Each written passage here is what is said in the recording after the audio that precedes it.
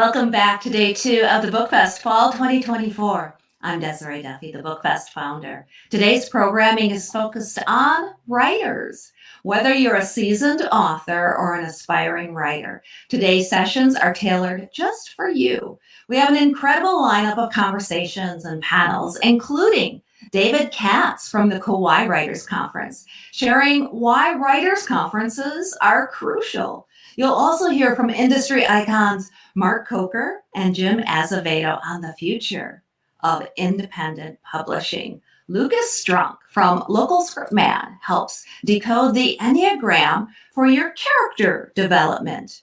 And the Writers and Publishers Network presents a panel discussing the process of polishing your manuscript and taking it all the way to when you're querying agents. Also, get the skinny on crafting a successful synopsis with Donna Lee Moulton. A panel discussion will help you build brave new worlds in your books. Plus, we have a special segment for memoir writers with Karen Hodges Miller.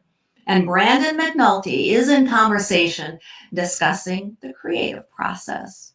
Want to find out what book reviewers really do and what they're looking for? Well, we've got that covered, as well as the not to miss panel discussion with several BookFest bellwethers. I'm going to be partaking in that one too. We're unpacking what authors nowadays need to know in an ever-changing market. Today also features our writers giveaway, where the first place winner will receive a 1-year subscription to Plotter. Second place gets a Books That Make You editorial book review. And third place wins an hour-long consultation with Black Chateau. You can talk about your book promotion, maybe self-publishing questions, whatever it is that you need. Black Chateau will be sure to help you out. And don't forget to enter to win on the BookFest website for your chance to win. In the writers giveaway, you can still enter. The winners are going to be announced in the virtual gift bag, which happens at the end of the day. It gets emailed out to all BookFesters. Now, the goodies in the virtual gift bag. Oh my goodness. Make sure you're signed up. The Kauai Writers Conference, which happens in person November 11th through the 17th. It's just around the corner. And this year is extra special as they're celebrating their 10th anniversary. The BookFest, as a virtual event, is very proud to align with the must-attend in real life Kauai Writers Conference. I'm going to be there representing Black Chateau. And I mean, all writers need to attend at least one writers conference a year. And time's running out, so why not join us in Kauai?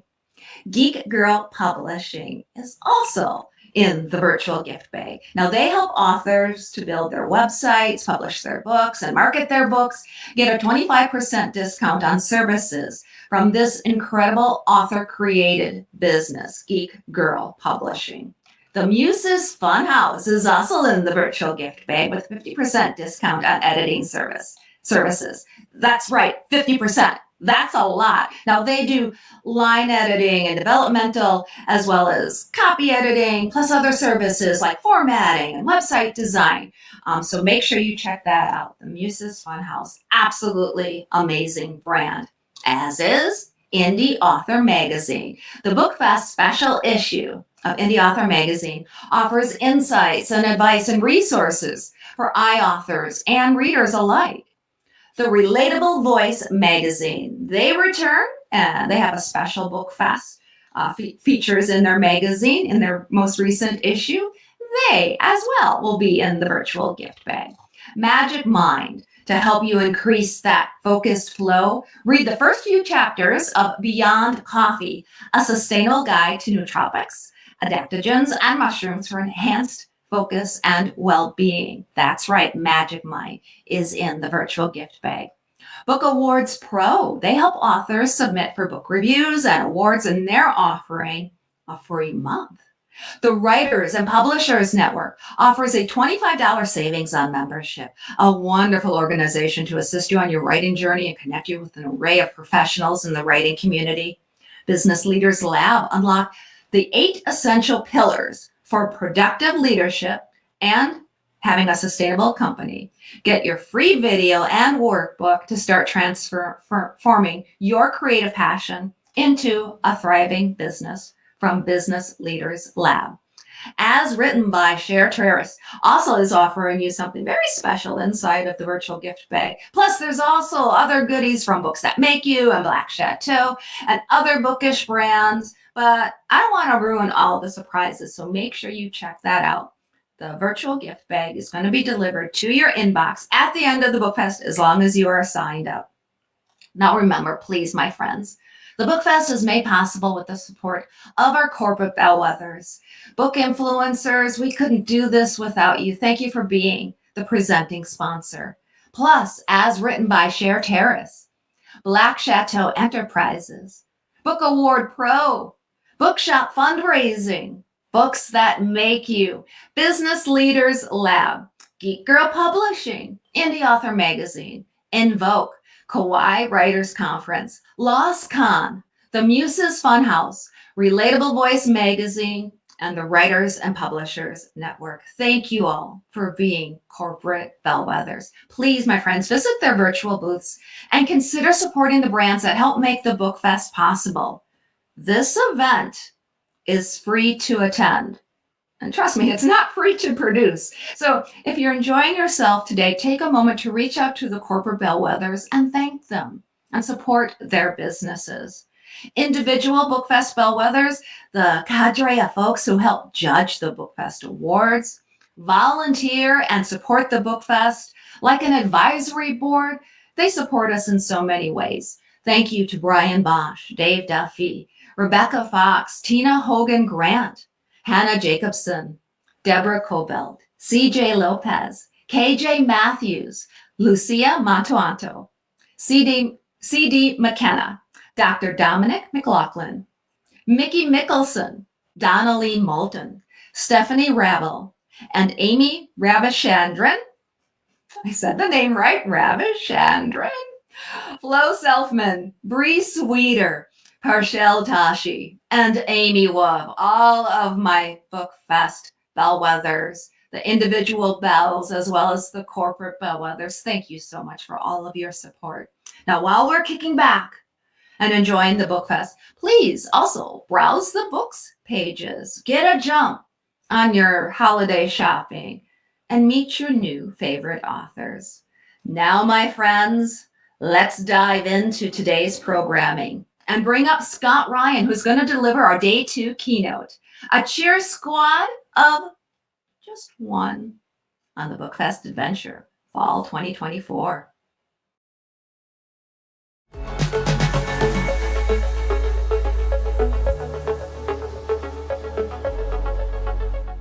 Hi, my name is Scott Ryan. Did you need more? You don't know who I am? What is this? This is ridiculous. There are many reasons why Google might not show search results. Oh. Fine, for the maybe one or two of you who don't know. I am the president, co-president. Oh my gosh, I'm in trouble now. I just got rid of my partner. Who's gonna edit the books? I'm the co-president of Fayetteville Mafia Press and Tucker DS Press. I'm the author of 9 or 10 books. Is it bad when you can't remember anymore? It just depends how you count them.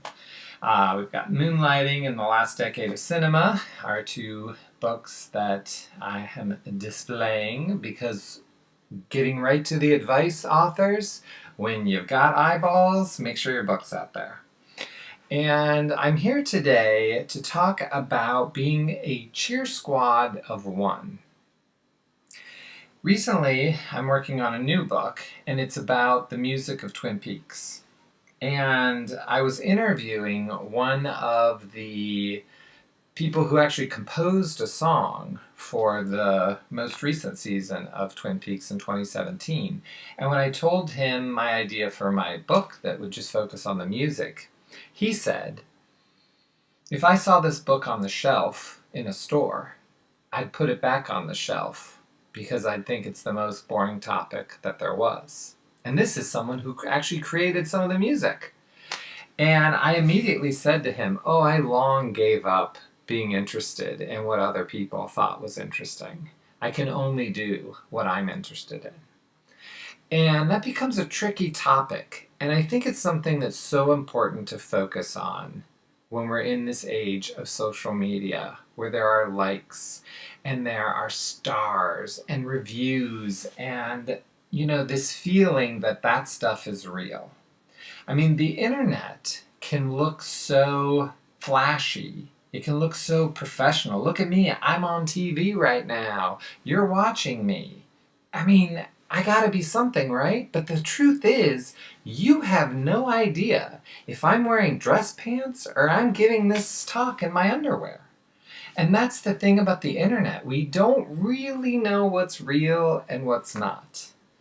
But when you are asking for someone's time and you want to share something that you know, that you want to share with someone else, like that's as real as it can get.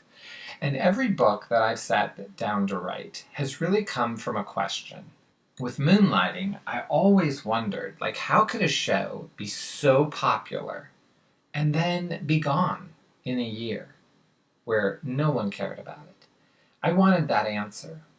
With my David Letterman book, I was so curious, how did they pull off that final episode of The Late Show with David Letterman? They did an amazing montage at the end, and I wanted to know how they did it, and I spent 2 years tracking down the people that made that montage. And in doing so, I uncovered all these other stories that became a book. With The Last Decade of Cinema, do you see how I'm promoting myself here? Do you see how clever I just did that? I'm here to motivate you to become better writers and to get you to focus on what's important, which is the work. That's my job here today. But you see I'm slipping in a couple of my titles, and wasn't it so natural? That's what you gotta be as a writer. That's one aspect of it. And, oh, wait a minute, I'm getting a text here. Oh, okay, yeah, I gotta do that. Oh, and then there's this tweet. Let me check. Focus, friends.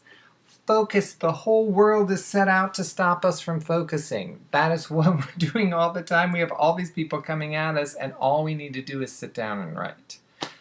Be a cheer squad of one. Is it more exciting to have a whole line of cheerleaders? I don't know. I don't even know what that would look like.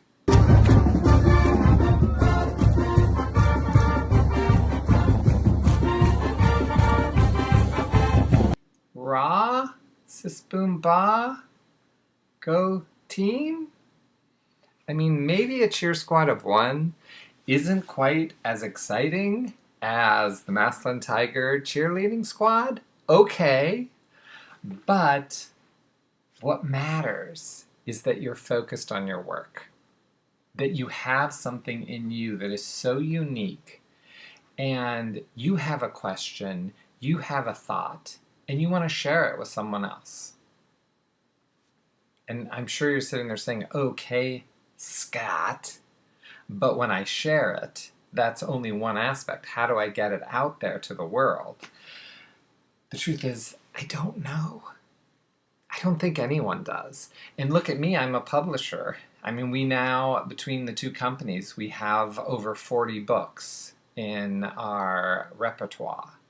When I have talked to all of the authors that I've worked with, I always say something to them, and I can feel they get a little shocked by it. And they always say to me, how are you going to sell my book? How are you going to promote my book? And I tell them, no one in the whole world cares about your book more than you. You're going to have to do it. Your energy, your belief in it, that's what pushes it forward.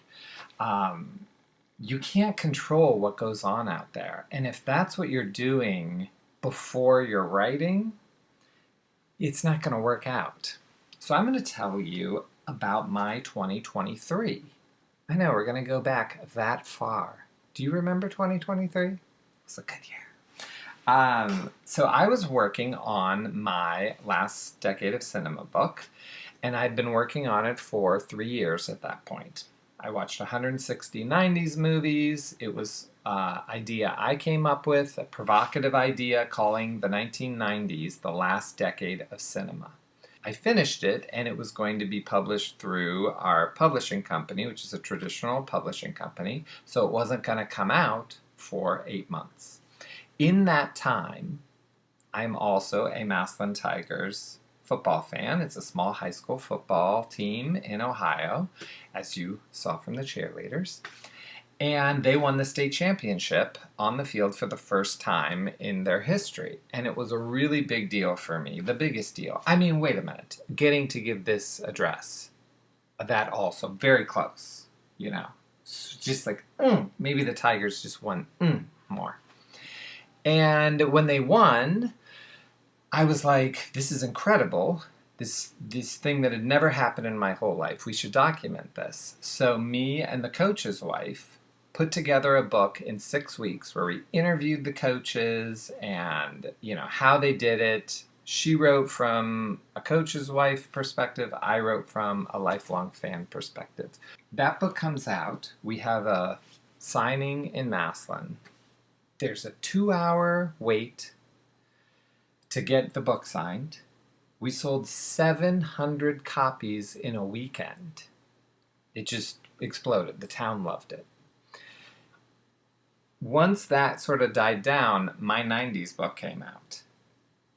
Now, my 90s book did okay.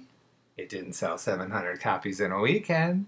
There were not lines of people waiting for, you know, Scott Ryan's pontificating on the ice storm from 1997. You know, that is not the same as a high school football team winning the state championship in a town that was all they ever wanted.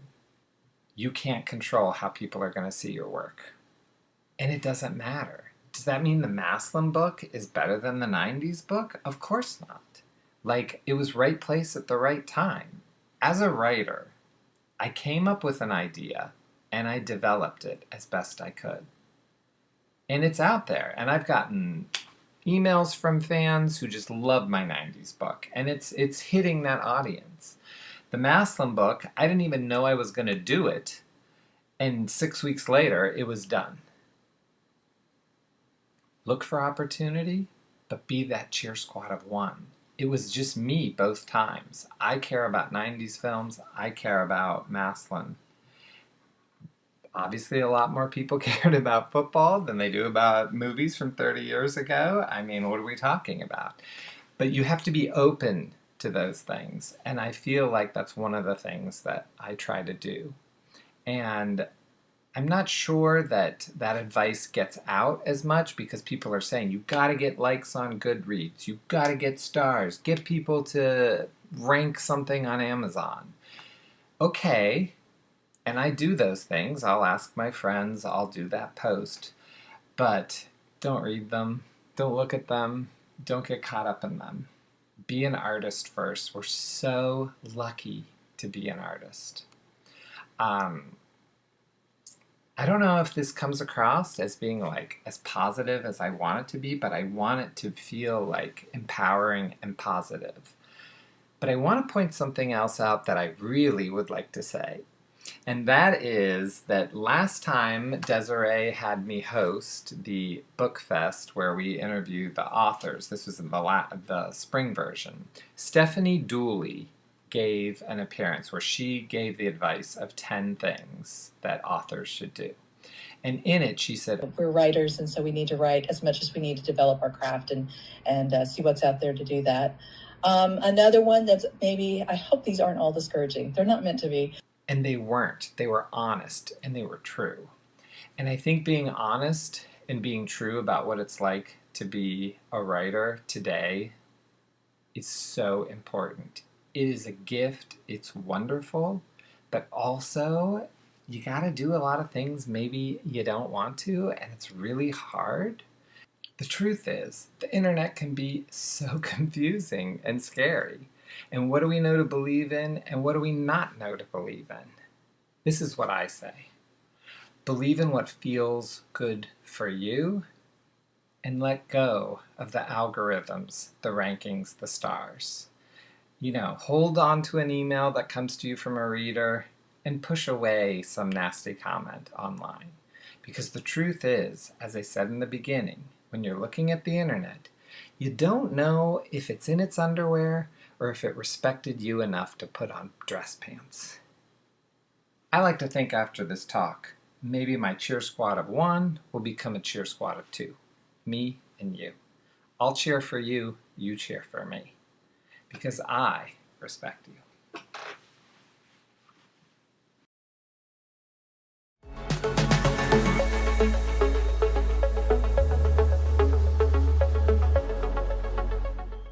Welcome, everybody. I'm here with David Katz, director of the Kauai Writers Conference. We're here today to talk to you a little bit about why writers' conferences are so important for authors to continue their education and writing journey. So, yes, David, just want to talk to you a little bit about some of the pointers that you could possibly give people that are going to writers' conferences and how to, lay out their schedule or plan ahead for the conference in advance. Well, I would say the first thing is to really spend a good amount of time on the website and learn about all that's offered so that you can make an informed choice about what you want to go to. There are some sessions are more like lectures, some are more like workshops. But I think the most important question to ask yourself is, who do you want to spend time with? In the master classes, they're on so many different topics, but these our teachers are chosen because they are both wonderful writers and outstanding teachers. So with their experience in teaching, they will often vary what their content is depending on what they find the needs and the interests of the attendees to be once they get there. So the written description of the topic is just an indication of what they might cover. But what won't change is the personality of the teacher. And if you look at our masterclass page, you will see for each of them a short video of them in action, teaching or speaking. And this will give you a chance to see about them, learn about their personalities, and really ask, who do I want to spend 12 hours with? Yes, absolutely. How about networking? Do you have networking functions as well for other authors to meet in person and get to know each other? Yes, and really the best networking opportunities are at the meals. We have shared meals, breakfast and lunch, where all of the faculty and many of the attendees choose to have their meals. They are at big round tables holding 10 or 12 people in a really gorgeous covered but outdoor setting right near where the conference sessions take place. And so many times people say, we ask people, well, what did you gain the most from at the conference? And so many times they'll say, it really was even more than any of the conference sessions. It was some unplanned thing that happened, some discussion that began unexpected at a meal with an author. That's the thing. You don't know what you don't know. Yeah, right. So exposing yourself to other authors and professionals in the industry is, always a plus.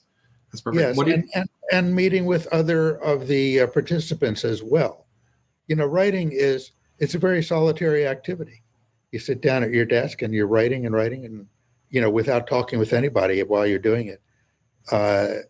So it can be really helpful, and I think sometimes crucial, to become part of a community of writers, to meet with others who are walking the same path, and to share stories and talk about your problems and how you overcame them, and your questions that you have now and what you're wrestling with. And sometimes you may find that others will have very similar issues that shed light on your own. This can be a really helpful thing, and many long-term friendships among writers, both attendees and faculty, have formed very, very many at our conference over the years. that continue and have been extremely important in the lives and the careers of the writers. That's fantastic. How do you feel people should prepare for, giving a submission to an agent? Well, the first thing is to decide which agents they want to meet with. And on our website, you'll see a detailed description of each of the agents who will be coming and offering the one-on-one sessions. So find an agent that matches the kind of literature that you're producing for sure. Yes, exactly. Exactly. And it's really important to do your homework on that and to consider the agent as a person. The agent gets a lot of form letter kind of approaches, dear sir or madam kind of thing. And they go right in the trash can. What they want to see is that this is someone who has chosen to meet with me for specific and well-informed reasons. Right. So make sure you know who they are and how they like their submissions prepared as well, I would say, too, because the submission process can be different for different agents. Some of them prefer different things. So if they have a website. Once people sign up for a session with an agent, they will get an invitation to submit their pages to the agent, which will include a description of what format they want it in. Oh, that's fantastic that you do that. So yes, a little less homework for those that you're planning on doing that. Now, the meeting with the agents is, of course, only one part of the conference. People ask, how can I get published? The number one bit of advice is make your book better, right? Yes. There are so many books on so many different topics. Everybody thinks their book is good. Everybody has shown it to their best friend and their sister, who reinforce this belief. When you show it to a literary agent, you'll be showing it to someone who, for a living, looks at thousands of manuscripts, and they are much more selective than your friends and relatives are likely to be. So the most time at the conference is spent on improving your craft of writing.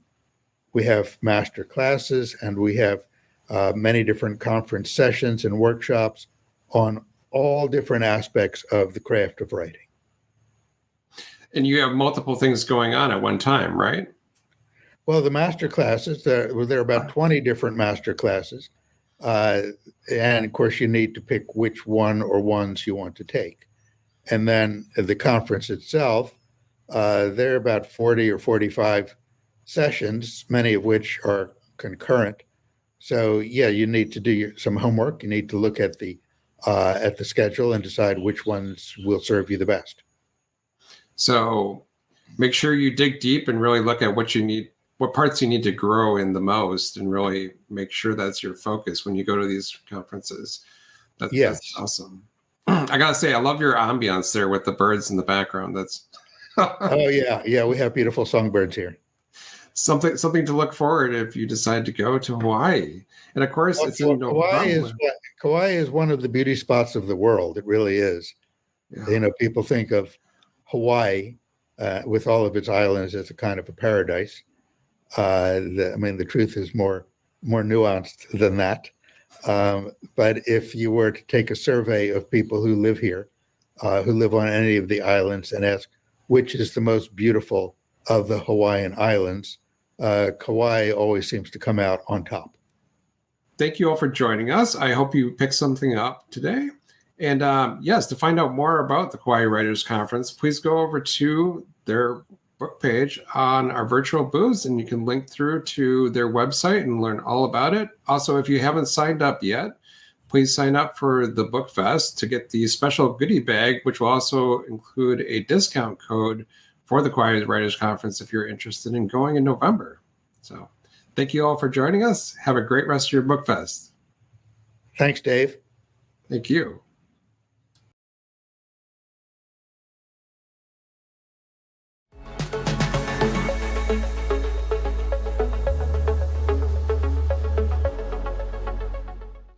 We're having a conversation with Mark Coker and Jim Azevedo. Authors are the new power central in publishing. Oh, yeah. For decades, the world's largest traditional publishers controlled the industry, and they decided who got published, when, and where the books would be distributed. Then came along ebooks, e reading devices, and digital publishing and distribution platforms like Smashwords marked a big change that forever democratized the industry. Now, Smashwords founder Mark Coker and marketing director Jim Azevedo are here discussing that rise in indie publishing and what it was like joining forces with Draft to Digital and why the power center in the industry is shifting away from some of those large traditional publishers and into the hands of you, the authors. Jim and Mark, thank you for joining us today. Thank you, Desiree. Great to be Yeah, here. Desiree, it's an honor to be here. All right, let's dig right into it. Let's go back in time a little bit and talk about Smashwords. What led to the founding of the company? Well, back in 2005 now, my wife, who's a former reporter for Soap Opera Weekly magazine, and I wrote a novel about the dark underbelly of Hollywood celebrity. And we did what every first-time author is told to do. We did multiple editing rounds. We hired book doctors, editors. We got everything whipped up into shape. We shopped it to agents. We were lucky enough to be represented by Distel and Goderich, one of the top agencies in New York. And for 2 years, they tried to sell our novel to all the major publishers of commercial women's fiction. And for 2 years, they got nothing but rejection. The publishers were reluctant to take a chance on the novel because previous novels that had targeted soap opera fans had not done well commercially. So it was too big of a risk for them to take.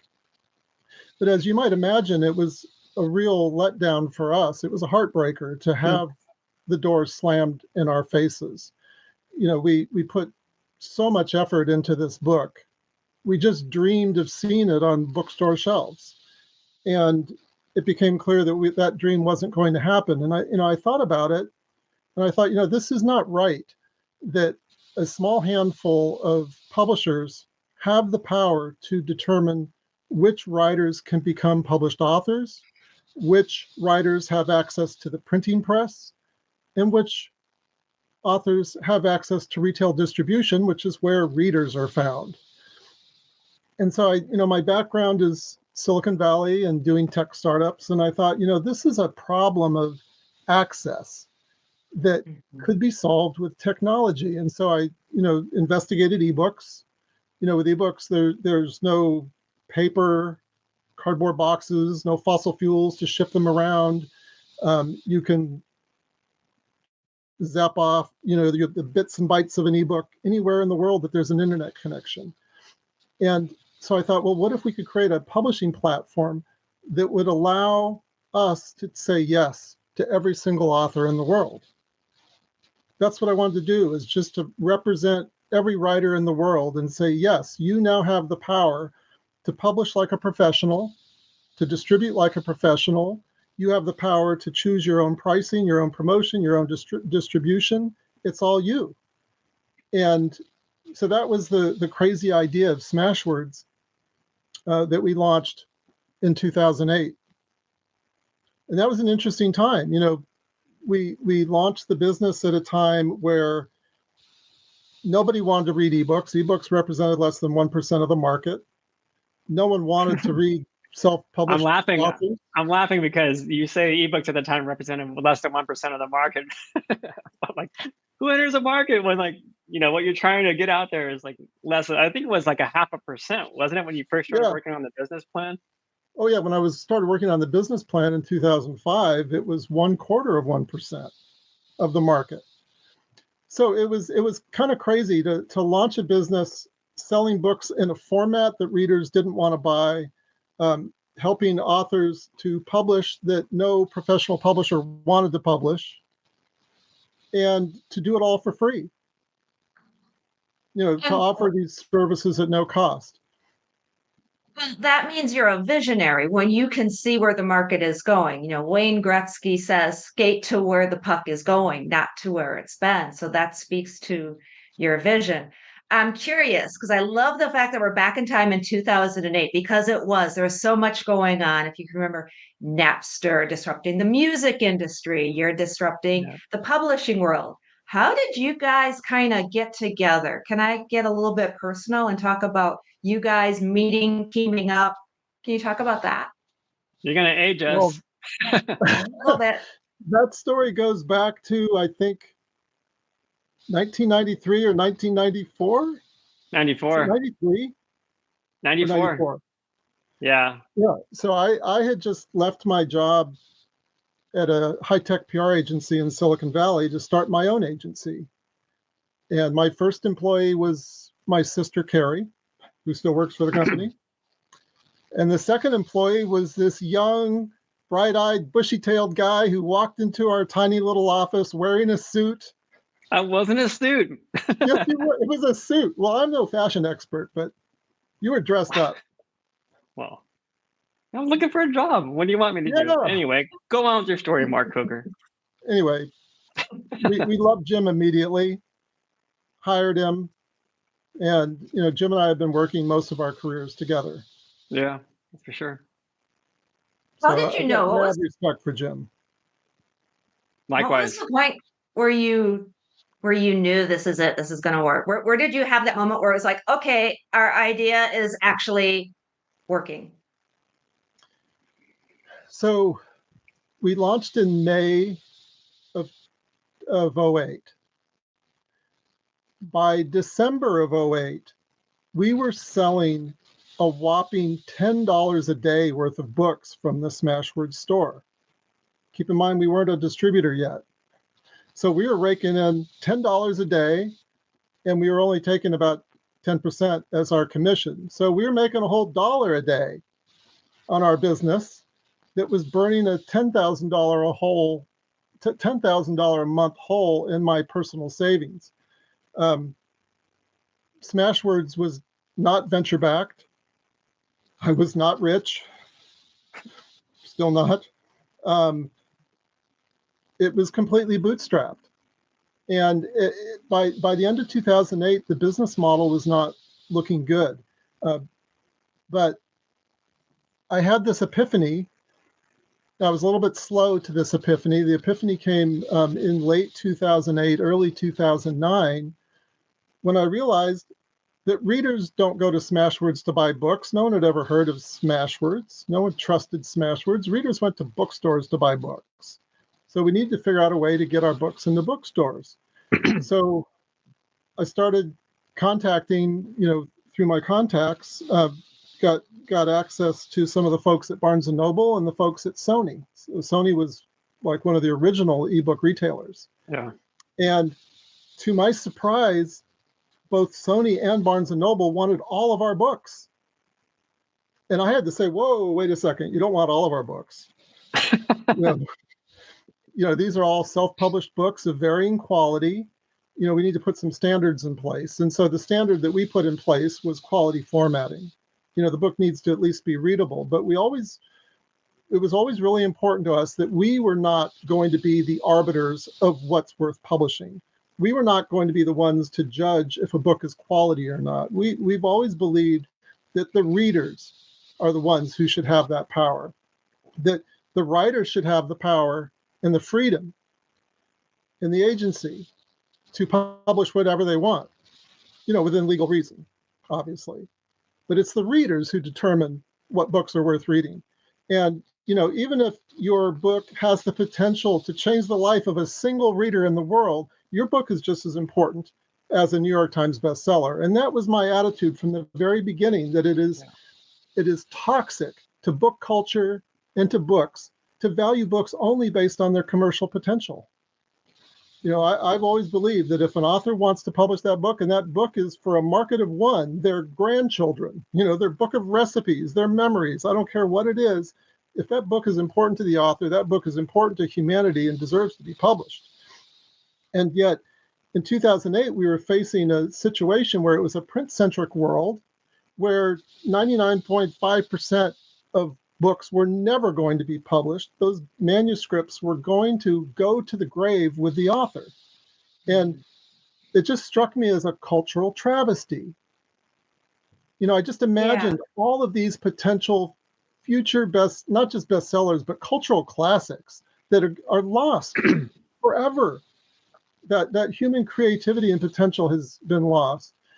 And so I thought, wouldn't it be neat if just every book could be published that authors want to publish, and then, let the readers decide. Yeah. Well, what and can be a done. lot of authors too, their dream isn't necessarily for that commercial success. The goals in publishing that book might be, I want to have a legacy for my That's right. grandchildren. I want them to read my memoir about when I served in the war or when I went through this part of my life. Or it could be a business book to elevate their personal or corporate brand. So there's lots of reasons. I'm Yeah. curious though, did you envision the cottage industries that would pop up as a result? Because as authors began publishing their books, they did begin realizing, oh, wait, maybe I should have hired that copy editor like the big publishers do. So then you had editing becoming more prevalent, doing their own marketing, their own book covers, even their own metadata, their keywords. There's all of these things that go into it that the publishers do or did. And now all of a sudden you had all of these other firms. You say you came from a PR firm, but PR, knowing that industry myself, that's now a thing for authors. Did you envision or have any inkling that that was coming down the pike?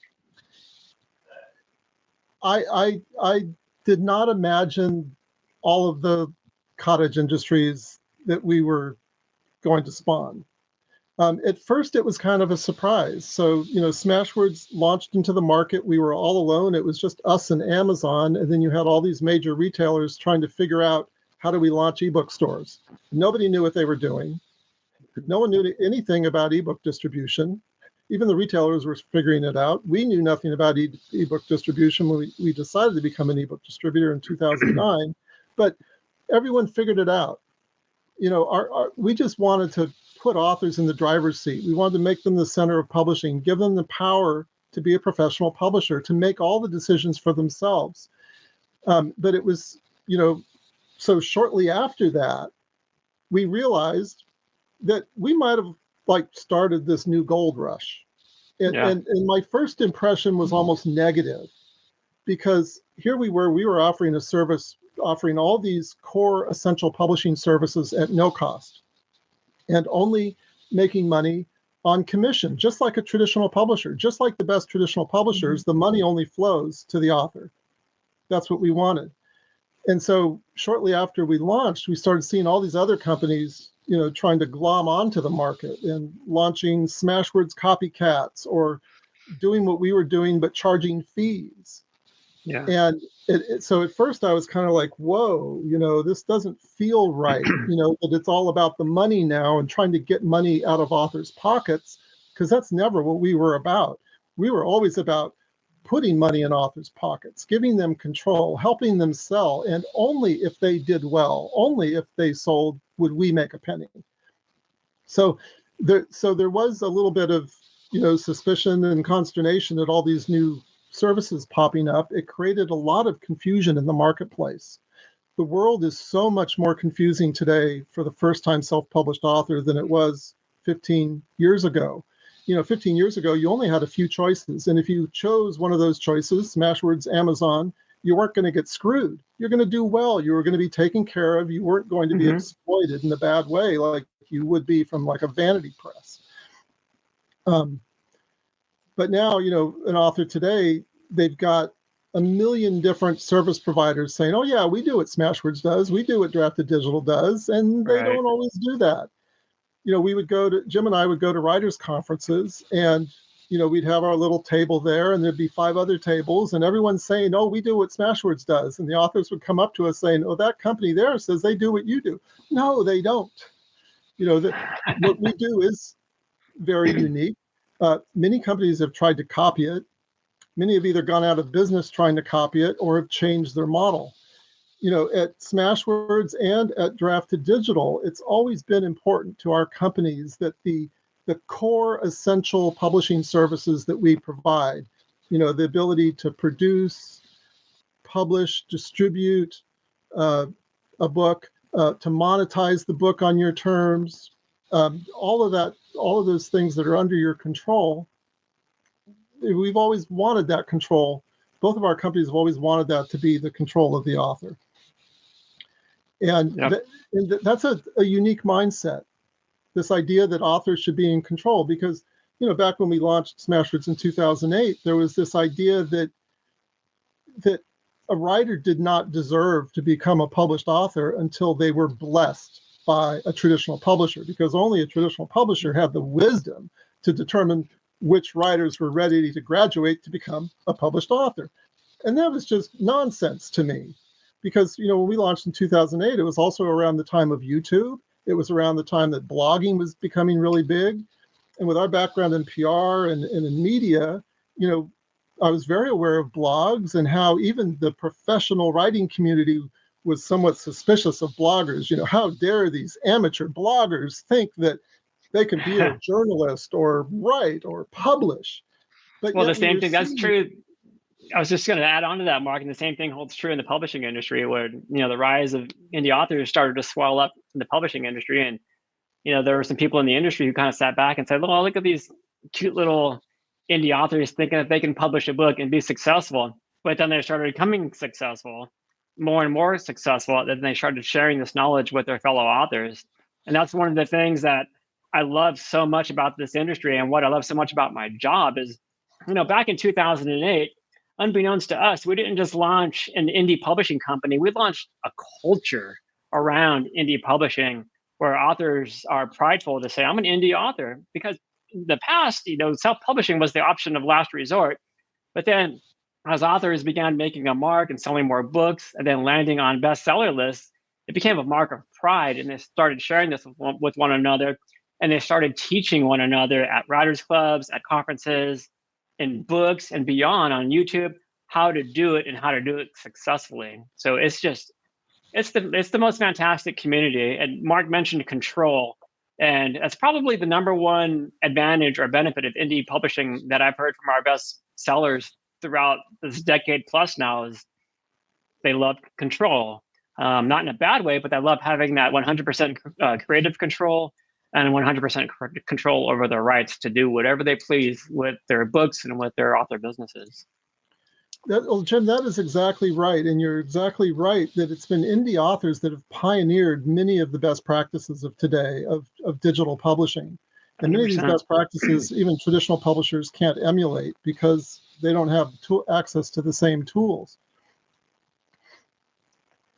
Yeah. And I'll add on to that. I remember probably about 2012 or so, meeting indie authors, especially some genres. Romance, for example, I think was one of the genres that really was able to capitalize on indie publishing because of the fact that their readers were just so voracious. It's not uncommon for somebody who reads romance to read 3 romance novels in a week. And they were maybe At just a least. little bit more forgiving. Yeah. And they just wanted the story. They wanted that escapism. We can get into the psychology, but then I remember meeting romance authors who were being approached by agents, literary agents. That's the dream, right? The literary agent coming to you, wanting to publish your book, and they're just like, I'm good. So that right there speaks to everything that y'all are talking about. Well, so the indie revolution that happened would not have happened were it not for romance authors, and specifically previously traditionally published romance authors whose book rights had reverted back to the authors. So that was the situation in 2008. There was this huge supply of reverted rights works, mostly from romance authors, where the publishers said, look, you can have your rights back because we've exploited them. They're worthless to us now. So here you go. And so many of the first successful self-published authors were romance authors who were just republishing their previously traditionally published books. And they were pricing them at 99 cents and $2.99. And many of these authors were earning more in their first month of publication than they had during their entire publishing contract with a traditional publisher. Readers had never seen low-cost ebooks before. And it was the romance authors that, were first to hit the bestseller lists. And when that started happening, it opened the eyes to all authors that, yes, you can self-publish with pride, professionalism, and commercial success.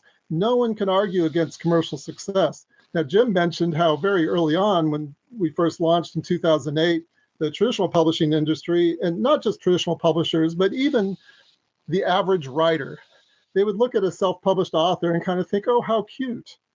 Aren't they cute and shiny? They want to be a published author. They're going to fail. And the success of the romance authors started changing those opinions. So, today we're to the point where you talk to romance authors, first-time romance authors.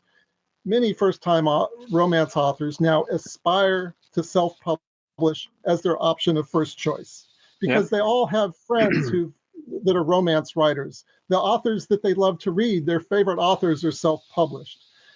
And there's something else, going back to what Jim said about control. Let me tell you why control is so important to authors. And I don't even think a lot of authors realize why they want this control. They will. Well, they will. We're going to tell them right now. When you control your publishing, you control your relationship with your reader.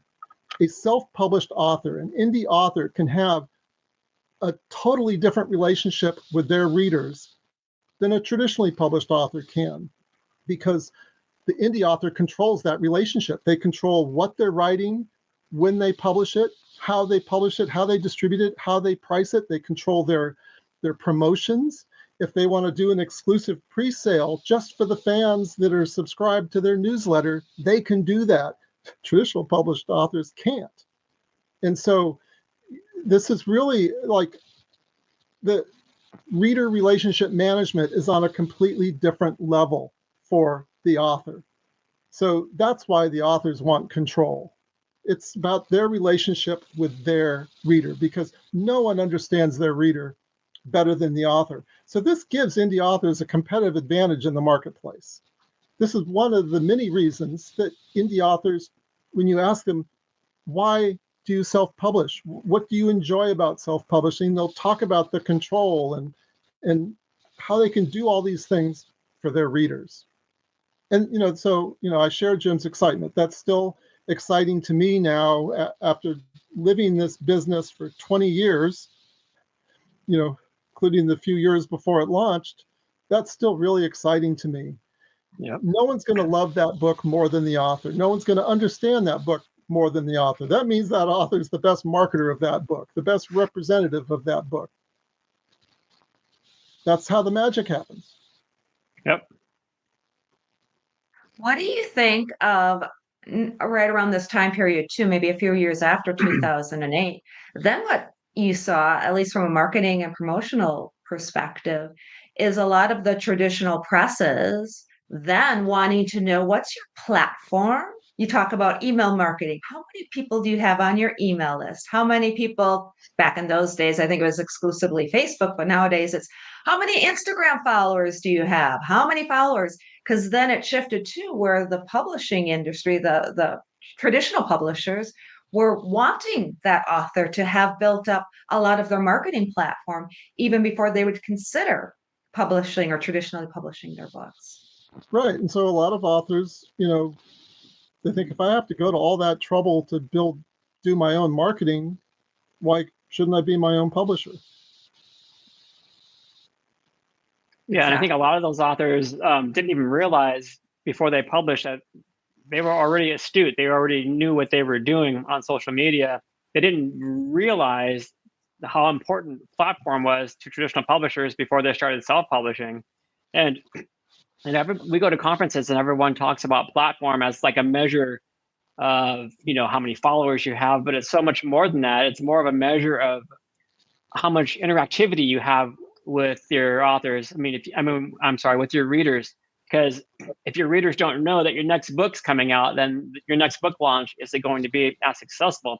But if you have a captive audience of readers who can't wait to hear from you, they want to know when your next book is coming out. So you're not really cold calling them. You're not bugging them to tell them when your next release is coming out. They can't wait to get their hands on it to devour that next book of yours.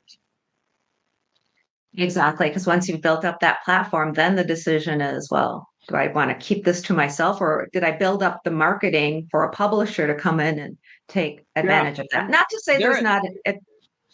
I'm sorry, Desiree. Go ahead. Well, just not to say there's not advantages with that, but please go ahead, Jim.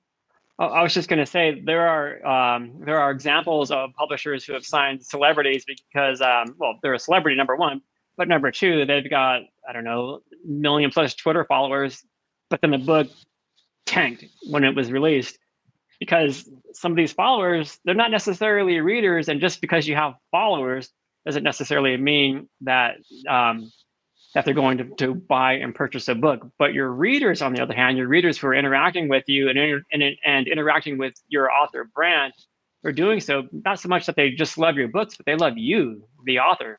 That's why, to Mark's point, it's just so important that authors have these relationships with their readers. And indie authors have the ability to build their readership faster than a traditionally published author can, because indie authors have tools that traditional authors don't have, like the ability to set your own price. An indie author can wake up tomorrow and say, all right, I'm going to make all my books free because I want to drive readership and I want to drive more people to sign up for my newsletter in my book's end matter. And so authors are doing this. They're making these types of decisions. Or I'm going to make my series starter free so I can drive more paid readers into the rest of my series. Traditional publishers still aren't kind of at that mindset yet. But, we're talking a lot about the advantages of indie publishing over traditional publishing. I should make really clear that we love traditional publishers too. We want traditional publishers to do well. They are an essential publishing option. In our view, every author from this day forward is an indie author, even if they choose the traditional publishing route. The great thing about publishing today, about authorship today, is that you have a choice. You can choose to go the indie route. You can choose to pursue the traditional route. You can also choose to do both. And many of the most successful authors are doing both. And so we support that. We want to encourage it. Yeah. And, someday we want to be providing services to those big traditional publishers as well, because we think we've got a lot of really cool tools that they need so that they can serve their authors better. We're all about serving authors. And if we can help any publisher serve their authors better, it's a win for us as well. Yeah, pros and cons both ways. Could we shift gears and talk a little bit more about nowadays and that merger with Draft to Digital? Can you guys give us the lowdown on that? Yeah, why don't you start talking about that, Mark? Okay, so the merge was consummated in March of 22. I had conversations with Draft to Digital in years past, prior to that. And, they had broached the subject of joining forces. But, for most of the first decade that we were competing against Draft to Digital, I was pretty resentful, because this was just one of many companies that had taken my invention, Smashwords, and copied it. Mm-hmm. But I got to say that over the course of time competing against them, we eliminated a lot of our other competitors who just kind of fell by the wayside. We didn't have to do anything. They just failed because they didn't understand the model. But Draft to Digital didn't fail. And everything I saw from Draft to Digital just confirmed to me that they were following the Smashwords model better than anybody else was. The Smashwords model isn't just offering things for free. It's about the values that you bring to the author as a publishing service, the attitude that you have. So they manage, and it's worth saying that we talk about today and laugh about it, but when Draft to Digital launched 4 years after Smashwords, their mission was really simple. It was to create a better Smashwords. Now, obviously that didn't make me feel good as the founder of Smashwords. but I got over it. And so, life happened, the market evolved, and He's so not over it. Just kidding. No, he's I am not. over it. Sorry, I'm so over it now. I can see the trauma that I went through. I recognize it, and I am 100% on board with D2D. This is the best thing that's ever happened to our company, to our authors, and to the future of publishing and the future of indie authorship. I really believe that. When Chris contacted me, it was like around November of 21. He's me an mentioning email. Chris Austin is the CEO Yeah, of Chris Austin, the one of the 3 co-founders of Drafted Digital. He sent me an email and said, look, I continue to think about how we could join forces to improve the lives of authors. He said something like that. And it was like, improve the lives of authors. Now, we've been contacted many other times by other people who are interested in acquiring Smashwords, but no one ever said, how can we make lives better for authors? I mean, that got right to the heart of why I started the company in the first place. And then he came right out and he shared something that private companies don't share with their biggest competitors. He shared Drafted Digital's revenues. Just offered it up, Yeah. in the spirit of, discussion here. And I was blown away by the numbers. It became really clear to me that Drafted Digital was doing a better job of helping their authors monetize our books than Smashwords was.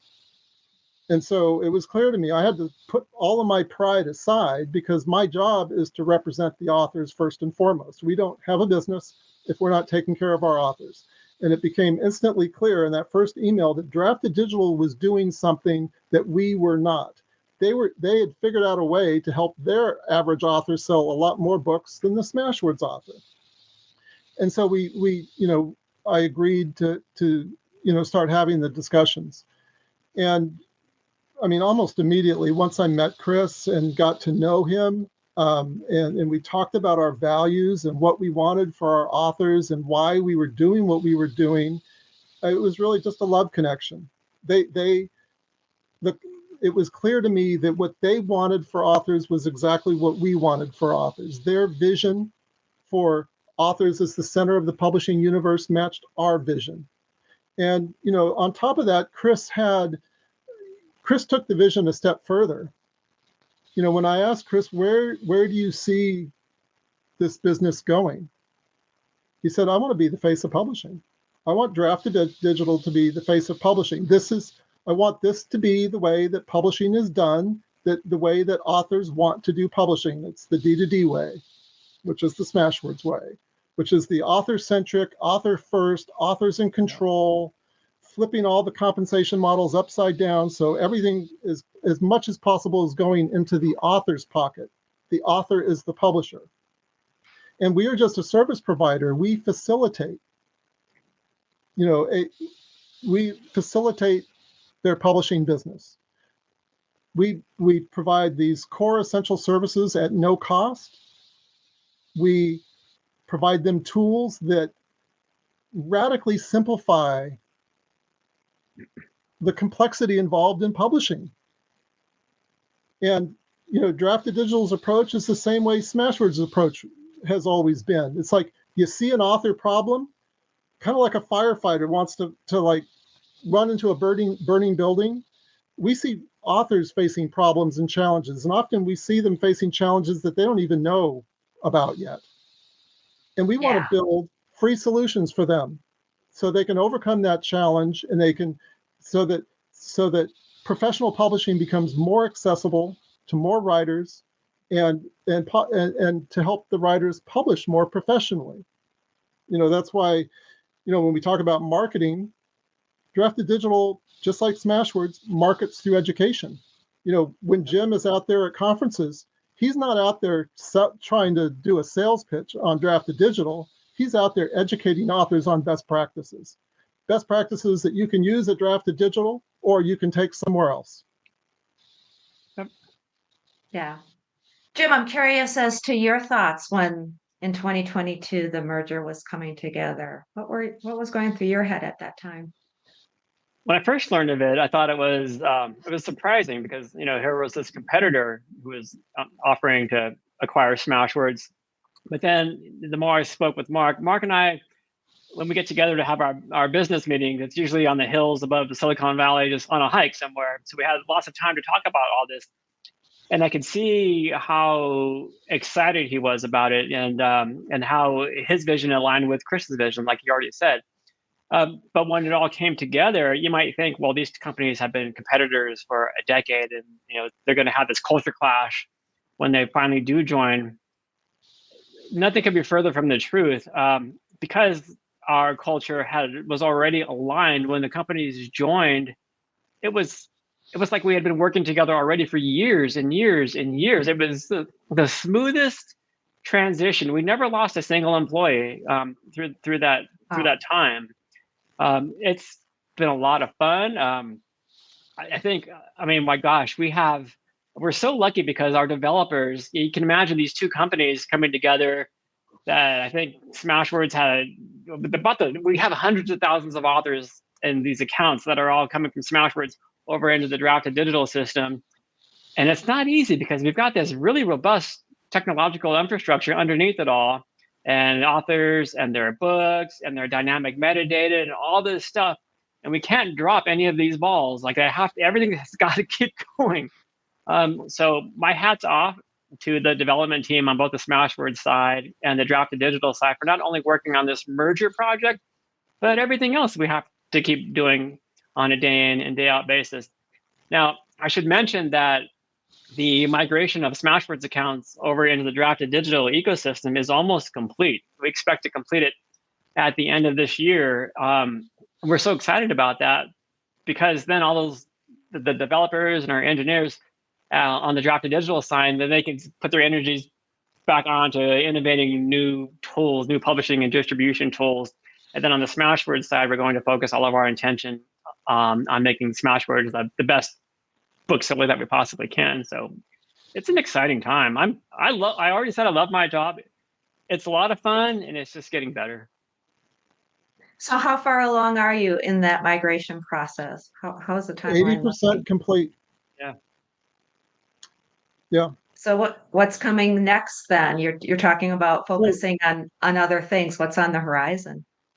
Well, so when we're looking at the 20% of Smashwords authors who have not yet migrated their publishing tools over to Draft to Digital, most of those 20% are authors who had previously set up accounts both at Smashwords and at Draft to Digital. So they might have different books at different platforms. And so those are going to be more complicated to merge together.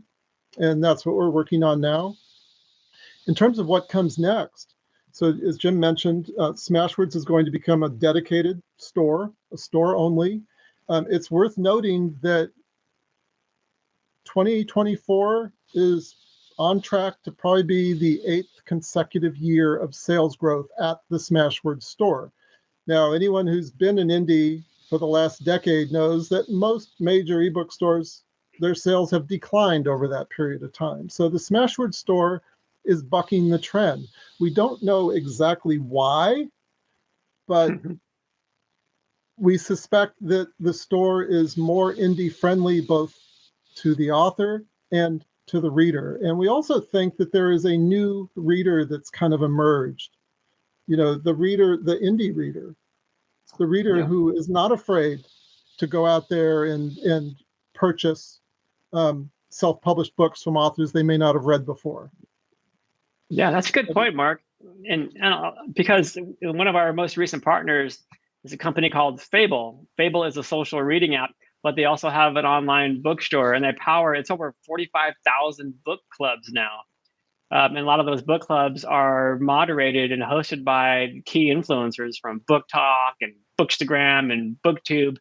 And prior to us signing that partnership agreement, they were telling us that their members, they've got over 1 million members now, and the company only launched, I think it was 2022. They have over 1 million members now, and company leaders were telling us our readers, our members are clamoring for indie ebooks. We can't wait to sign this deal with you guys. Yeah, it's worth noting that, indie books are now viewed as essential inventory at every retailer. And I mean, let that sink in for a moment. Yeah. Indies are now part of the essential fabric of publishing, of book culture. Readers want to read indie books. It's an exciting time that was only made possible by the true democratization of publishing, by allowing access to more writers to have a chance. Yep. Now, Desiree, you asked about like what's coming up next. Just to finish off on the Smashword store. So as we shift more of our development into the store, we've got some exciting plans for the Smashword store. We're going to introduce pre-orders in 2025. So Smashwords has always enabled pre-orders at other retailers, but we've never enabled authors who sell in our store to accept pre-orders from readers. So we think that's going to be a really exciting feature. We've also been redoing our payments and our payment processing infrastructure, and that's going to give some nice benefits to the authors down the line in terms of what we can pay them. We're going to reduce some of our costs there, so that'll be exciting on the store. And then we've got big plans for all the other parts of the business, not just the Smashwords side, but there's D2D print. So D2D print is Drafted Digital's fast-growing print-on-demand service. And it came out of beta just a couple years ago, right after the merge. And we haven't even, we've done nothing to market it, as Jim can probably attest. That's starting to change now, but despite the lack of any marketing for it, already 9% of Drafted Digital authors have used it. And we're seeing that attach rate go up every single month.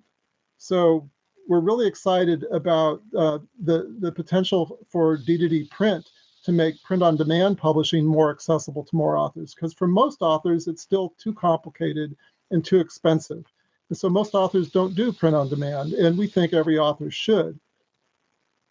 So there'll be some exciting developments for D2D print next year. You should expect to see more formats. More print options, including hardcover, fabric, some other things. Yeah. So that'll be fun. And then I could talk a bit about. Oh, go ahead, Mark. Didn't mean to step on your toes. Go ahead, Jim. You know what I know. Well, well, that can be argued, but anyway, I was going to mention that we didn't have enough to do with the merger of Smashwords and Drafted Digital. So last year, we also acquired Self-Pub Book Covers, which was a decade-old pioneering marketplace for pre-made book covers. So we acquired them last year, and we are now in the process of modernizing that website and getting it ready. And we're going to launch it within the next couple of months as bookcovers.com. You can go to bookcovers.com and check it out now. There are already over 60,000 pre-made book covers, and these are from professional cover designers who have been out in the industry for a long time. So what we're trying to do is just modernize that website, make it more efficient, make the facility for authors to negotiate with these professional cover designers a lot easier and a lot faster. So look for that launch in the next couple of months. We're excited about that. Author email, an email newsletter service that Drafted Digital has owned and operated for years, but kind of kept it quiet because it doesn't have quite that polished sheen that we like to have before we put a new product or service out into the market. Well, author email is getting to the point now, it's almost ready for prime time. There are already tons of authors using it. So we can start talking about it a bit more now. It was built by authors for authors. And I think one of the things that excites authors the most is the pricing structure with author email. There's no free option. However, once you get to the point in your career where you've got 30,000, 60,000, 100,000 or more subscribers to your email newsletter list, it's only going to cost you $70 a month. Comparable services, they're charging hundreds, if not 1,000 or more for that type of service. So those are two more things that we're excited about. I'm going to be talking to you about that offline, Jim, because yeah, I've gone through all of the email services, all of the platforms, and you're right. It's hard to find ones that really can cater to authors and their needs um, like that. I'm curious, guys. We still have a few minutes left. Looking ahead at the future, artificial intelligence is like this big elephant in every room. It's in the room of writing. It's in the room of book covers. It's in the room of children's books. It's in the room of editing. Thoughts on that? How it's going to be impacting your part of the world? What do you think? Sure. We have a ton of thoughts on this. So I would encourage everyone to go to the Drafted Digital blog. This month, Drafted Digital did a survey, an AI survey of our authors, to inform them about a trend that we see emerging in the marketplace right now of AI companies wanting to pay for licenses so that they can train upon book content to train their large language model systems. So we did a survey to ask authors how they felt about this opportunity. And the survey results were fascinating. And I would encourage everyone to go read them at the blog. So Chris Austin did a very detailed blog post, shared all the results publicly with everyone so we can see where the world is at. You know, basically what we found is that the author community is divided, almost right down the middle. About 49.5% of authors are unwilling to license their books for AI training purposes at any price. And then the other half are open to it at the right price. So that was really interesting to learn that. We do see AI training rights as a valuable and new subsidiary right that's under the control of every author. And you know, already AI companies are starting to license other book content from the large publishers. Indie authors don't have a seat at that table yet. So we were basically asking our authors, do you want a seat at this table? Would you like the ability to evaluate some of these options? And so while there are a lot of authors that have no interest, there's a lot of authors who do. And so we kind of laid down the gauntlet and said, look, we're not going to enter this market. The market is not ready for us to enter it. There's too large of a chasm of mistrust between the author community and the AI companies. And let's be frank here. The AI companies have been screwing over the authors from the beginning by scraping their content off of the internet without any regard for author permission, author credit, author compensation. Right. And so authors rightfully feel violated. They see that these AI companies are investing billions of dollars to create systems that are going to create trillions of dollars of economic value for the AI companies and nothing for the authors whose content helped train these large language models. So that's just flat wrong. And our community confirmed to us that that's how they feel. Basically, 95% of the author community says that this is either a violation of my copyright or it's unethical. You know, at best, it's unethical. This is uncool. And so what I see in this opportunity here, you know, we know that the AI companies need to train upon book content. All right, it'll make their systems smarter, make their systems better at natural language processing. But authors, you know, need to be protected. And that protection needs to happen in the contractual stage. Authors need greater visibility over how their content's going to be used. Authors need to have the freedom, the power to say, no, I don't want my book used for training. Or the power to say, yes, you can use my book for training, but only in certain situations. And you cannot use my books to generate other stories or to do things that I think would be competitive to either me as an author or to my author friends or to the writing community in general. And so, you know, it was, you know, really great to see our community give us feedback that confirmed how we were already thinking at D2D about this.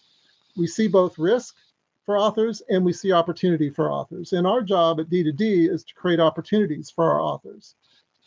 So we do see an opportunity down the line to leverage our market leadership, our relationships, our expertise in designing digital distribution channels and supply chains. We see an opportunity for us to create an author-centric, author-friendly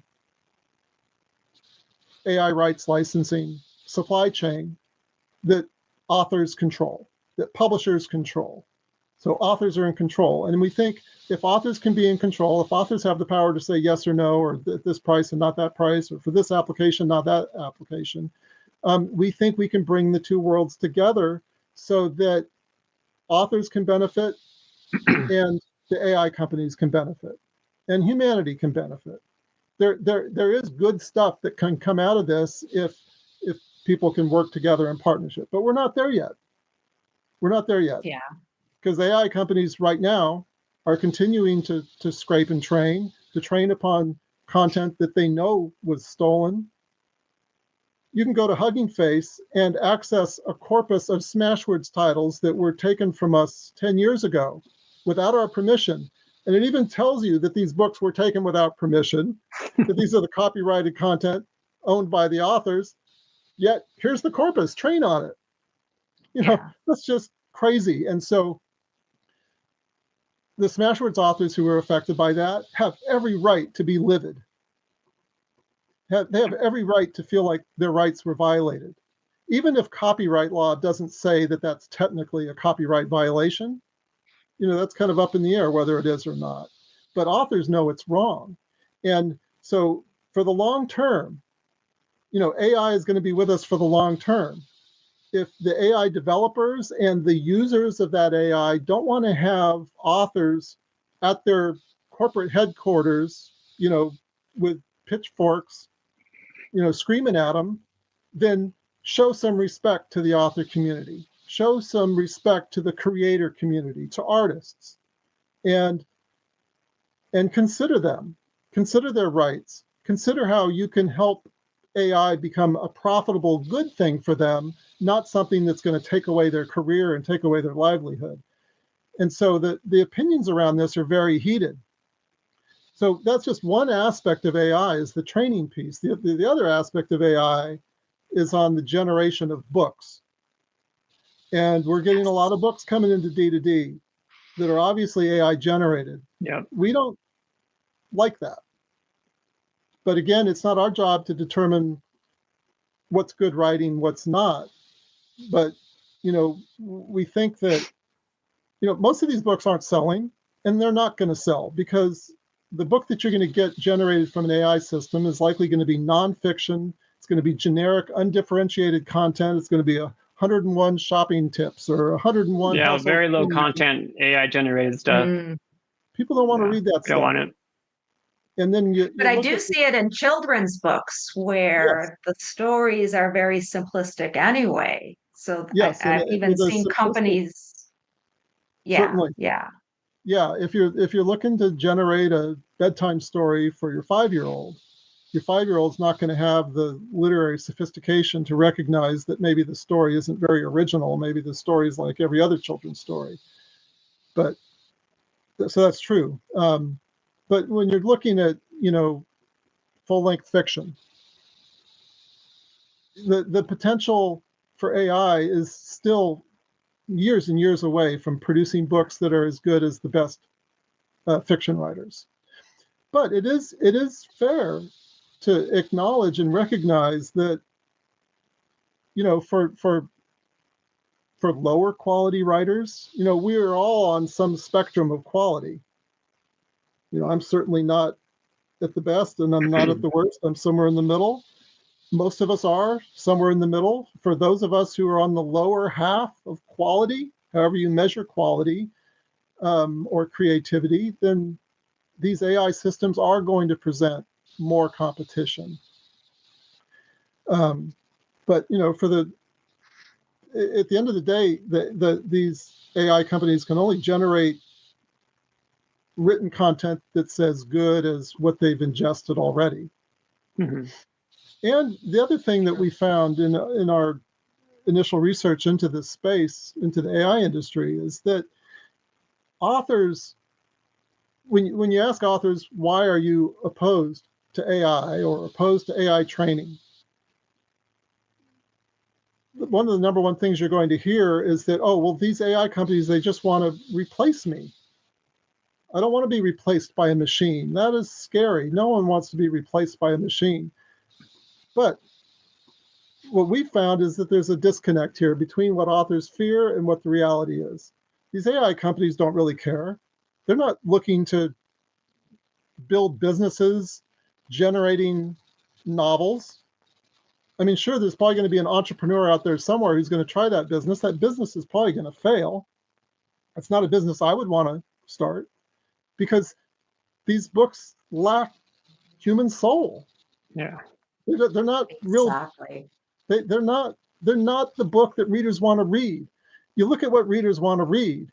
Readers aren't looking for a 2-star experience. They're not looking for a 3-star experience. They're looking for the 4 or 5-star experience. They're looking to have their worlds rocked, their perception of the world and life just changed and transformed, because that's what real human writing can do. No AI is going to do that, at least not in the foreseeable future. And so, writers should have a seat at the table to determine how this AI technology develops, so it develops in a way that is not harmful to writers. And so that's going to be our position. We're not going to do any deal. We're not going to present any deal to our authors unless we're convinced that it's fair, that it's fully transparent, so the author can make their own decision. It's not our place to say this makes sense for you, this doesn't. It's the author's decision. Yeah, I agree. The reader wants to know that they're in the skin, the experience of another human being, not having the experience of a machine, I think is what it boils down to. Okay, we're running against the clock. My God, we could go on for another couple of hours, guys. But Easily. final thoughts. Anything we didn't touch on that you want to hit? And we've got just like a minute and a half left here. Jim, what do you think? Anything you want to add to all of this?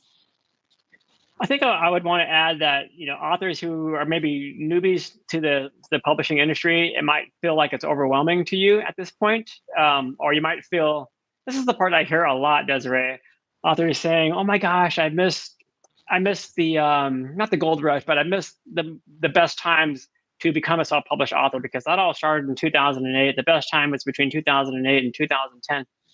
That's so not true. It's very, very early days right now.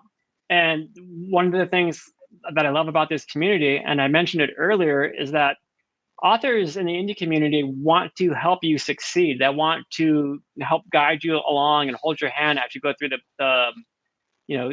your career, your publishing path. There are so many writers groups out there, so many conferences, so many books to help you along, and a lot of those resources are free. But the bottom line is, just know that you're not late. It's early days in indie publishing, and you too. You can get this. You can do it. You can have control over your publishing career. If you want to be successful, you can be. But it's going to take some work. But I have faith in you, authors. You can do it. I've seen a lot of authors do it. Heck yeah. Mark, final thoughts. Well, so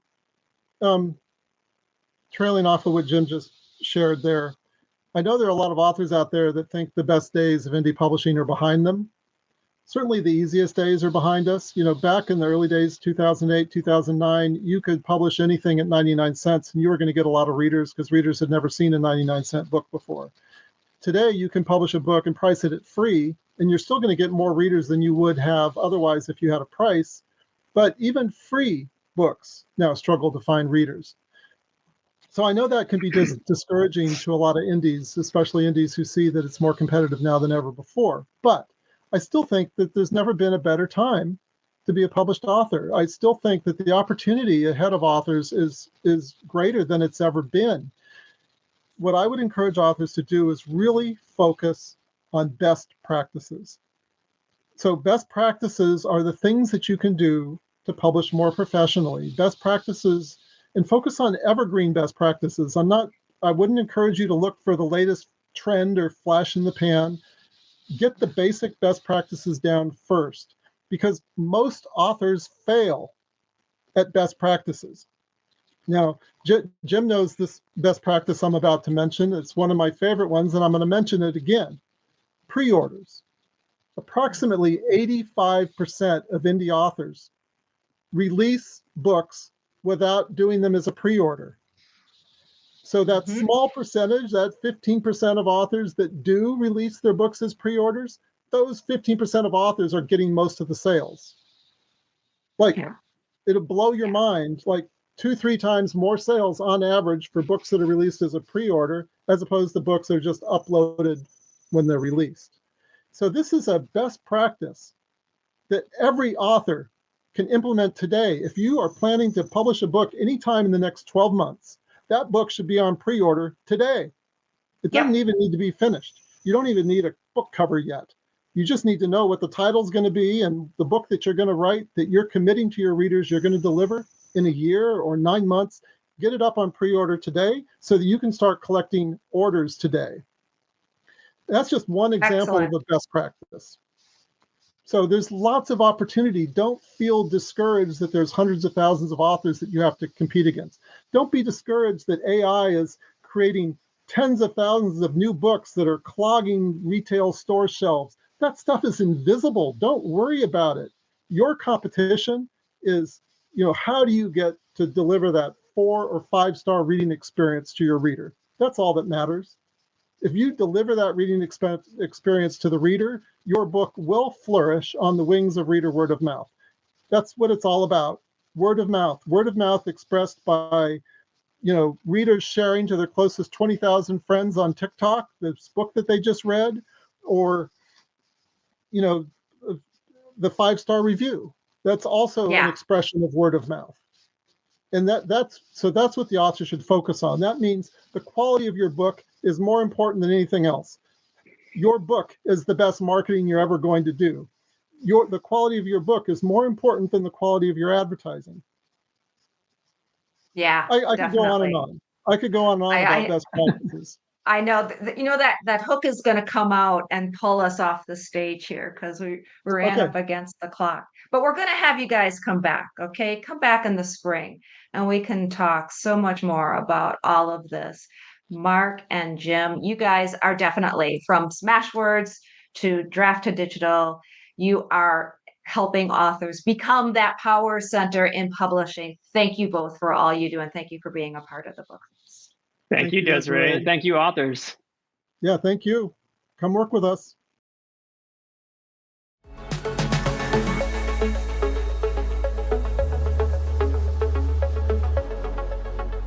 Hello, BookFest. My name is Lucas Struntz. I'm a person from the internet. I have a big YouTube channel called Local Script Man, where I talk about storytelling and break down various narrative tools. I also run a story consulting business, and I've worked with over 200 clients from amateur to industry. Full disclosure, I'm not from the publishing world. I've never written a novel. I was asked to be here because of one particular narrative tool I teach, and that tool is the Enneagram. The Enneagram is a personality matrix that assigns numbers to people, 1 through 9, in an attempt to categorize them. Each of the 9 numbers describes a specific type of person. It's thought that knowing your number, knowing your type, will help you identify your problems and grow as a person. But a lot of people hear this and they get skeptical. They say, well, people are way too complicated to just put into categories, don't you know? This is a limiting belief. And I actually agree with these people. The version of the Enneagram that I talk about on my channel is different from most people's conception of it.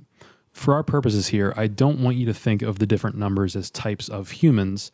I want you to think of them as different types of human problems. Your type is not something you are, it is something you have. The Enneagram is just, okay, we notice that people have insecurities. What if we assigned numbers to the general types of insecurities so that they're easier to talk about? That's all it is. It's not even about a person's vibe or really their personality or anything like that. It's about the deepest insecurities. You have all 9 insecurities inside of you, but typically one looms very large, and that is said to be your number, your Enneagram type. In this understanding of the Enneagram, your ultimate goal should not be to know or embrace your number. Your ultimate goal should be to unlearn it. A perfectly healthy person is untypable because they have no insecurities. Such a person does not exist in real life. And in fiction, they could, but they're few and far in between because they tend to be boring. We often want our characters to have insecurities and coping strategies that shape their decisions. For me, at least, that's the whole point of storytelling. So knowing a character's Enneagram type does a few things. For one, it tells us what sorts of bad decisions they might make. For all intents and purposes, a character's number is their flaw. The 9 numbers are just the 9 types of flaws a character can have. And I'm talking deep internal flaws. I'm not counting impolite as a flaw. It's too shallow. But a character who is insecure about being weak, so they attempt to dominate the people around them in order to feel in control, and it manifests as impoliteness. Bingo. The Enneagram is really only applicable if you want to tell stories about deep human flaws and pathologies. If you just want to tell a fun story with flat characters, it's not going to do you that much good. The other thing the Enneagram gives you with a character is a direction of growth. Our hypothetical domineering control freak, who would be typed as an 8 because that's the number we've assigned to that insecurity, needs to relinquish control to grow. They need to allow themselves to be weak.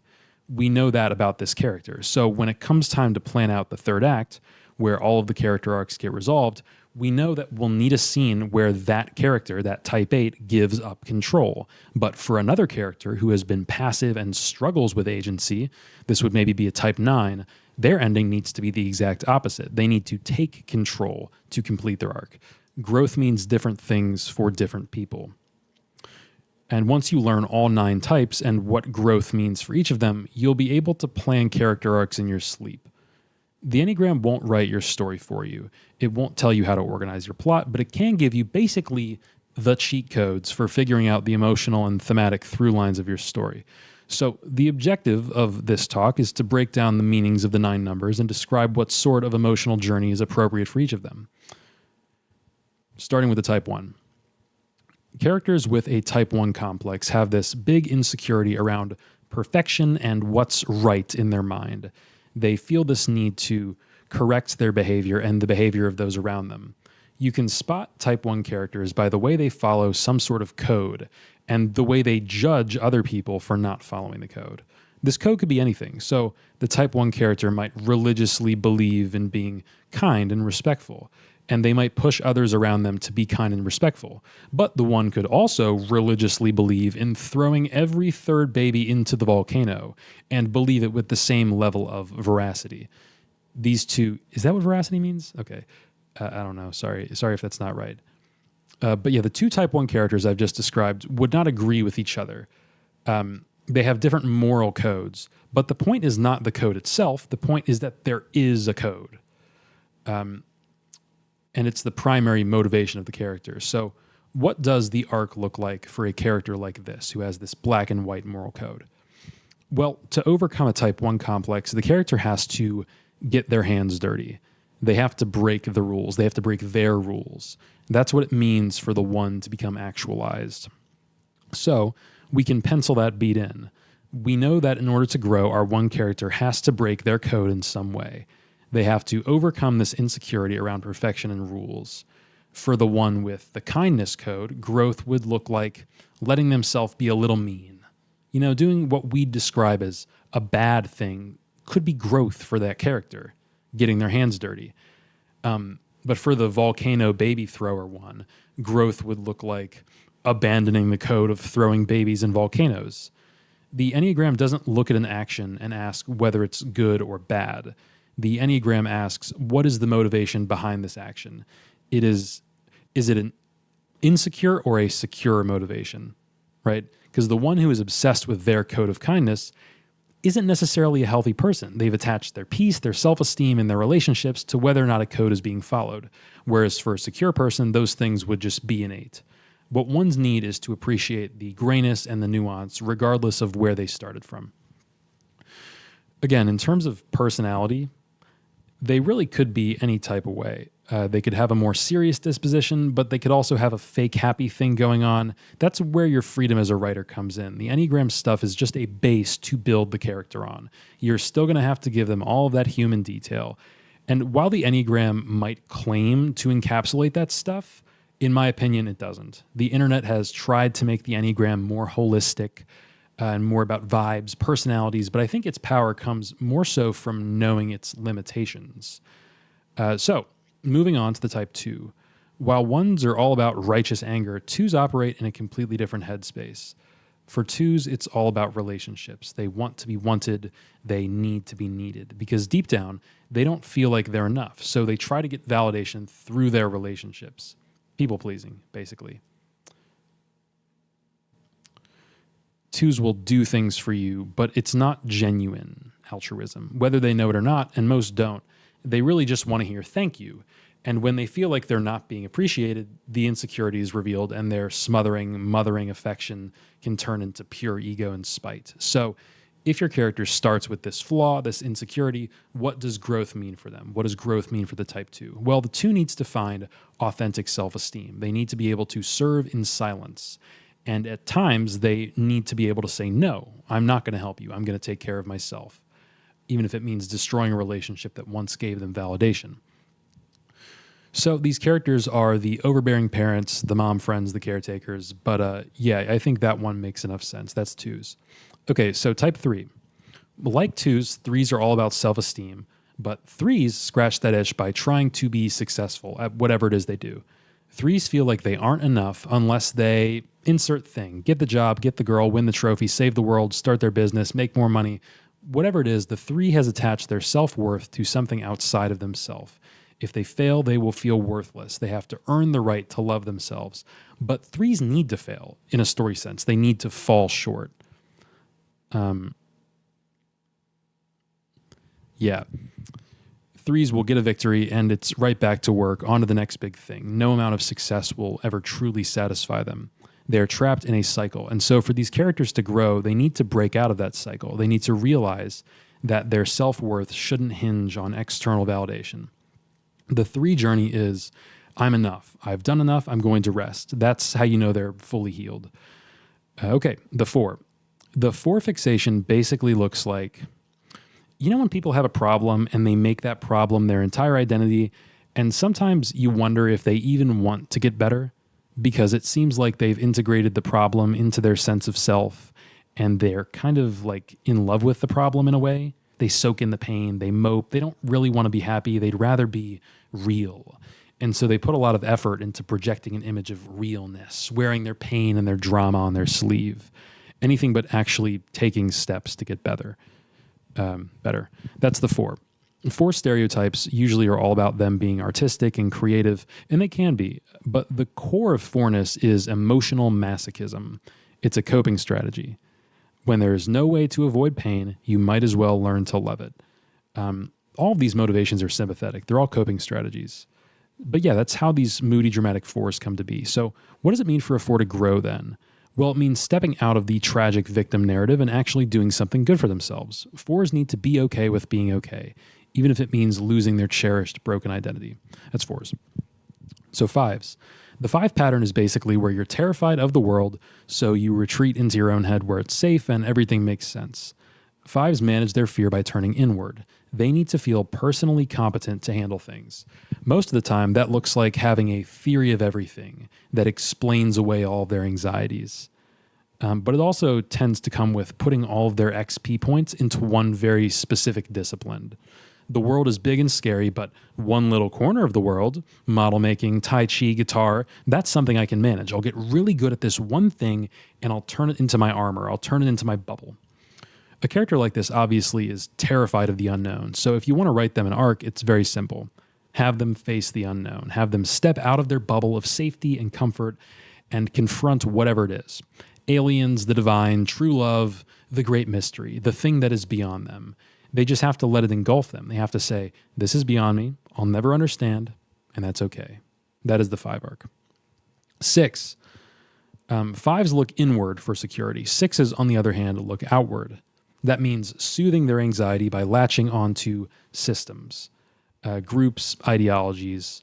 So 6s can be angry mob people. They can be soldiers for the cause, as long as it's a cause they really believe in. 6s are basically looking for one sure thing to put their faith in. They crave an anchor for their being. What's my purpose? Where do I belong? Someone please tell me. Ooh, I like this group. This group is correct. I'm one of them now. Where do we keep the pitchforks again? So in some areas, they'll be paralyzed by uncertainty, and in other areas, they'll be blindly loyal. But the need for certainty itself is the problem. 6s, like 5s, need to face their fear.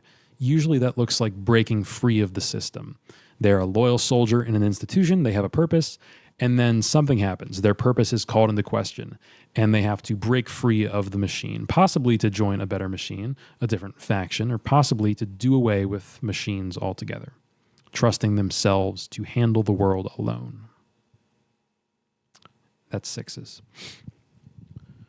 Okay, so 7s. 7s are fun. When a type 7 encounters a problem, they kind of just go, la, la, la, la, la, don't hear you, let's party. They're the ultimate escapists. They seek pleasure and stimulation and freedom, but deep down they are running from their fear.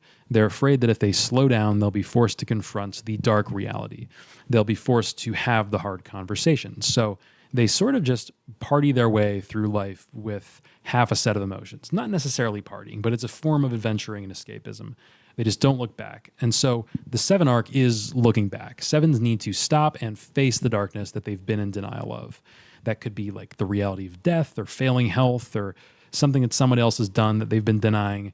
They need to stop and grieve or stop and take responsibility. Whatever the context of the story is, 7s have to do the uncomfortable thing, even though they'd rather be out adventuring. Face the darkness. That is the 7 story. Okay, 8s are easy. Tough exterior, afraid of vulnerability, bad boy, bad girl, needs to be in control of the situation. And I mean like control, dominate, subjugate. 8s are terrified of being controlled or oppressed. So they lash out at the world. They pick fights. But deep down, they have a soft little heart. And their arc is about discovering it. It's about letting their guard down and allowing themselves to be vulnerable, which is very hard for them because they learned a long time ago that they had to be strong. So, every tough soldier who has to take care of a kid type story, it's an 8. Every world domination type villain is an 8. 8s are all about power, maintaining it, displaying it, but if they want to grow, relinquishing it. So the 8 arc might look like submitting themselves to a higher cause, letting go of their control for the greater good. Or for some form of emotional closeness. Their walls have to come down. That's 8s.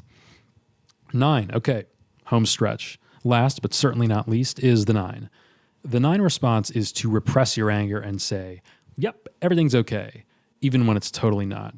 They do this because deep down, they don't believe they're capable of making things better.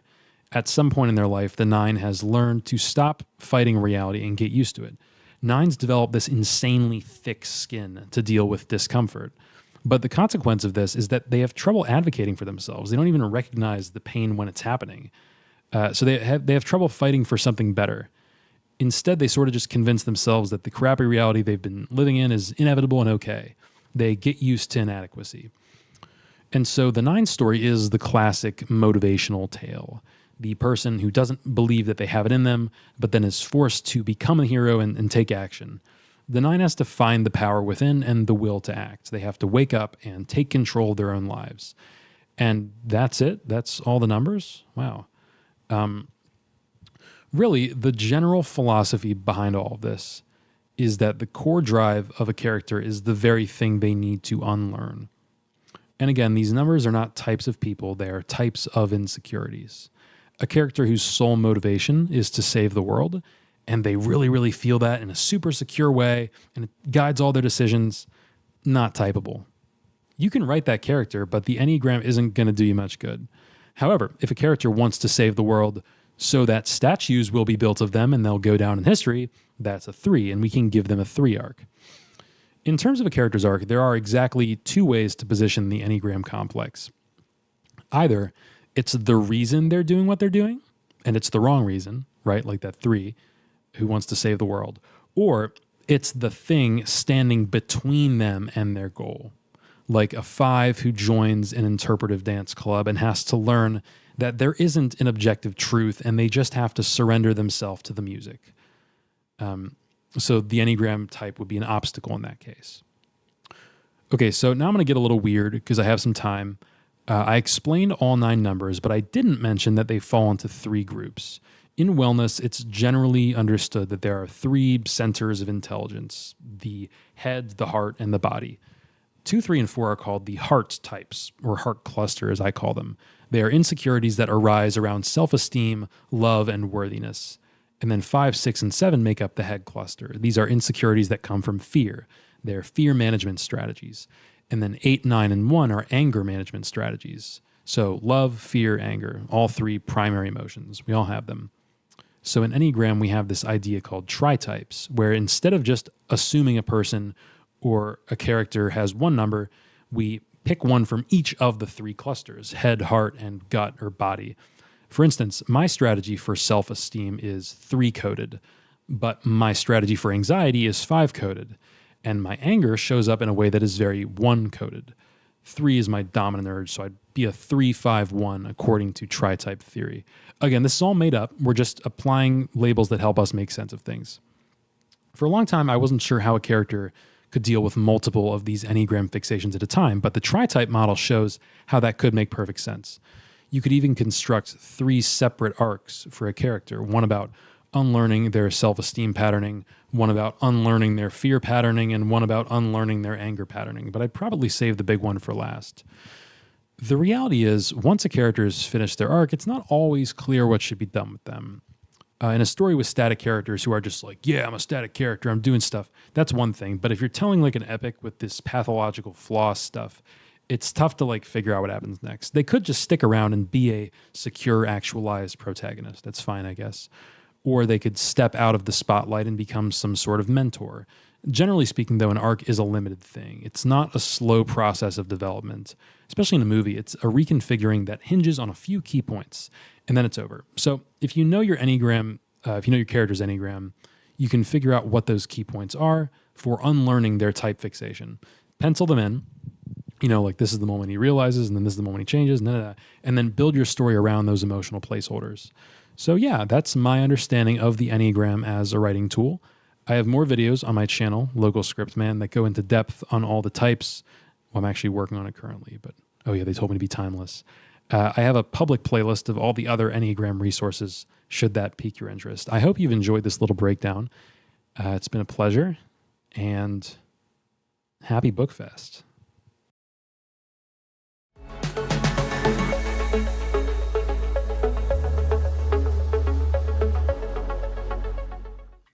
Hi, and welcome to Manuscript to Publish: The Essential Steps to Success. I'm Kathleen Kaiser, president of the Writers and Publishers Network, which is sponsoring this session.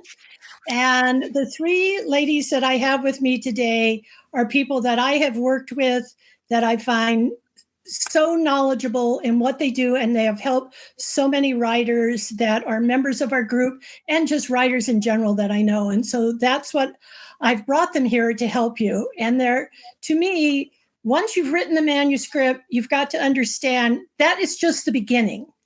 Okay, now you're into the rest of the process, which is the other 45% of the work to be done. And the most important part, if you're looking for an agent or even if you're self-publishing, is editing, because you have to have a clean, well-written, edited book. And Naomi has worked with a number of people that I know, some beautiful books, some that have won awards. Her editor, she has a group, and she's going to understand about why they need really good editing on their manuscript. Yeah, thank you, Kathleen. Yeah, it's a great question. As we all know, writing is already difficult and something also very personal, and we have so many hopes tied up with our manuscript. But really, no book is ever perfect, certainly not out the gate, and we all have our blind spots. And if we're trying to query our manuscript, the competition is pretty fierce, and editor agents are very particular. So really, it's really behooves you to hire a professional to look at your manuscript. Of course, there are writers out there who have a great writing group and maybe know other writers, and they do a great, an exchange of their work. But if you're someone who maybe has that but isn't quite getting enough feedback, or maybe you're isolated or you don't have that community, hiring an editor is extremely helpful. So there are different types of editing, and it can be kind of confusing to know which type of service to get.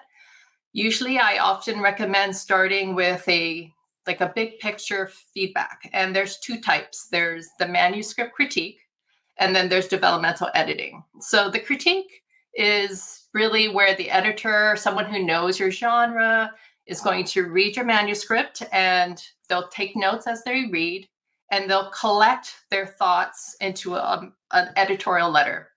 And in that letter, they're going to tell you honestly what their findings are, and in also a very gentle way too. I mean, it's not an opportunity for the editor to tear you down or to destroy your manuscript. It's really like a kind of loving thing to do, because they want you to have the best book that you could write. And it's their job to identify what the strengths are, what the weaknesses are, ask questions, offer potential solutions, and hand that over to you. And then you revise. So that can be extremely helpful. The next level is developmental editing. And you might be the type of person who needs really specific feedback. So in addition to the editorial letter, you also get comments in your draft. So the editor uses track changes, they write comments in the margins, they tell you specifically what they're finding, what they suggest, rethinking. They might even do like a sample edit of a section to kind of model how you could approach your revision. So it's extremely helpful. It is more time consuming. It's almost maybe twice the amount of time as a critique. And it's not for everyone. Like, a critique is great if you really don't, you'll get overwhelmed by too much feedback and you just want the big picture. And also if you're on a budget, but a dev edit is like where you just get a little more thorough feedback. And then there's the line edit, and line editing is great if you struggle with revision. You may not realize maybe that you are making certain mistakes in your prose. It's a sentence level edit. So this time it's really about drilling in on like how you're using language, how you're describing a scene, and point of view, verb tense. And then the line editor will, in some cases, just fix your writing for you. So like say in a dev edit, you have an issue with point of view or head hopping, which is where you have two characters kind of each, like the point of view switches from one character to another in a scene. The line editor actually might just fix that for you. And that could be very valuable. And then following that is copy editing. And copy editing is great for every writer. It's very common. It's really required if you're self-publishing, because unlike line editing, copy editing is technical. Now we're going to go in and polish your writing, like all the errors, grammar, punctuation, errors in your grammar, punctuation, spelling errors, consistency issues. So a book has so many details, even not whether it's nonfiction or fiction. There's so many details to track. And like, for example, we copy edited a novel, and like there's several characters where the name spelling changes. There's like 2 or 3 different variations of the same name, and it's the copy editor's job to catch that. I've also seen problems where someone looks out their window, it's raining outside, but then they step out and it's sunny. How did that happen? So the copy editor checks for those things and makes sure that your story is consistent from beginning to end and correct. And then finally, it's proofreading. And proofreading is really that final like chance to catch errors and to make your book as error-free as possible, because no one likes, opening a book and seeing, a bunch of typos. So the proofreader is like that fresh pair of eyes who goes in and, the copy editor can only, they try to catch all the errors, but the error, if they're lucky, they'll catch like 90%. So that proofreader goes in and tries to catch the 10% that was missed. And also if a writer like added and revised some things last minute, the proofreader can catch that. Another thing is the proofreader can look for formatting issues. So like if the photos are maybe there's certain photos that are missing that should be there, or the captions are incorrect, or the table of contents don't match the chapter headings. These are things that are very valuable in the proofread. And even like the title doesn't match what's in the book. And I have found that it's very embarrassing. So you don't want to publish a book and like, oh my gosh, that was not the title. And I think that covers it for now. I'll hand it back to you, Kathleen. You're muted, Kathleen. Yeah, well, I'm not going to do that again. It's one of the things I find most interesting is that people have had friends edit books, even people, manuscripts, and even people that were editors at magazines or something. And I pick it up, I get it from the client, I'm looking at it, and it's like, oh, there's mistakes here. And we sent one off, and the guy says, oh, no, the book's perfect. I said, let's just do 50 pages, over 800 mistakes. Okay. Most of them grammatical, punctuation, problems like that, tense, that wasn't found by the other editor. And it's one thing that will throw your readers off in your manuscript if you don't have it properly edited. But let's say you've got your editing done. Now, if you're going to be looking to get a query letter, you're going to have an author platform of some set up. So, Adana, tell us about the author platform. Yeah, so I was going to just kind of go over like a pre-launch, what you need to do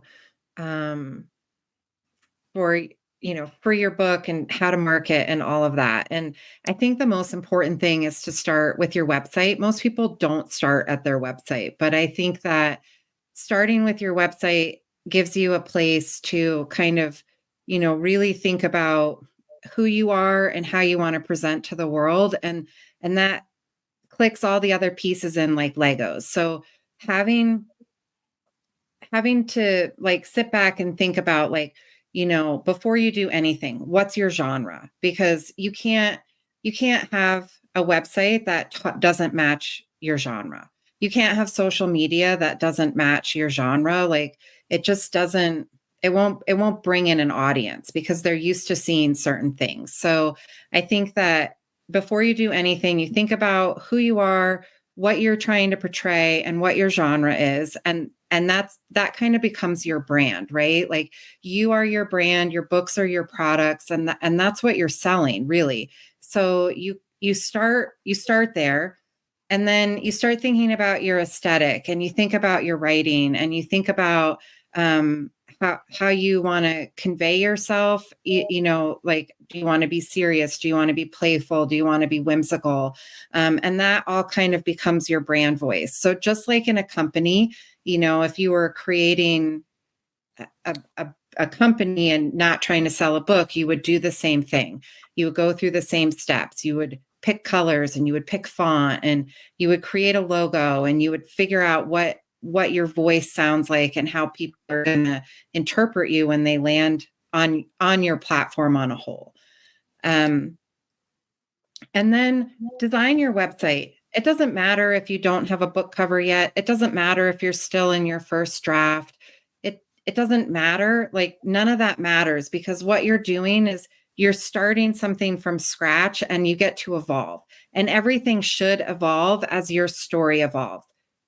If you already have social media, it doesn't matter. Like build your website from your social media. But if you're brand new and it's your first book and you've never done anything, start with your website, because you can use it as a mood board. And I think it's a beautiful way to do that, because you can create something on your website. You can pull it into your social media. You can pull it into your newsletter, and everything becomes this kind of, symbiotic, beautiful thing that you create and send out into the world. But I think it's really important to make sure that your website can grow with you. If you're on book 1 and you're planning for book 2, Don't create a website that just fits into one book, right? You want to be able to take that and add other books without having to recreate a website, especially if you're going to pay somebody like me to do it, because it's money out of your pocket unless you can make it whole. And okay, I wanted to talk about blogs because a lot of people think that blogs have become old fashioned and that you don't need to do them anymore. And that, using your social media in places of a blog is fine. And I totally disagree with that for two reasons.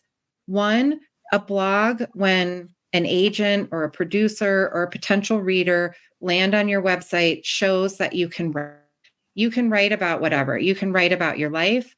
You can write about writing tips, like writing about writing. You can give your audience little snippets of chapters or things maybe that you cut that aren't going to be in the final book. You can play with it and make it your own and have some fun. But I think that it's a really great place to show that you are really dedicated to your craft and that you are a writer. The second is that it really helps with search engines. So without a blog, you're less likely to have your website found than if you have a blog. It's just the way that the algorithms work on Google or whatever the other things are. Bing, Yahoo, like they all exist and they all need something for their little bots to go in and find you. So that all being said, social media is still super important. You need both.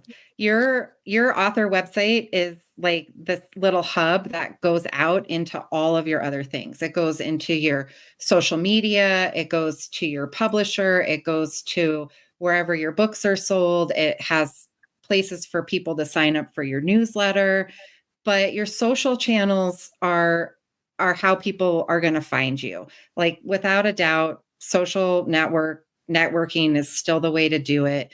And I think that it's really important to remember your aesthetic, like what you created for your website. Try to pull that in. If you're unsure, start looking at other people in your genre. Like go to their websites, go to their social media, sign up for their newsletter, and devour as much of those as you can, not to copy, but to understand what's working inside your genre, because every genre is different.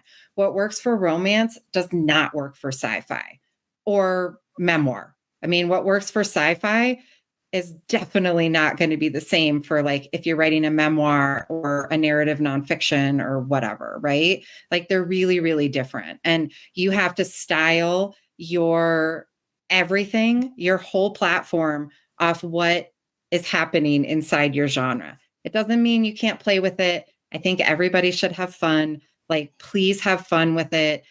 There's no real formula. There are formulas, but there's no real formula. So, make it your own.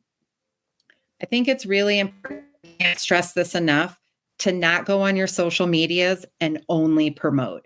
If you only promote, nobody's going to follow you. Nobody's going to care about you. Nobody's going to want to read your books. The current formula is 80-20. That is right. 20% promotion, 80% you.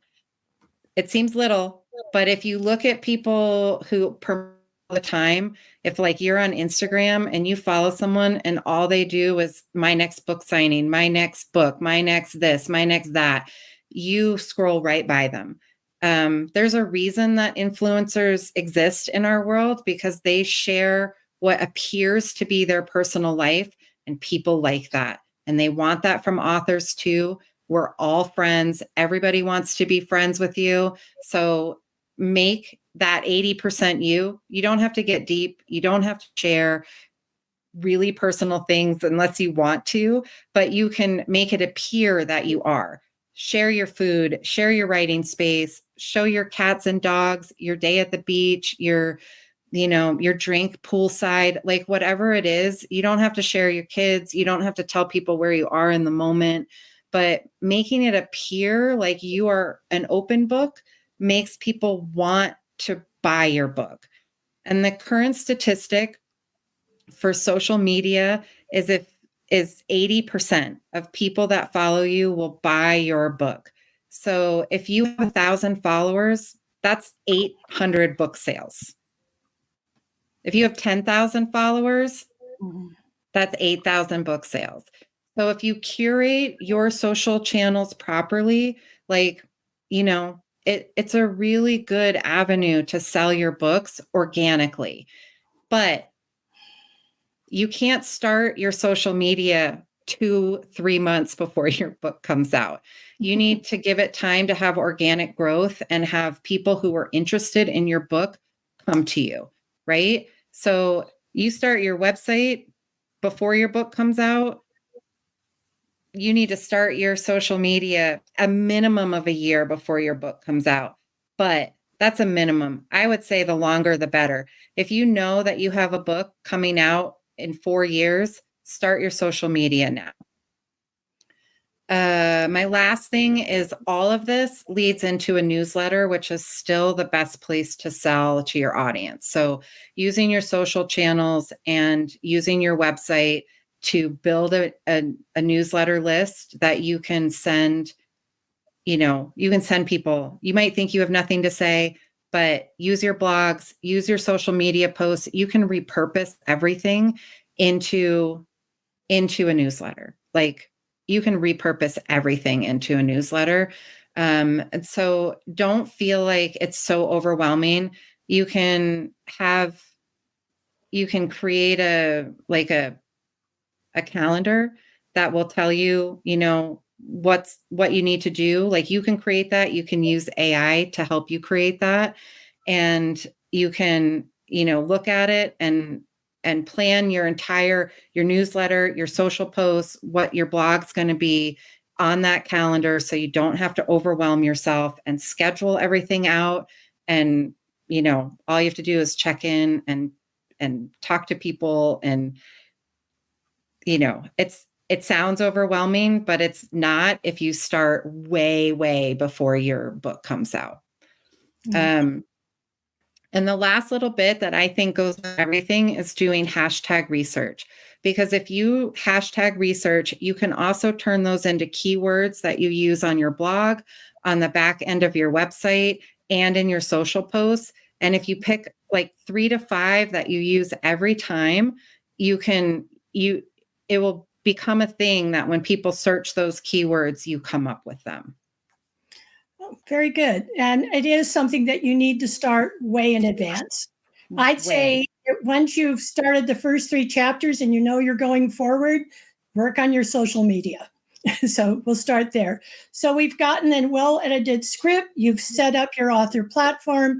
You want to have a traditional publisher. You need a query letter that agents will pick up. So Leslie, let's hear from you. Thank you, Kathleen. Wow, that is so much information. And exactly like Kathleen said, if you want a traditional publisher, this is a very different thing than independently publishing. But if you do want a traditional publisher, you do need an agent. And I don't want you to be afraid of agents. I know people think of them as the wicked people who are the gatekeepers, but they are very helpful when you get a contract and with your royalties and with your payments. And it's very important to have one. That said, it only takes one. And as opposed to all the other things that Adonis said and all the editing, do not send out a query letter until you have done all the things that Naomi said. You want your project ready, especially that sample. But the purpose of a query letter, a lot of people think a query letter gets you an agent, and it really doesn't. What it does is it begins the process like you're dating. It's the equivalent of swiping right on an online dating site. You want to put up wear your best dress, get your hair done, make sure all your typos are there, and you want to let that person know exactly who you are.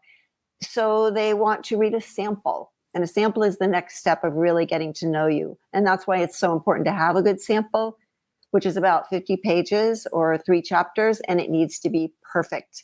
Because if you send out a query letter, and if and when they get back to you, you're not ready, you may miss that opportunity. They may no longer be interested in that genre. They may no longer have relationships with the editors who would be appropriate for your book. They may have picked up another manuscript that will compete with yours. You want to send your query letter out when you are ready. That said, a query letter is a sales tool. It is completely different than your manuscript. You do need to know a little bit about the narrative drive part of it, but otherwise it's completely a tool that you can use. But I also want to tell you that right now, I'd say more than half of the agents out there are using online query letter submission forms, but they're not all the same. And my sense is that the reason they're doing that is because with the hundreds of query letters that they're getting every week, they're mostly bad. And they're not being able to find the information they need fast enough. So what I want to tell you today is how to actually design your query letter so that it is not only efficient for people who want to have the query letter itself, but also you can take it apart and you can use the parts of it for those manuscript, entry forms. And as most Kathleen knows, my specialty is in story structure and query letters. I'm not a tech person, but I do like little arts and crafts. So I made you a little diagram of the ideal query letter. Here it is. The ideal query letter is 3 paragraphs. And I'm going to quote something most of you guys already know of. It's called the hook, the book, and the cook. This is something you can Google. It's a tried and true classic format of a query letter. The first paragraph is the hook. And that's where you introduce yourself to the agent. And if you have a referral, that's ideal. If you met them or have a reason to, query them, like, they really represent certain kind of books that you are trying to offer them, that's your first sentence. But you don't really even have to worry about that intro sentence. The most important part of that paragraph is the title. Start with your title, the word count, the genre, and then you need a premise line, which is probably the most difficult thing. It's not a pitch sentence. It's not a high concept hook of this movie meets that movie. It's one sentence that talks about your hero as the underdog trying to obtain a very difficult goal with very high stakes. And that describes your book in that one sentence, in that first information paragraph. And then beyond that, in that paragraph, you need to have 3 comps. And I have clients all the time who will comp. Comp is complementary or comparative. Essentially, it's books that will show the agent, who can then show the marketing department at the publisher, that there is an audience for your book. So right there in your query letter, you're doing some marketing for them, writing your first paragraph. You're introducing them to the fact that there are readers for your book. So you need to have 3 books that preferably are published in the last 5 years, but not major bestsellers from 10 years ago, classics. You can use that if you're doing a nonfiction book that you also need a query letter for. But also there are a lot of authors who are bestsellers who maybe have a book that's similar to yours. That's not a wise comp either, because those readers are always going to buy that author's work. So that's the information paragraph. And like it is here, if somebody asks you those questions on a format, you just take it and you put it in that square and you cut and paste. So that's a really important information paragraph. The second one is the book. That's the synopsis. And the synopsis is not a summary. You don't want to take the whole paragraph talking what your book is about. If you talk about what the story is, the plot, the agent will know what the themes are. You also don't want to spend a whole paragraph setting up your story. You need to start with the hero and actually have events and the goal that the hero has, the obstacles, and several of the major events and opponents and actions leading up to the big climax. And then you can leave them with a question. This is a really unique factor in the query letter. You want to leave suspense so that the agent wants to know what happens next. And you always want to write it in present tense. You want to make it very exciting, and you don't want to mess it up with any subplots. If you do have other points of view, you want to indicate that in other sentences. And that might be a reason to split it up into 2 paragraphs, but I completely recommend 1 paragraph. If you can get your story in 1 paragraph, it shows how much work you've done. And also it will help you expand it into a 1-page synopsis, which your agents will ask you for, because they're not going to have time to pass your whole book around and have everybody else who needs to approve it. And also, on those query submission forms, a lot of times they will ask for 1 page. But in the query letter, all you need is that succinct 1 paragraph. And this is the easiest thing to just take off and put in that square in the submissions packet, no matter where you're querying. The last paragraph is what we call the cook, and that's you. That's the writer. And don't be worried. I know a lot of you with us today may not be very experienced, or this may be your first book or your first book of this kind. That's okay. This paragraph isn't about how many $1 million bestsellers you've written. You want to get an agent by telling them that you are serious, you're a professional in your efforts. And so if you've published anything, whether it's a newsletter, essays, blogs, books in other areas, definitely mention that up first, because that shows that you've honed your practice and you're serious. If you have a lot of articles, don't mention the titles. That's not really appropriate unless they're right on topic.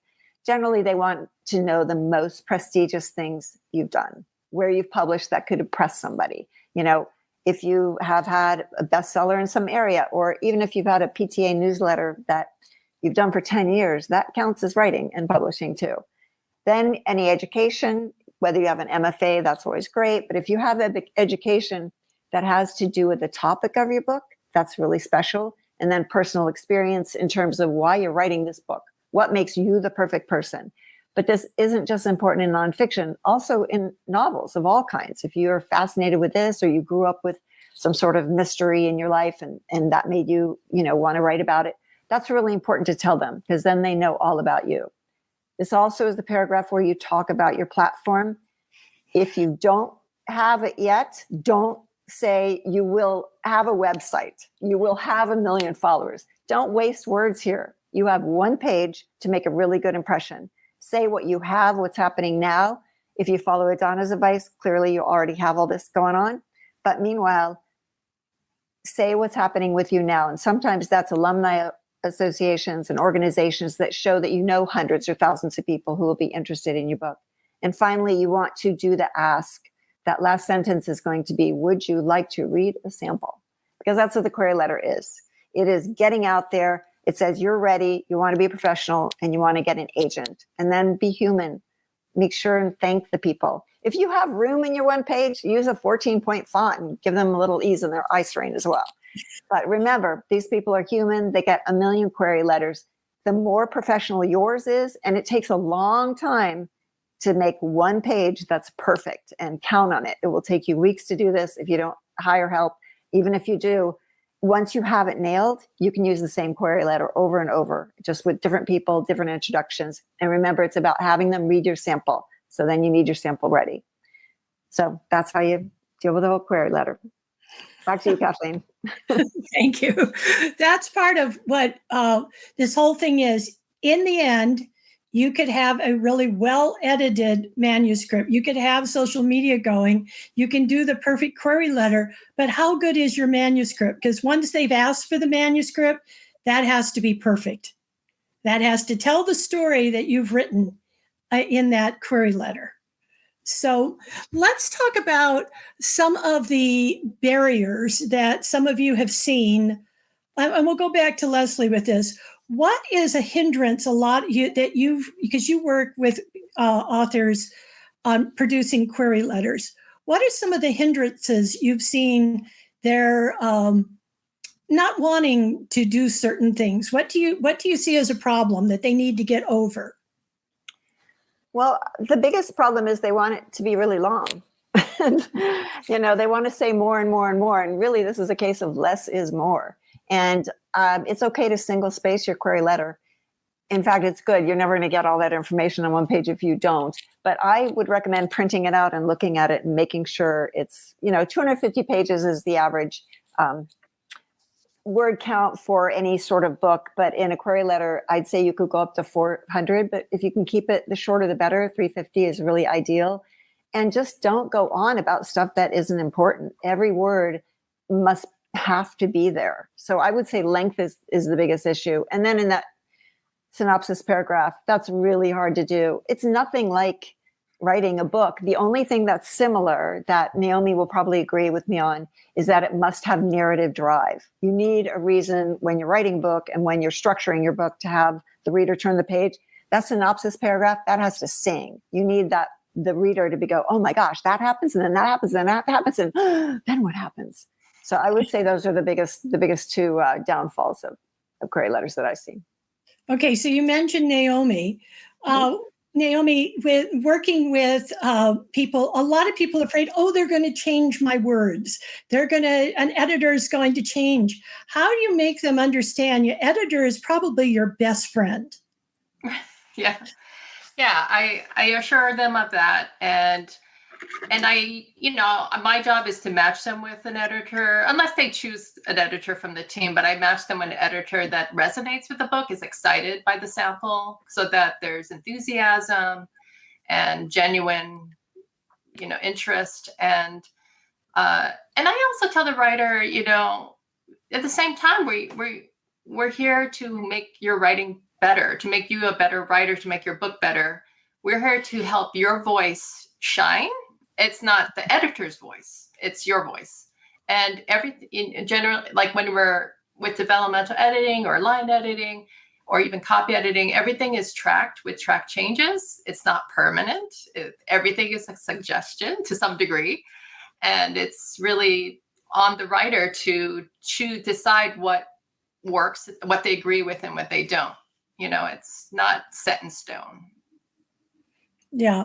One of the things I find that people do often is they wander and tense, or point of view, they're flipping point of view over and over. And that is, as a reader, because I consume manuscripts and books, I love to read. I hate it when I'm reading and then it's like, hold it, who's talking? And when you've written that and gone over it and over it, you don't see it because you're already past it in your head. And that's what an outside help, more than just a writer's group, really helps if you're serious about getting an agent. Now, Dana, tell us what you think with social media. There's so many options out there. Of the two, which two would be the best for writers, do you suggest? Of the two, but there's more than two. Which two would you suggest? I mean, I think that without a doubt, like Instagram should probably be your main focus because it's visual and you can put in captions, and hashtags are a really great way to lead people to you because people follow certain hashtags, which is why I mentioned hashtag research, because making sure that your hashtags are on point for what you're doing will bring people into you. And I think that the other ones depend on you.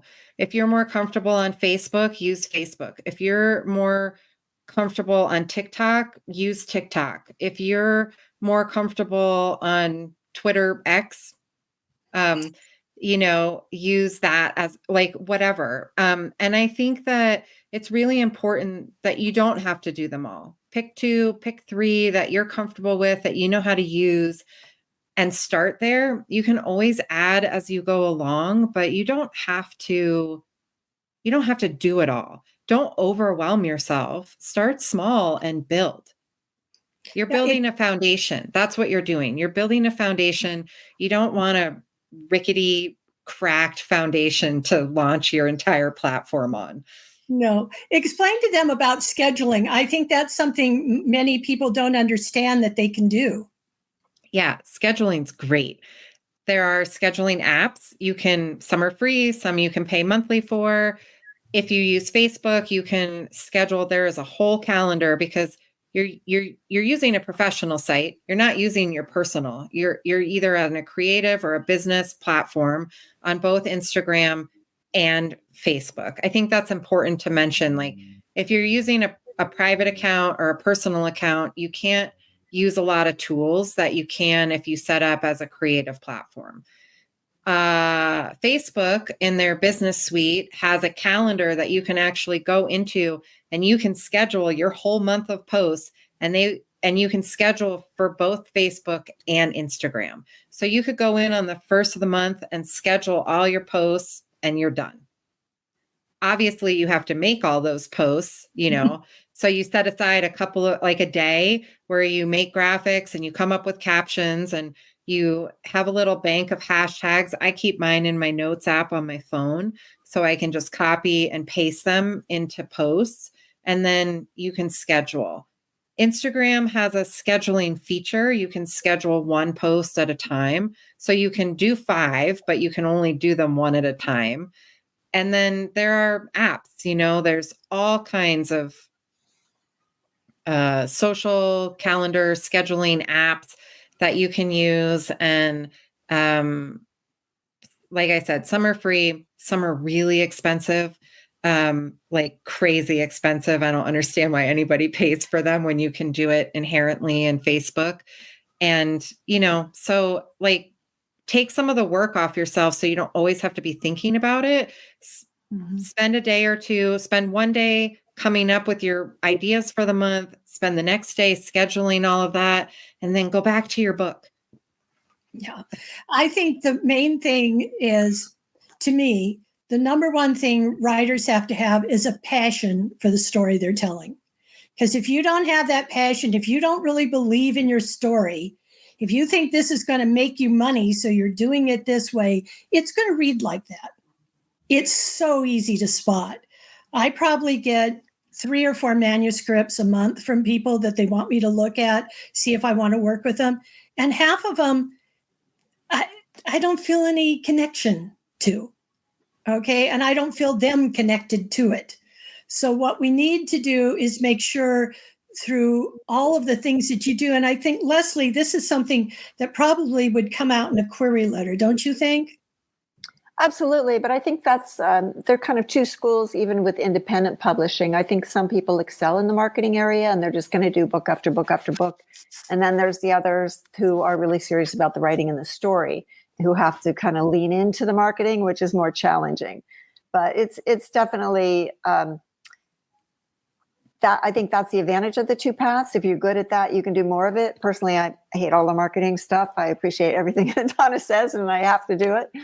But I really care about the writing, and definitely you can tell when someone's soul is in that story. And sometimes it's just because they took longer on it, but sometimes it's because the story is going to last a lifetime. And when you write a book, your name is in the Library of Congress. These stories are going to last far beyond us. So, for my preference, I think what you write matters. Right. Naomi, do you find that too?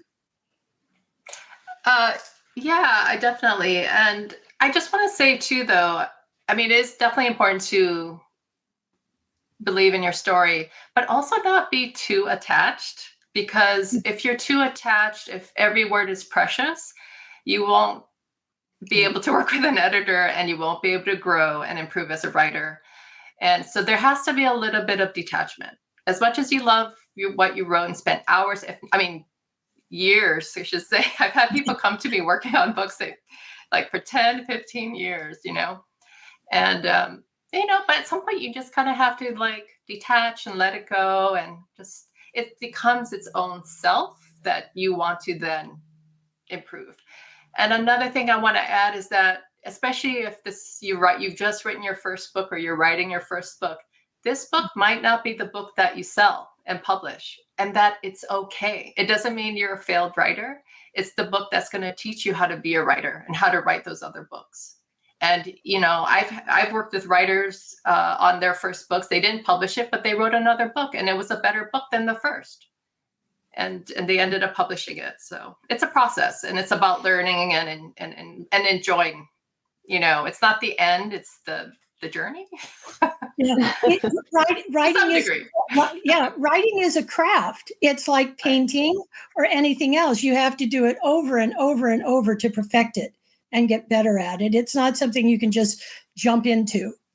It takes time. It all takes time. So anyway, I think, does anyone have anything in summation they'd like? Adana? Yeah, I would just like to say that when it comes to your author platform, the thing that I run into the most when I'm talking with authors, when I'm first meeting them, is that I think that a lot of us are inherently shy and we don't want to do social media. I get a lot of pushback. It takes away from my writing time, stuff like that. And I just want to say that I think that it's really important, if you want the world to be able to read your work, that you have to be brave, because the whole process is brave. I mean, getting your book published is, it's a vulnerable moment, because you have really put so much time and effort into creating this story, right? And whether it's a memoir or it's a sci-fi dystopian world, we pour ourselves into writing. And I think that there's bravery in all of it. And you have to be willing to take that next step over into the kind of public light. And if you don't think that people care, and if you don't think you have anything to say, I'm here to tell you, you are wrong. Everybody can resonate out there in the world with somebody. Everybody's story does. Everybody has something to say, and others want to hear it. So that's my... Well, be brave. Be brave. And you have to understand, you, like Adana said, you're the brand. The book is just one of the products. It's like, this is General Mills, and here's all their cereals. Okay, your General Mills, your books are these products down here. And people want to know about, who are you? Because nowadays I've watched this change over the last 15 years so much. We are so wrapped up in celebrity. The author is more important sometimes than the story. It's like, what is the author doing? Who are they? They want to get to know them. They want to hear from them. They want to listen to them on podcasts. They want to do all of those type of things. You've got to be brave and, join Toastmasters, if nothing else. I mean, it's an old fashioned way, but get yourself out there. Well, I think that's sort of a good wrap up for where we're at. And I want to thank all three of you for joining us today. And, thanks. That was really a good session, and hope to see all of you soon again. Good luck with your writing. Yeah, be brave.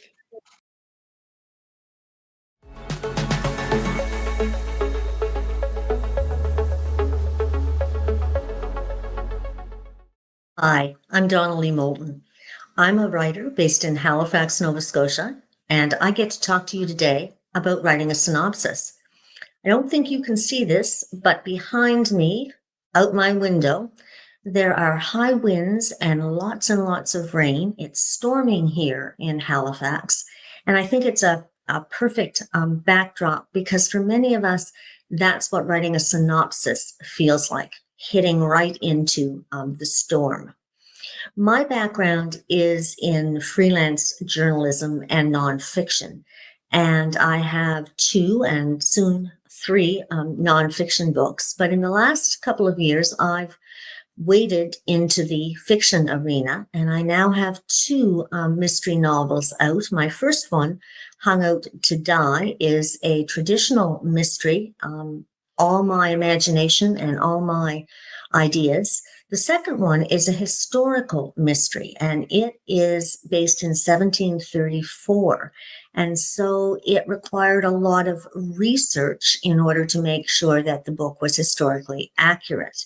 And both of the books required a synopsis, something that was new to me as a nonfiction writer and new to me as a freelance journalist. So today we're going to talk about what to do to write a successful synopsis. And you're going to find there is a strong foundation for writing a synopsis.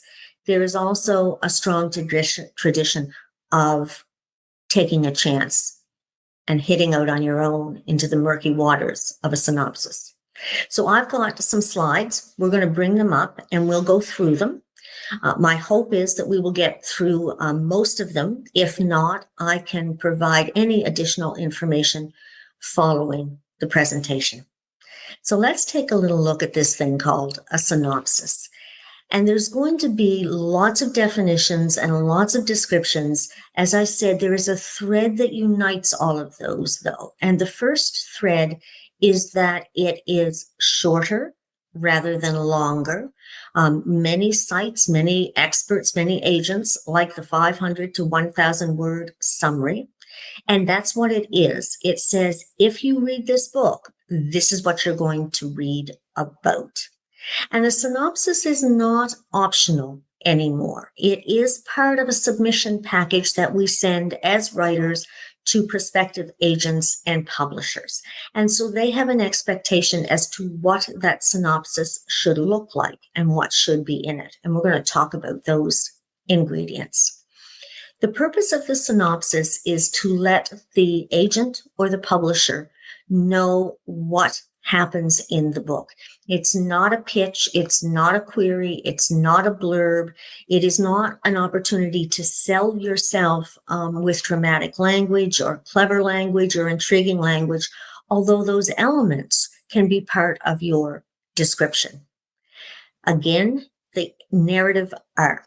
This is about saying to prospective publishers and agents, the story starts here, moves to this, concludes here. And as you will discover, the synopsis is a spoiler. Everything that happens that's critical to your book will be in your synopsis. A lot of us as writers want to hold that back. But for many agents and publishers, they're only reading sample pages. And so they need to understand what happens in this book. It follows what we like to call the structure of the novel, not necessarily the chronology of your novel or your piece of writing. And we will talk about what we mean by that. So let's take a little closer look at this thing called a synopsis. All right.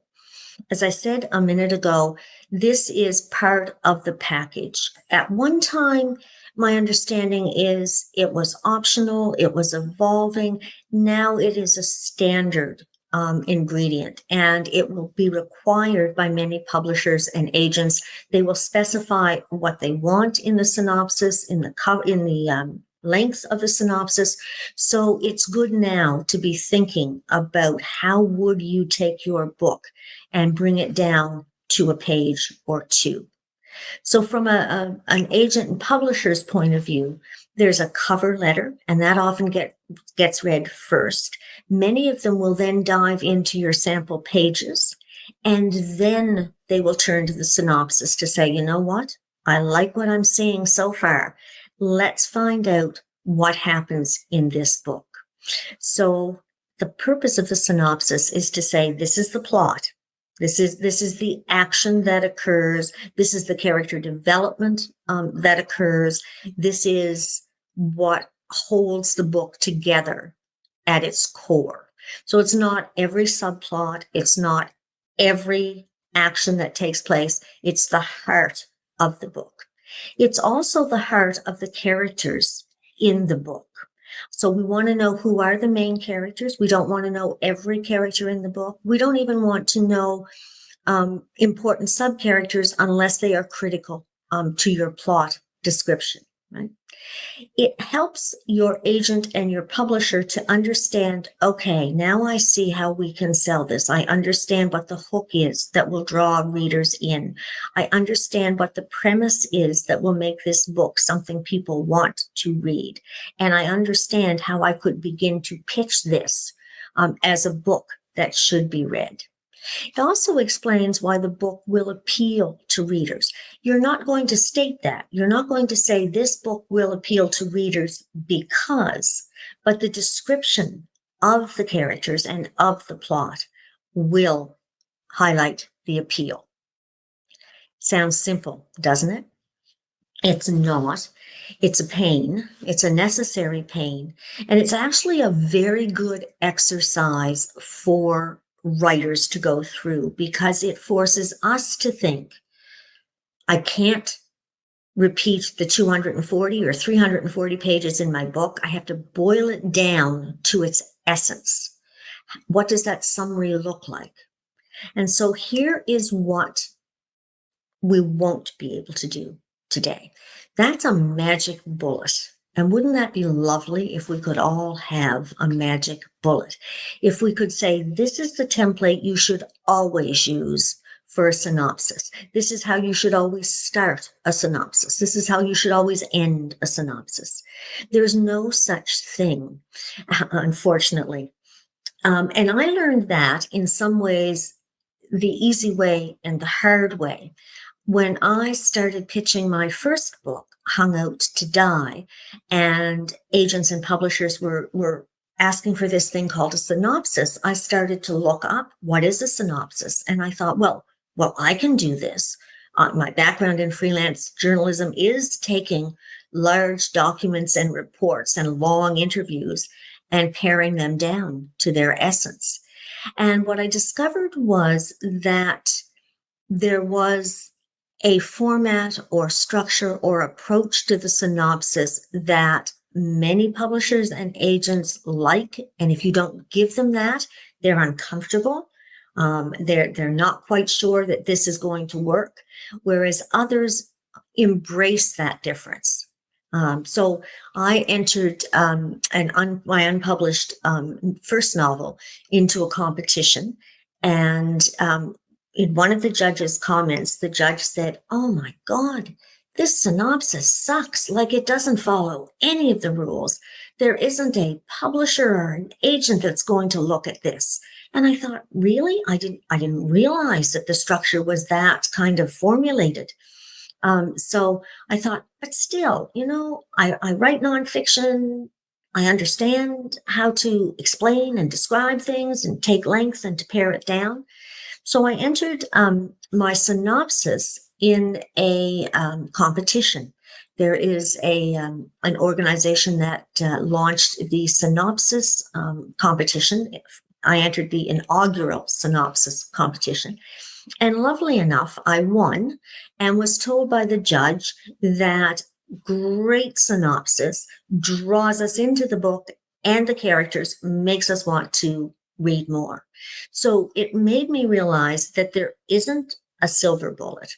There isn't also a rigid set of guidelines that you have to adhere to.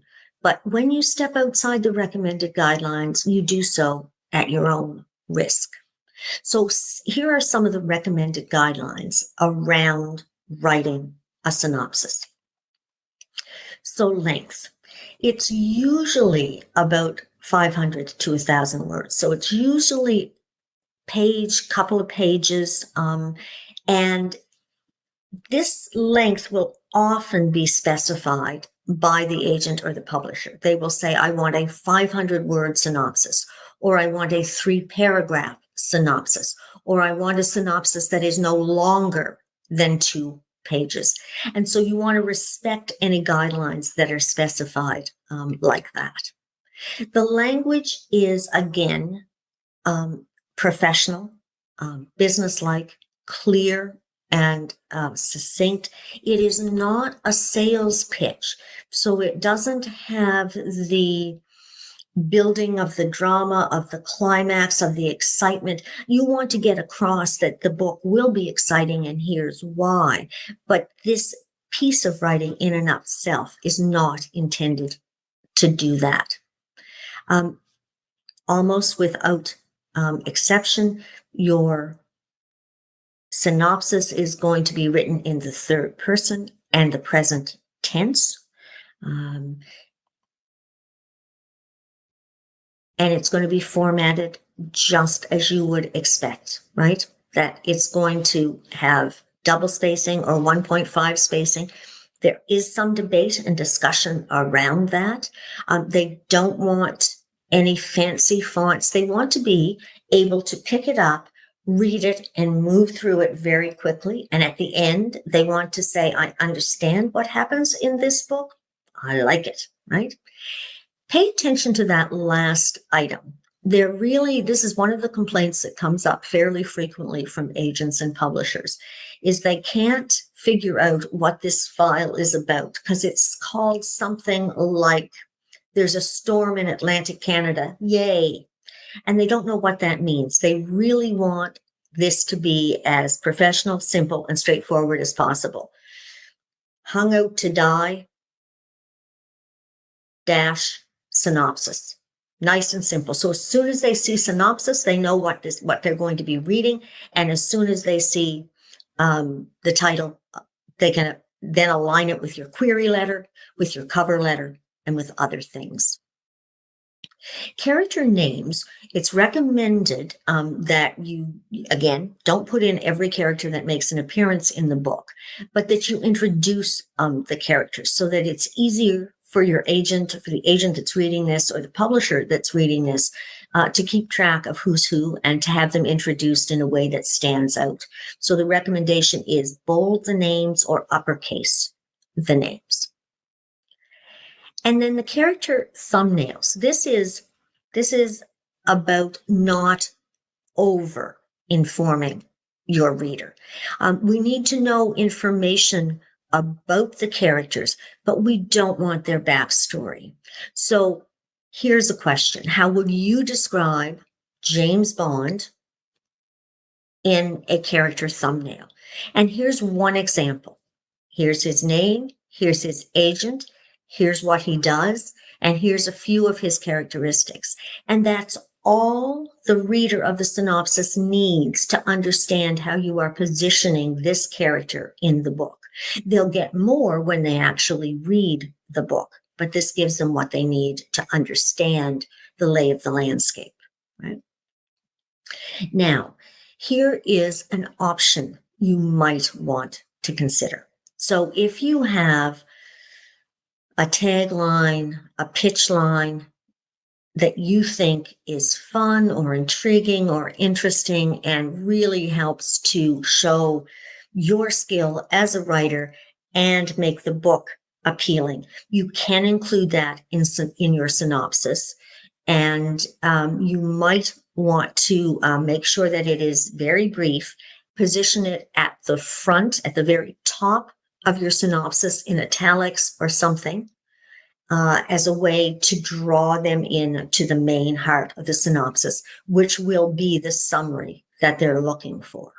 So in my new book, Bind, it brings together three women who meet in a yoga studio and they go on to solve crime. And my little line at the top of my synopsis says, everything that happens in a yoga studio is not Zen. So it doesn't take up a lot of space, doesn't overdo it on the selling, but says, maybe I'll get a smile out of my reader. And that's a good thing. All right. So how to write the synopsis itself. There is a tendency to take the entirety of your book and pare it down. So it starts here in 1734. There is a fire. The fire is put out. Someone is arrested. The recommendation is not to do that for the synopsis, but rather to build from the structure of the book. And by structure of the book, we mean when the book opens, when life starts, what is the status quo? Then something obviously disrupts the status quo because that is your book. That is what you're talking about. So tell us about that inciting incident and some of the action or developments that fall from that. There is a crisis or there is a climax or there is a pinnacle at which everything comes to a head. What is that? And then how is it resolved? So in the case of mysteries, your synopsis will tell who is the criminal, who has committed the crime, why have they committed the crime, how are they finally caught, assuming they are caught, and what happens to them once they're caught, if that in fact is part of your book. There's another thing to consider when you're writing your synopsis, and that is to tell what happens in the book without referring back to the book. So the next 3 chapters in the book discuss this, or the next chapter in the book does this, or then the book moves on to, right? They're not looking for that. Simply move along, and they will know that it is what happens in the book. So the key always is not to get mired in detail. And that is a hard thing for writers to do because we know the characters so well, we know the plot so well, and we love the nuances. And we believe, I think correctly, that you don't get the full picture, the full impact if we pare it down to that James Bond is 38, a British spy who likes martinis. It's more than that. That's the book. It's not the synopsis. So the detail comes out in the writing of the novel itself. It doesn't come out in the synopsis. That's just going to add length, and it's going to add a level of complexity for your reader, because remember, your reader isn't as familiar with the book as you are. All right. So we want the synopsis to get to the point and quickly. So here's an example for you. At work, Elizabeth searches for Peter all over the office and finally finds him in the supply room, where she tells him she resents the remarks he made about her in the staff meeting. You can start to get a sense of the tension. You can start to get a sense of her anger. This is a synopsis. At work, Elizabeth confronts Peter about his remarks at the staff meeting. The agent or the publisher will be able to fill in that this is a tense moment, that one of them is angry, that one of them may be defensive.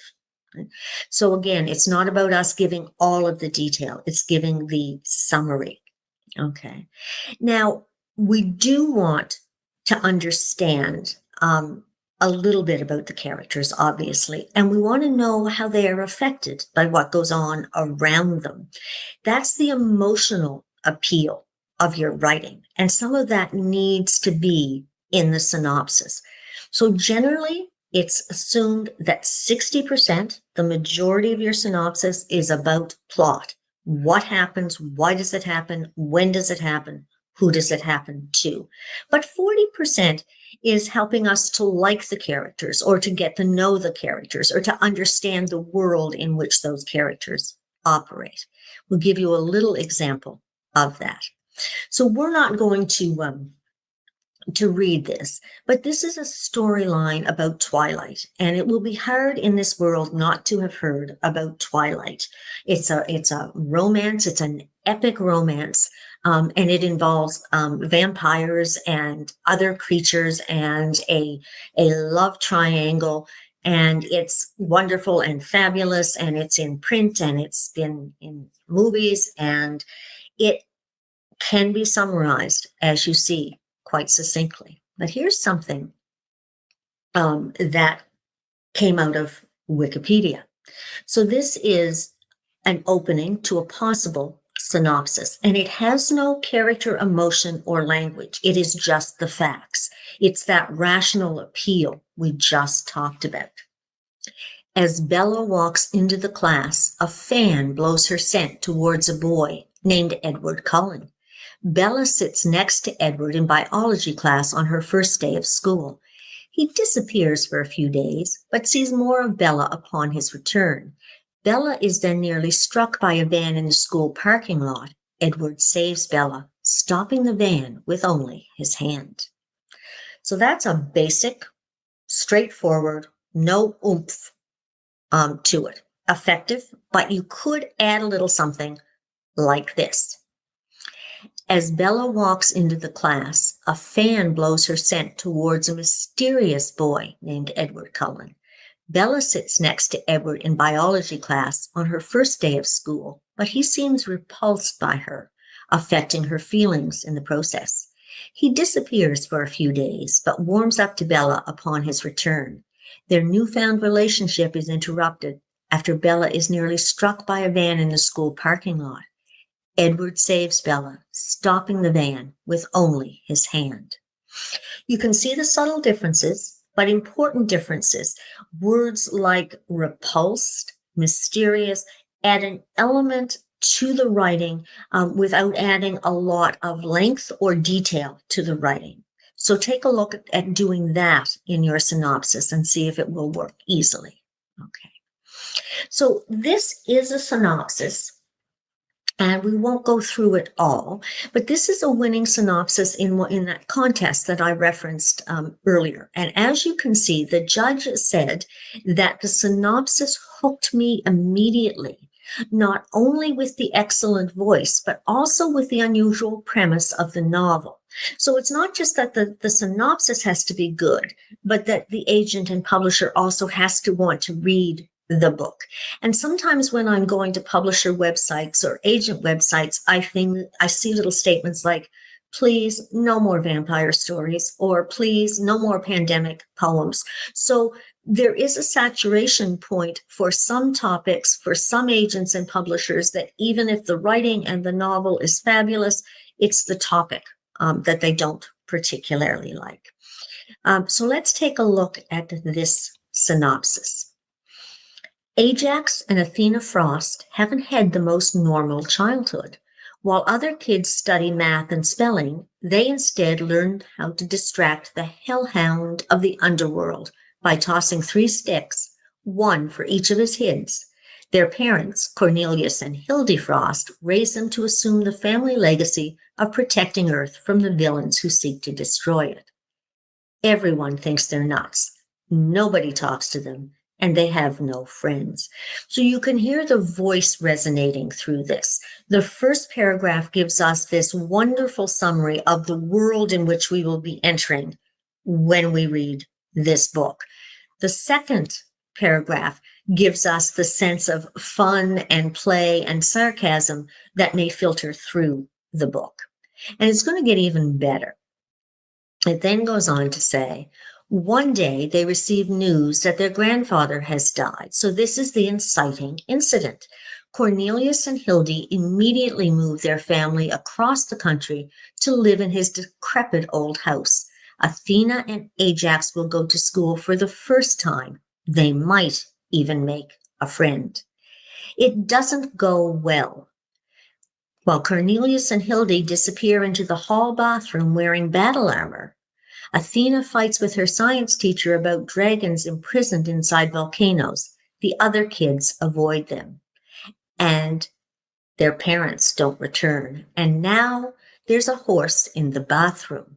So you can see instantly that we're intrigued by this. And we can see that if the book follows this kind of plot summary and writing, readers will be going, oh my God, a horse? I'm assuming that says horse. I have a little bar right above that. I'm not going to read the rest of it, but it goes on to talk about what they learn as they too join in the fight in the underworld. It also, as you will see in the very last paragraph, it goes on to talk about how the characters change as a result of the experiences that they have. And if character change and growth and development is a central part of your writing, then you want to be sure to include that in your synopsis as well. But we're probably talking 10 paragraphs in total here. So it's not long for a book that probably is, right? I'm going to skip over these just to talk about some of the common mistakes that we are said to make when we're writing the synopsis. First is word count. If they tell you they want a brief summary, they mean brief. If they tell you it's 1,000 words, they want 1,000 words. What that means from your perspective is you may need more than one synopsis. The longer synopsis will give you an opportunity to have more character development, to have more of that emotional appeal in there. So it's a good idea to have word counts, 500, 1,000, 1 page, 2 page, 3 pages. We've talked about the detail already. We don't want a lot of detail about setting. And here is an example of a Jane Austen novel. The novel is set in a small village in Regency, England. We don't talk about who lives in the village. We don't talk about the types of trees in the village. We don't talk about Main Street in the village. It's there in one simple sentence. Likewise, James Bond and character development. We need to be very scrupulous about detail in the plot, as well as the characters and the setting. Subplots, it will be assumed, are there. And it's okay to ignore some of those because you are being restricted by length. The other thing, though, that you're not going to hide is the plot twist, right? You can say spoiler alert, but you will very definitely be telling them what happens and what the outcome is. And again, this idea that we tell you how the book unfolds by telling you what happens in the book. So we don't say, then the novel picks up the story of Kate and Jacob. We actually go to Kate and Jacob. Meanwhile, Kate and Jacob. Sections are usually a no-no in a synopsis. It is usually a continuous flow of information, as a summary usually is. Characters will be introduced because their names will be in bold or uppercase. We will see that this is new. And at times, if you're switching dates, you might want to locate us. So Paris, 1983, this is what happens. Paris, 1993, this is what happens. And again, we're trying to avoid story construction. In the climax of the novel, in a series of scenes, in a number of subplots, agents and publishers are interested in that in the synopsis. They will assume that it's there, and they will definitely see it when they read the book. So our last mistakes to think about, to avoid the character backstory. We want a simple summary, a phrase or two. Dialogue is not usually included unless for some reason it is central to the story, or it is important to the plot. All right. And again, we're not asking questions because we're not trying to draw the reader in. We're simply telling them what happened. And I'm going to stop here and invite you to ask any questions that you would like about writing a synopsis. I will be glad to answer them in the chat.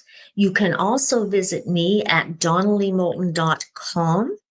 And there's a form there that you can send me all the questions you'd like, and I will answer everything that I can. The bottom line, I think, is that there is a structure, there is an expected structure to a synopsis. That structure is a summary that outlines plot and that introduces characters.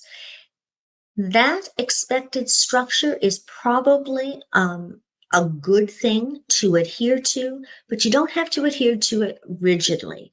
I know I didn't with my first book, and my publisher, when she offered me a contract or when she asked for the full manuscript, she actually said, "We enjoyed the synopsis so much, we want to read the book."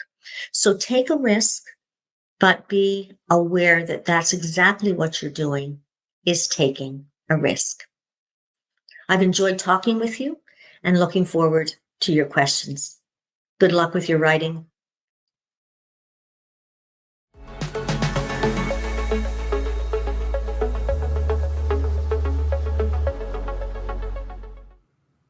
Hey everybody, welcome to the BookFest. Today I have a wonderful group of authors with me, and we're going to be talking about building the worlds that you read in our books. I would like to welcome Trisha Copeland, the award-winning author of Kingdom of Embers, To Be Fae Queen, Lovelock Ones, plus 17 other titles, and Azrea Aztec Priestess, and host of Finding the Magic Book podcast. Also with us is Sebastian de Castell, award-winning fantasy author of Traitor's Blade, Spellslinger, and 16 other novels with work translated into a dozen languages. That is really impressive, man. Hollis Jo McCollum, award-winning author of the Rasheen series and the Lost Beacon Chronicles, is with us today. She creates epic, dark, and historical fantasy and hosts a podcast on writing and storytelling. And finally, we have Amy Wolf, author of 12 novels, including The Miss Bronte's Establishment, and former Hollywood Studios executive with 20th Century Fox and Warner Brothers. I'm your host today, author Beth A. Freely. You probably know me because I'm a BookFest bellwether. See, I'm already tripping over my own tongue. Yes. And my own novels include Beyond the Steps of Stone, a BookFest winner, The Lock, and The Legend of Captain St. Pierre. So we are going to talk about world building. Now, we all know that the worlds that we create in our books, whether it's a romance novel or a fantasy novel or a sci-fi novel, set up the scene and the tone for what our readers enjoy the most. And of course, every author has a different process for world building. So let's get started and let's find out what our authors do to build their worlds. Trisha, you're the quiet one over there in my lower right-hand corner. Talk to me about how you get started building the worlds for your novels. My books are really character-based, so usually I have an idea for a character before I have an idea for my world. And I don't know what's going to happen in the future, but that's what's happened in the past with both my fantasy series. So I create this character, I create maybe some of the challenges that she will have, maybe kind of think about who she is and what I want her to represent, or what I want her challenge or her struggle to represent. And then I start building in the layers of her world around that. What does she need to do? What powers is she going to have? What's going to limit her? What's going to challenge her? And what kind of setting is she in, so that it can highlight all of her special qualities, or, just themes that I want the readers to think about. So that's how I start my world building. I don't know how other people do it, but that's how I've traditionally done it. Amy, what about you? How do you start your world building?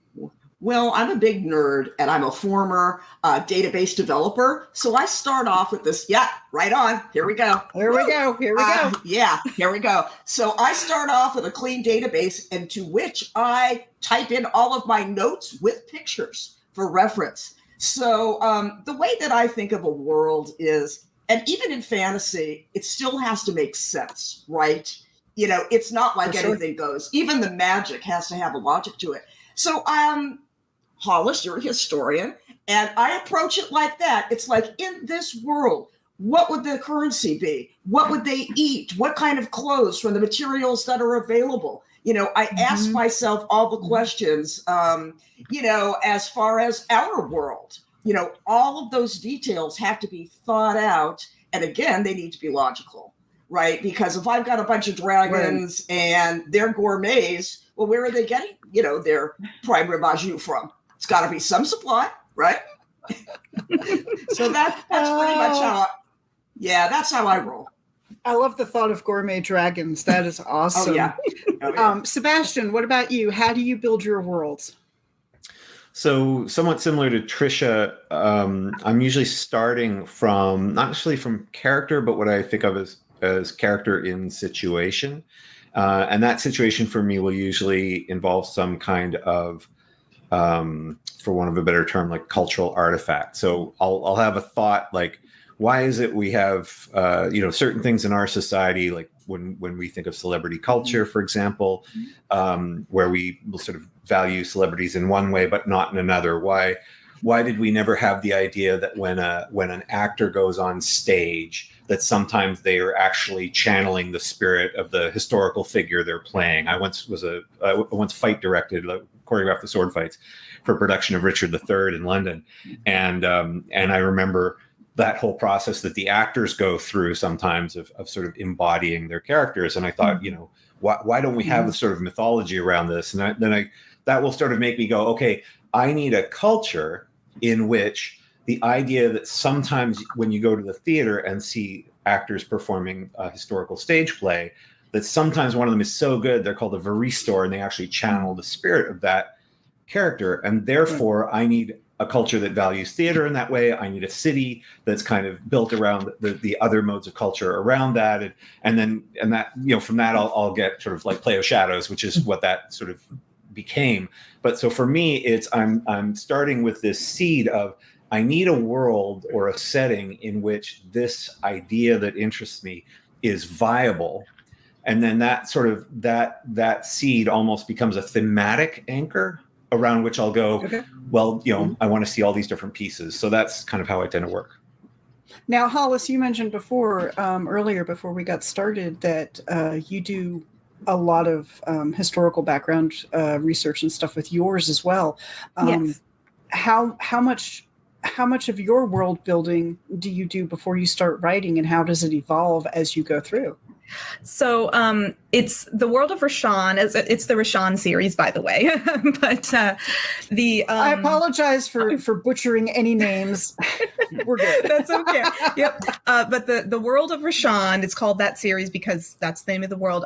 It was actually started as a D&D campaign that I played. I'm one of those Very role-playing nice. nerds.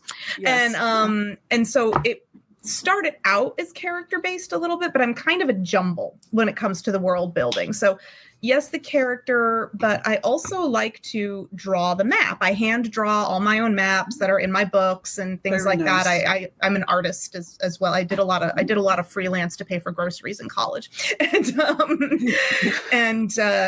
I do that, but I do think about it in the historical context because my Rashawn series is pure fantasy. It's pure, dark, epic, romantasy kind of stuff.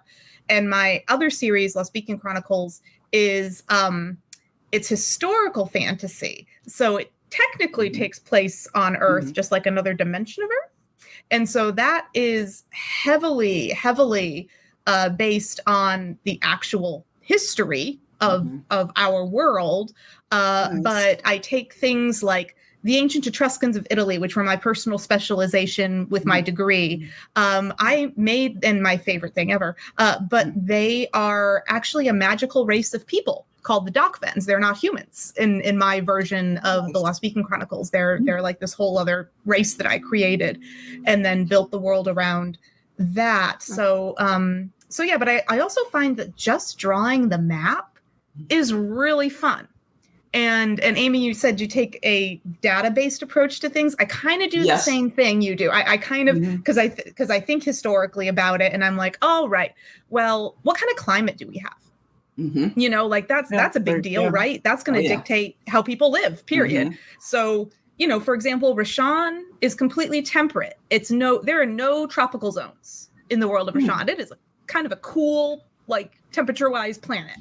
And in my mind, it's smaller than Earth. It's not big, or it's not as large as our world is, and that sort of thing. So the amount of time it takes to sail across the ocean is, maybe 2 months or 1 month instead of 4 or whatever it took back in the day to sail across the Atlantic, and all those other things. And then what crops would grow, what kind of people live where, what kind of cultures would they have? For example, in the Rashawn series, the sequel, the last book in the Rashawn trilogy that is coming in October, Terra in the World, they're on a remote little grouping of islands in the northern area that's kind of heavily based climate-wise on Scotland. And but they're cannibals who live on those islands. And so, but then how do those cannibals live? What do they do?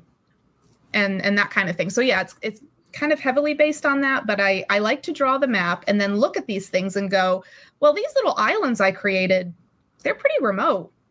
Seems like a great place to put some cannibals where nobody ever wants to go ever, and that kind of thing. And then you just sprinkle it out. So in my case, I write romance novels and I write across subgenres. All right. So when I was actually working on Beyond the Steps of Stone, which is my sci-fi romance, it's a post-apocalyptic story that takes place 2,000 years in the future. So, of course, my brain was going, what is the Earth like 2,000 years in the future when Mother Earth has pretty much jumbled everything up? We don't know what's happened. Was there a nuclear war? Was there not a nuclear war?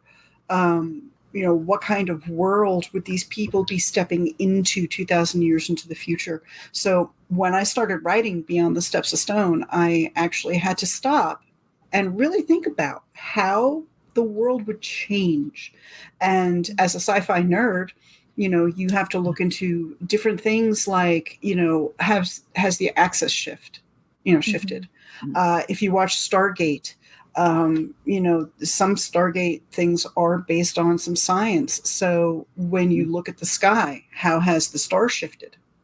How has the Earth's tilting or shifting changed what you see in the sky? So in regards to the sci-fi, I have to stop and actually think about, what are we looking at in the future?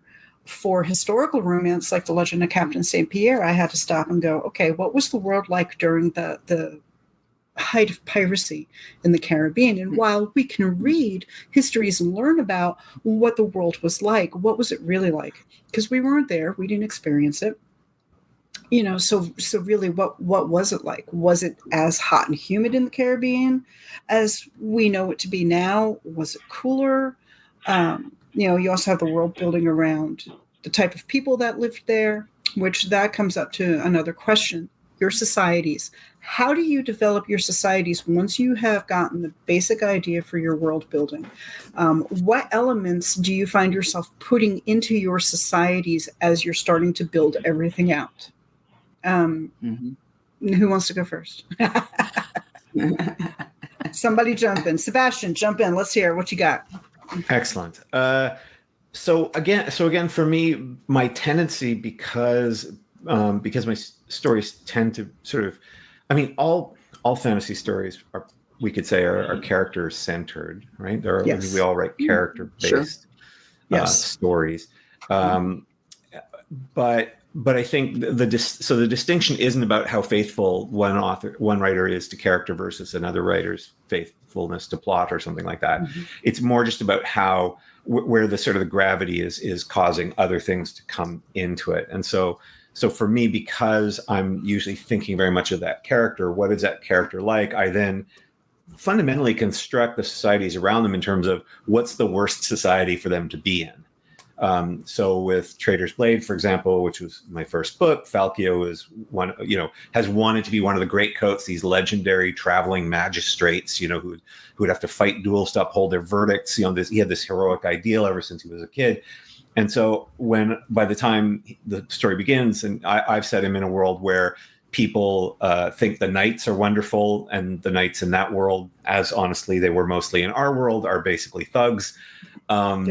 And people think that justice is overrated, and so they don't believe in any of the things he believes in. And so I try to construct a society that basically kind of functions, however poorly, but that represents everything that is in a way antithetical or problematic for my character. Because I want there to be the potential that any time that character interacts with another member of their society, that there's an automatic natural point of conflict.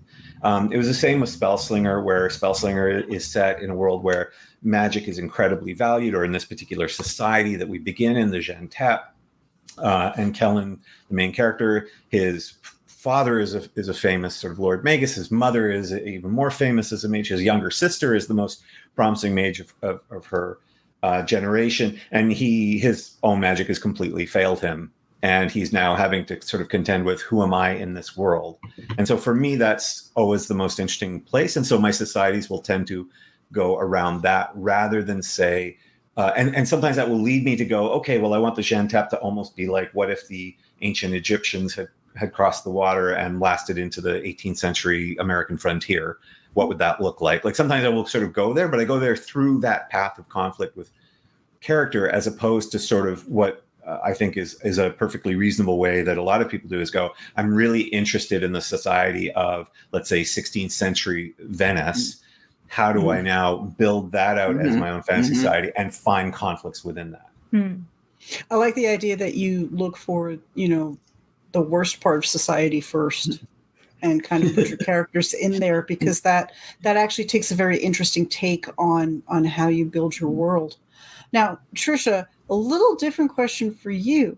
You write, one of your books is called To Be Fae Queen, which is leading me to believe that you write about the Fae and the world of fairies.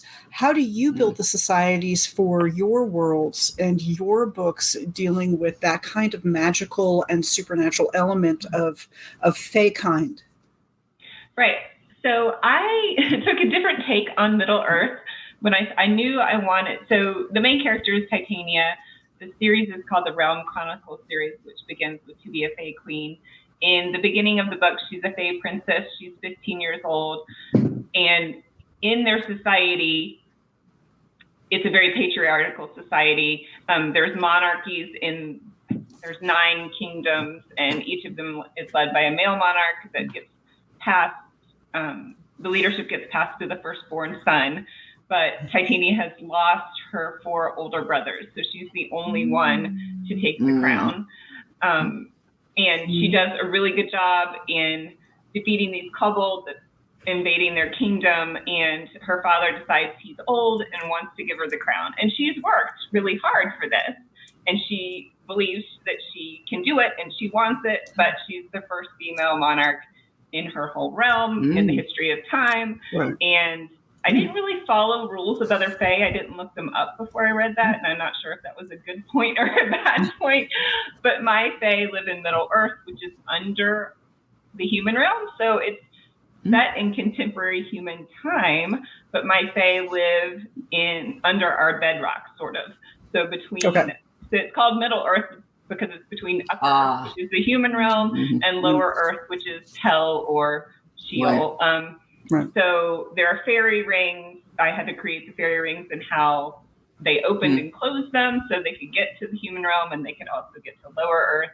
And spirits can pass between them, but there are also rules of if the fae stay in the human realm for too long or other little things, they can't go back. And then there are rules about who can come into the Middle Earth, or they end up having to stay forever. So, it was interesting, Sebastian. So I put them in the worst world for them because maybe I did that a little bit for Titania because she's blazing trails all over the place. Now, Amy, you said that you use a database to track all of your world building. Have you ever run into a problem with when you actually sit down and you start writing and you're referring back to your database? Have you run into the info dump problem? Not at all. I hate info dump. I am a Clarion West graduate, and right on. And we don't do info dumps. What I do is I introduce exposition during action, during dialogue or action, so it doesn't bore the heck out of people. So no, I don't tend to do that. I mean, I have, it's like Francis Coppola, he'll shoot 1 million feet of film, for only a few reels. For a few seconds, so I have way more information than I need, but, I've been doing this a while, so I hone it down. And the other thing, Hollis, speaking to historical fantasy, I also write historical fiction. And I do a big database for that. And thank you. It's 2 books, and it's called A Woman of the Road, and it posits a female highway woman in 16th century England. She said, plug. Thank you. Serious plug, yes. Oh yeah. So basically, I have 2 historical fantasy series, both of which involve dragons. The first one is set on basically Turkey in 500 AD. And it's called The Dragon of Light and Chaos. And that's pretty much what it is. Every 100 years, they have this monumental battle. It could last as long as 9 years. And it's basically trying to restore balance to the earth. So, so I found, I really researched my brains out, found a lot of fascinating facts. And I also love caves, so I incorporated that. And there you go. Now, my other historical fantasy is it's about the 12 labors of Nick. Okay, he has to reperform the 12 labors of Hercules. So this is kind of a comic grease, like my Sphinx tends to sound like Rodney Dangerfield. Okay, so I'm taking a comic twist, but I still wanted to research, the Greek gods and the Olympians and the monsters and so on, so that even though they're mythical, I wanted it to be real. Right. So my other dragon, whatever you call 4 books, help me out, people. 4 books. It's called a quartet. Let's call it a quartet. Let's call it a quad. Yeah. It's a rectangle. That world I made up completely from scratch. But I had to give them a history. Like, what the heck are these dragons doing on this other planet, Cavernus? How did they get there? So I did construct the whole backstory of their history, and I did what I wanted. Like, I have some dragons who are CPAs and lawyers. Okay, so yeah. Okay, I'm digging this. Yeah. Cool. Powerful and intelligent. Right? Some my kind of dragons. Absolutely, they got their own school, their own rowing team. I'm telling you. And they are gourmets. So I think they just sound like marriage material. I mean, you know what? If they weren't 7 feet tall, they would be. But the thing is that for historical fiction, I think you have more of a comfort zone, right, Hollis? Yeah. In other words, here are these facts, and on top of that, I can layer my own thing. Whereas when you're just creating your world out of whole cloth, you got to put a lot of thought into that. So, but I still do databases. Absolutely. Databases for everything. Mm-hmm. Yes. Yeah, absolutely. Well, and just to piggyback on that a little bit, just go for it. Please. Even with historical fantasy, like you have it's great when you're doing something based in history, because even though you're playing with it and you're like magic and all of that, you still have this lovely little linear thing that actually happened that you're kind of remolding into your thing. Like Spare the Swallow, plug is the origin story of the main character Lucretia for the Lost Beacon Chronicles. And that, and she, like I said, the Etruscans, I make them into a fantasy race called the Dockfens. But what happens is we're talking about the fall of the Etruscan Empire, which, like the Romans kind of mowed them over after the Etruscans built Rome and gave them all the technology by the way. Just saying, Romans were good at that in the first place. Romans were a bunch of sheep herders before the Etruscans came along and built Rome. Just like the historian in me has to say. I get a little feisty. But they come along and I have that to talk about, and I have the trauma to talk about. I have the culture to reference. I can talk about divination in the Etruscans because they were actually crazy spiritual and they were really amazing. They had all sorts of prophecies. They actually predicted their own demise quite accurately. Like thousands of over 1,000 years before they fell, they predicted almost to the year that their empire would fall. Their divination, and just FYI, fun little historical fact, the Pope and the bishops and the funny hats and robes they all wear? Yep. That's what the Etruscan priests wore. Ooh, Catholic, that is a nice official outfits are still based on the ancient Etruscan priest outfits. Those are their outfits. Ooh, wow. Speaking of weird priestly outfits, and how we build our worlds and how we're looking at societies and everything like that, and to keep from info dumping. Trisha, you've done a book called Azrea, Aztec Priestess. How much Aztec research did you do for that book and for that world building? Oh, I lived there's a UK site about the Mayan, Aztec, and Inca civilizations and people. I lived on that site like day and night for 60 days, probably. There was so much information on that site about what they ate, what they drank, what their society like, how they sent their children to school, the rules of their society, how they built their houses, and it's illustrated too. So my artist was very much immersing himself in their culture and what everything would have looked like in that time.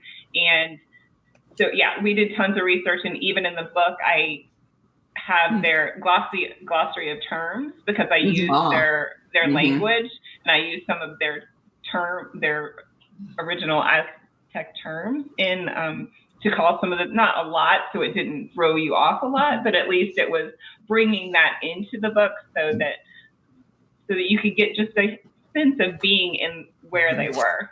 Yeah. I love it. All right. So now let's switch gears a little bit here. We've had our historical fiction. We've, at least 4 of us have pulled a lot of research to write historical fictions of some sort. Now, Sebastian, you've pulled research probably to write your vampire story. No, that's the interestingly enough. I'm the worst on this front. No, I was before we started, I was telling the story of the sequel to Malevolent 7, which, by the way, was very intentionally a book that I wrote during a worldwide event of non-particular significance in 2020.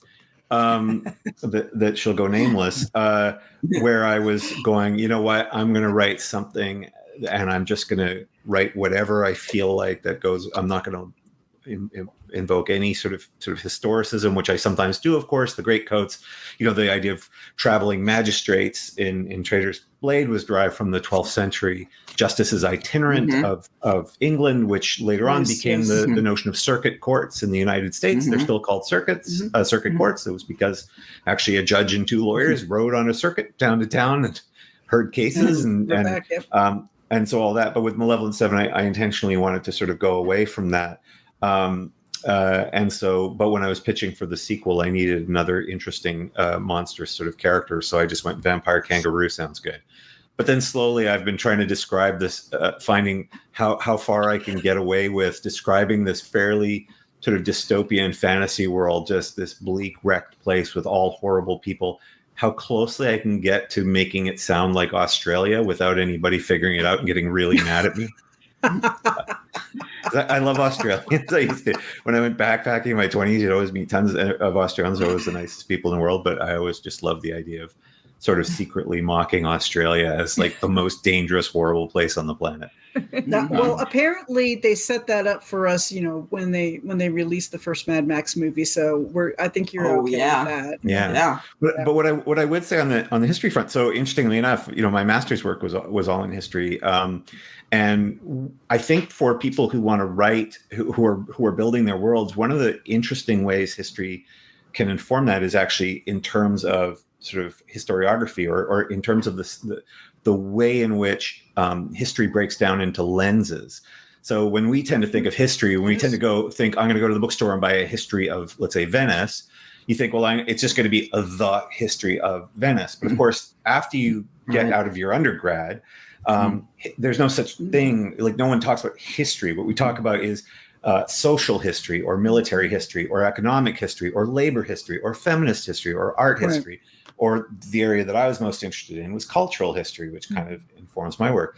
And each of those, there is an art history of World War II. You would think World War II, you just think World War II, like it was just, there was war, it must all be military. But of course, there was labor history, social history, feminist history. And each of those lenses we'll still touch on all of those. We'll still get to all those pieces, but they'll see it through a different lens. And what's interesting about people as they move up as they study history is finding the particular historical lens that feels most attuned to them. And I think when writers are starting and they're trying to build worlds, they often feel like I have to just have this weird completeness, like I have to create the encyclopedia. And for some people who have the mind for that, that's wonderful. Like when you can do it. And I find a lot of people who are like dungeon masters are quite good at that. I'm terrible at it. When I played D&D in the last couple of years, it was always as a warlock, because then you don't have to make any decisions. It's just Eldritch Blast all day long. But for people who are struggling, like I want to build a world, it's sometimes useful to go, what's the lens that I kind of like to look at the world through? And so for me, that happens to be cultural history, which is why at the beginning I said, I like the idea of this culture where people think that certain actors go on stage. The theater culture is so rich that they think that, they can channel the spirits of the characters that they're playing. And that's a very sort of, but there's a labor perspective on that. There's a military perspective on that. There's all of these things. I sometimes think in terms of, for example, I'm just going to pop out a visual aid randomly here. But something like, this is a silver coin. It's a fairly recent silver coin based on a Dutch one. But when you look at this coin, you can ask, like, why, what's on here? You look at it through economics and think of the silver and the value and what it's for.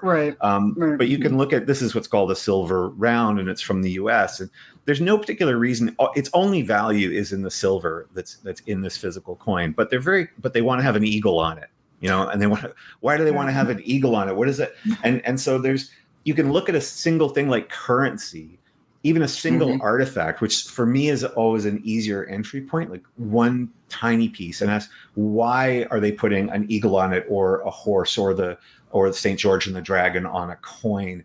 Why do they that? How much is that coin worth? How hard is it to get? How hard is it to make? And you can take a single artifact and actually delve quite deep into that overall world that you're creating.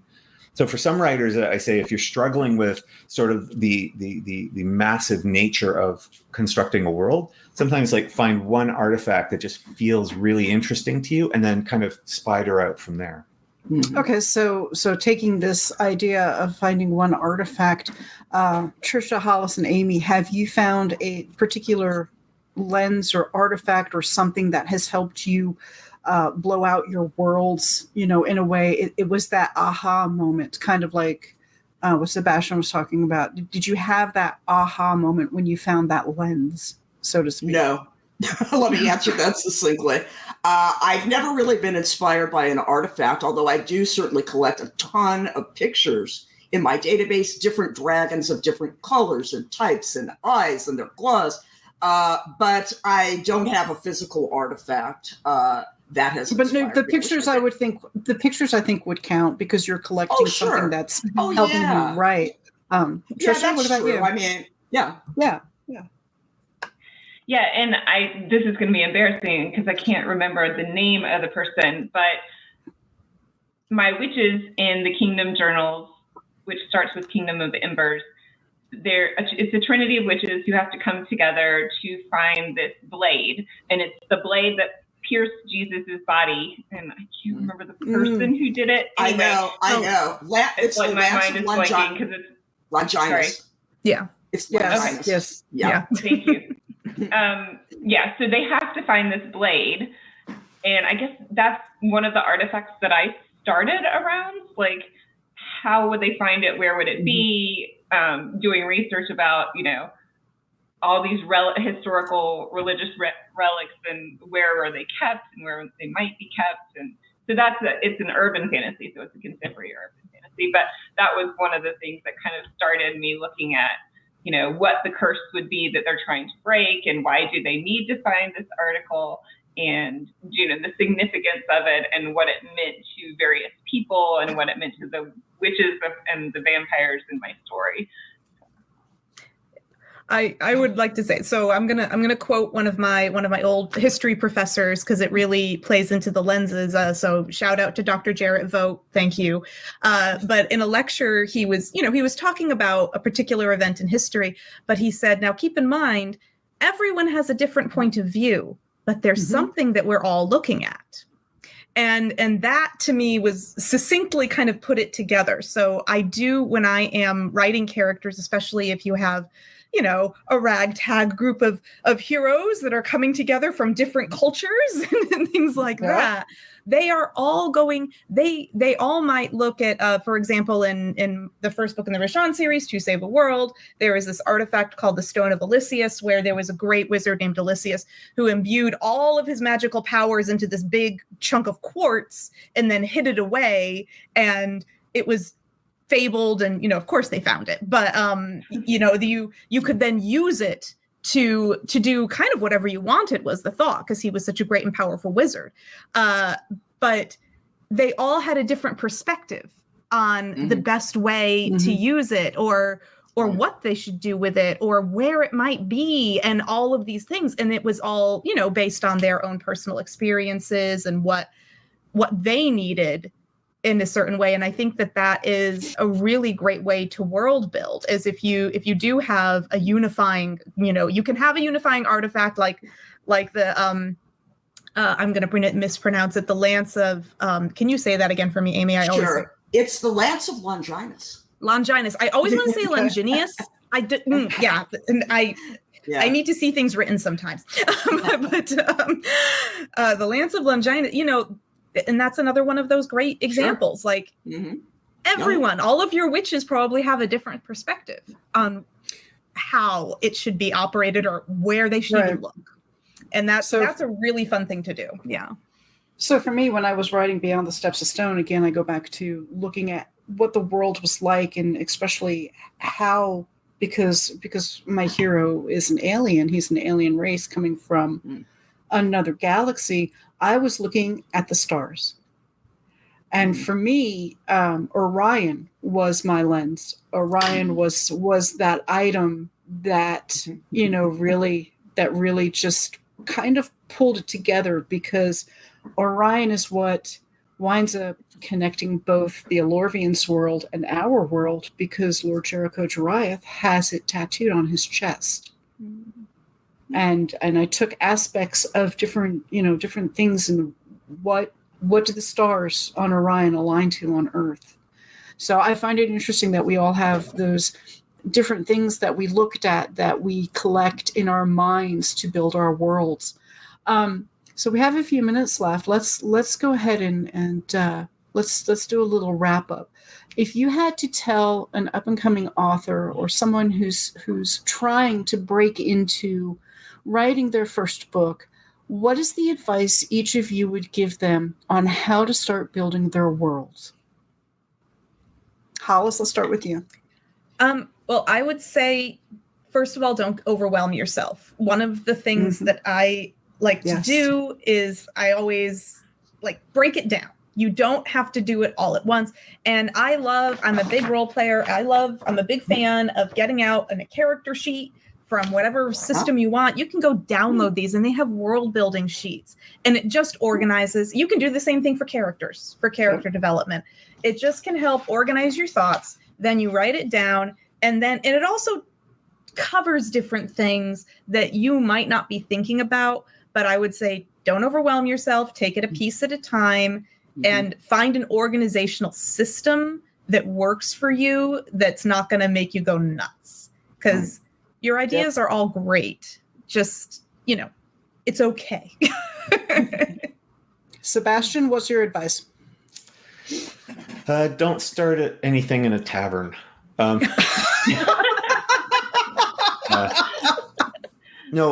I say this mostly facetiously because you can write wonderful tavern scenes, and there's a reason why they come up so much, because they were important places at a certain period of time. So Dan Brown, who wrote the Da Vinci Code, has kind of an interesting way of plotting a novel, which I've never done. But he says he'll literally start with a really interesting city like Madrid, and he'll find all the most interesting places on it, and he'll go, oh, there's this old military fortress. Oh, there's the Gaudi Cathedral, and he'll say, I don't know what I'm going to do or how they're going to get there, but I know I want a big battle scene here, and I know I want someone to die here, or a big intrigue moment here. And so that's kind of an interesting way to look at it, because the one thing that does is it guarantees that wherever your action's taking place, there will be an intersection between the action that's happening and the place, and the place will be interesting enough to play a role in that action, as opposed to one of the mistakes that I sometimes make, often in early drafts, is I'll be writing all these scenes that are in a sense taking place in what we call a white room. There's no, you're just not sure where it is, because it's, and people will then think, well, no, if I just, I'll make sure to describe it. Like, oh, I made sure I put the wall color and how big it was. But then it's still not interacting with the action. Right. So when you're thinking of something like, I'm going to write in a tavern, or I need a scene, I need the characters to be having a conversation about some mission. And you go, I guess I'll set it in a tavern. The first question is, does it have to be in a tavern? Is there something I can do that has the things I need from a tavern, but is my own kind of place, my own kind of setting that I haven't seen lots of times before? And the second thing to do is go, how can I make this setting or interact with the action that the characters are undergoing? Because otherwise there's that risk that you might write tons and tons and tons of detail about the world that you then present, and you can present it very well, but if it doesn't actually interact with the characters, then it's not actually interacting in the story. Yeah, right. So those two things I think are helpful to me. Yeah. Trisha? I feel like I'm going to mirror everything everybody said, and I'm going to kind of take on what Sebastian said before about what is your lens? Like, what are you drawn to? What's important to you? What do you want your characters to say? I mean, you might want your book to be completely about entertainment and fantastical fun, right? I mean, just to take the reader out of this world we're in into another world. That may be the goal, and that's a great goal, because there's a lot of room to play with that too. But it might be have a theme, a faith, a perseverance, whatever that is. So, and I really like the idea of not being tied to one way to do it. Like if somebody told me to write my stuff in a data file or a spreadsheet, I'd be like, no. Yep. And I have no artistic talent, but I write things down in books and journals, and I keep them forever. Hopefully they will last forever because I have them nowhere else. But now my editor is making me write outlines. So that's the evil outline. It's happening after the fact, so that's okay. It's still getting done. So yeah, I think everybody's going to have their different process and their different worldview style. And like Hala said, just start with one idea, one thought, one theme, and grow from there. Mm-hmm. And Amy. All right. Even though I am a database nerd, I start off world building by freestyling. In other words, my little fingers go over that keyboard in Word, and I just go through the whole imaginative thought process. Where are they? Why? What's the history? What do they eat? What do they wear? How did this happen? And then I will go the database route. One thing I could say too is go to Clarion, okay? Because you need to learn how to write before you build that world. And I recommend that program, 6 weeks of a writer's boot camp that you will never forget.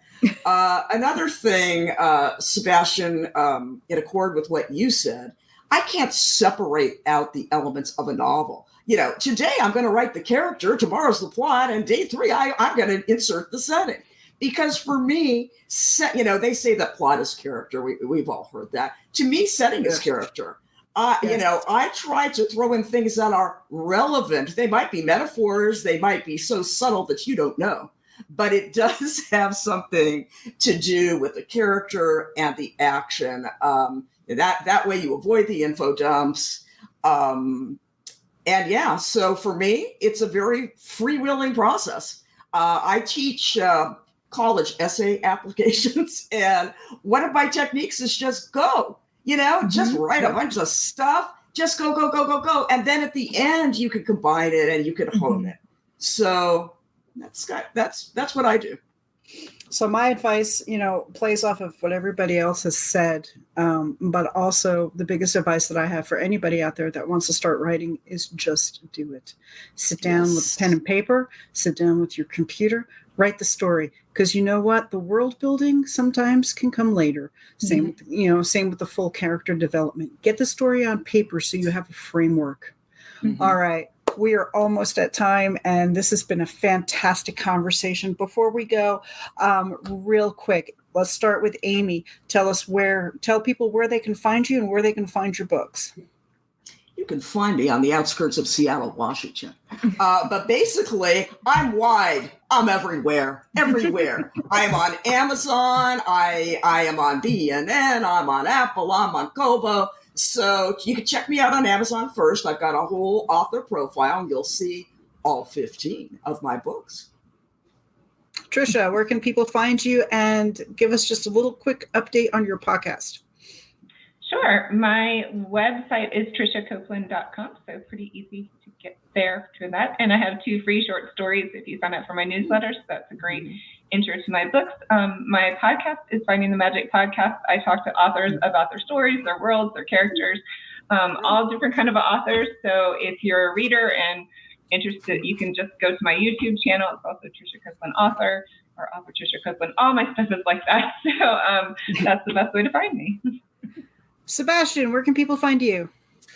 I'm pretty easy to find. My website is decastell.com, so DECASTELL.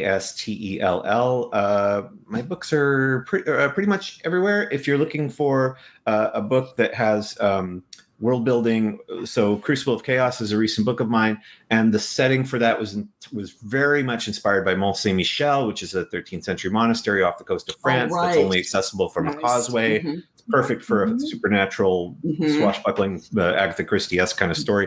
But that's an example of taking a very specific place and then letting yourself be the basis of that.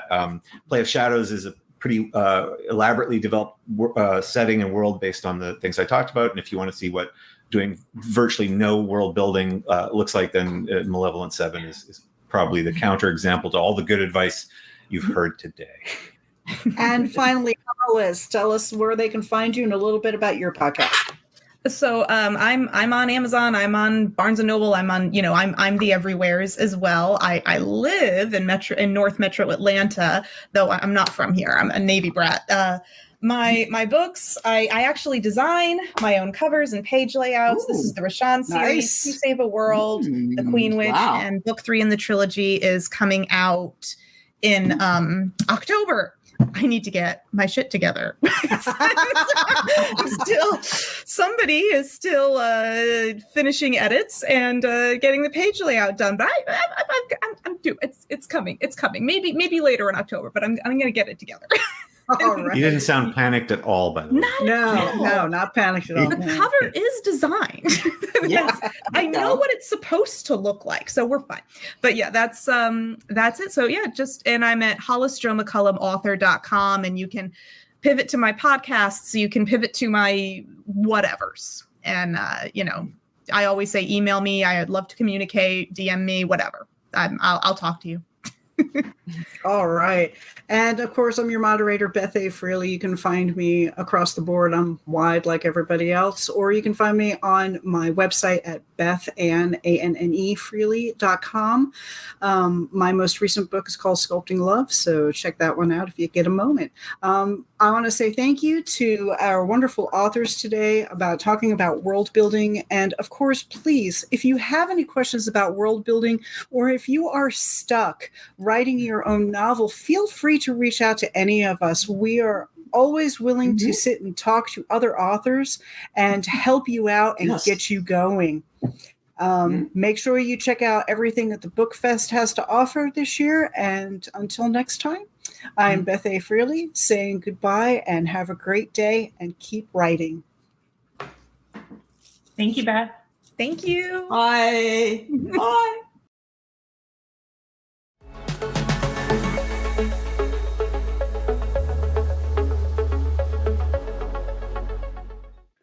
Hi, I'm Karen Hodges Miller, and I have written a book on how to write memoir. I actually have written a lot of books on how to write books. And since I recently finished writing my own memoir, I figured it was time to tell people how to write it, and hopefully they can not make the mistakes that I have made. And so now we're ready to start the PowerPoint. And there is my book. And let me see.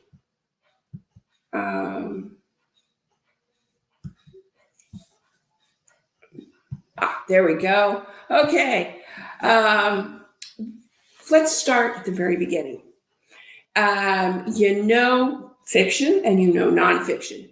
So fiction is a story that's invented by the writer. Some of the characters may be based on actual people, but the story is not true. The author can take complete control, take as much liberty as they want with what happens to the characters. Nonfiction is factual. It is as true as the author can make it. So one person's perception and memory of events is often quite different than another person's. That doesn't make what you're writing less true.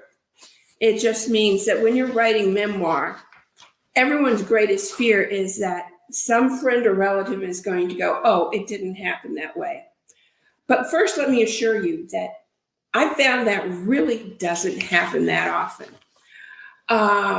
Let me see if we can go to the next slide. I want to talk about different genres within memoir. People think that memoir is just memoir. It's writing about something that happened in your life. But it turns out there are really a lot of different genres that combine with memoir. So biography is a factual account of the person's life written by another person.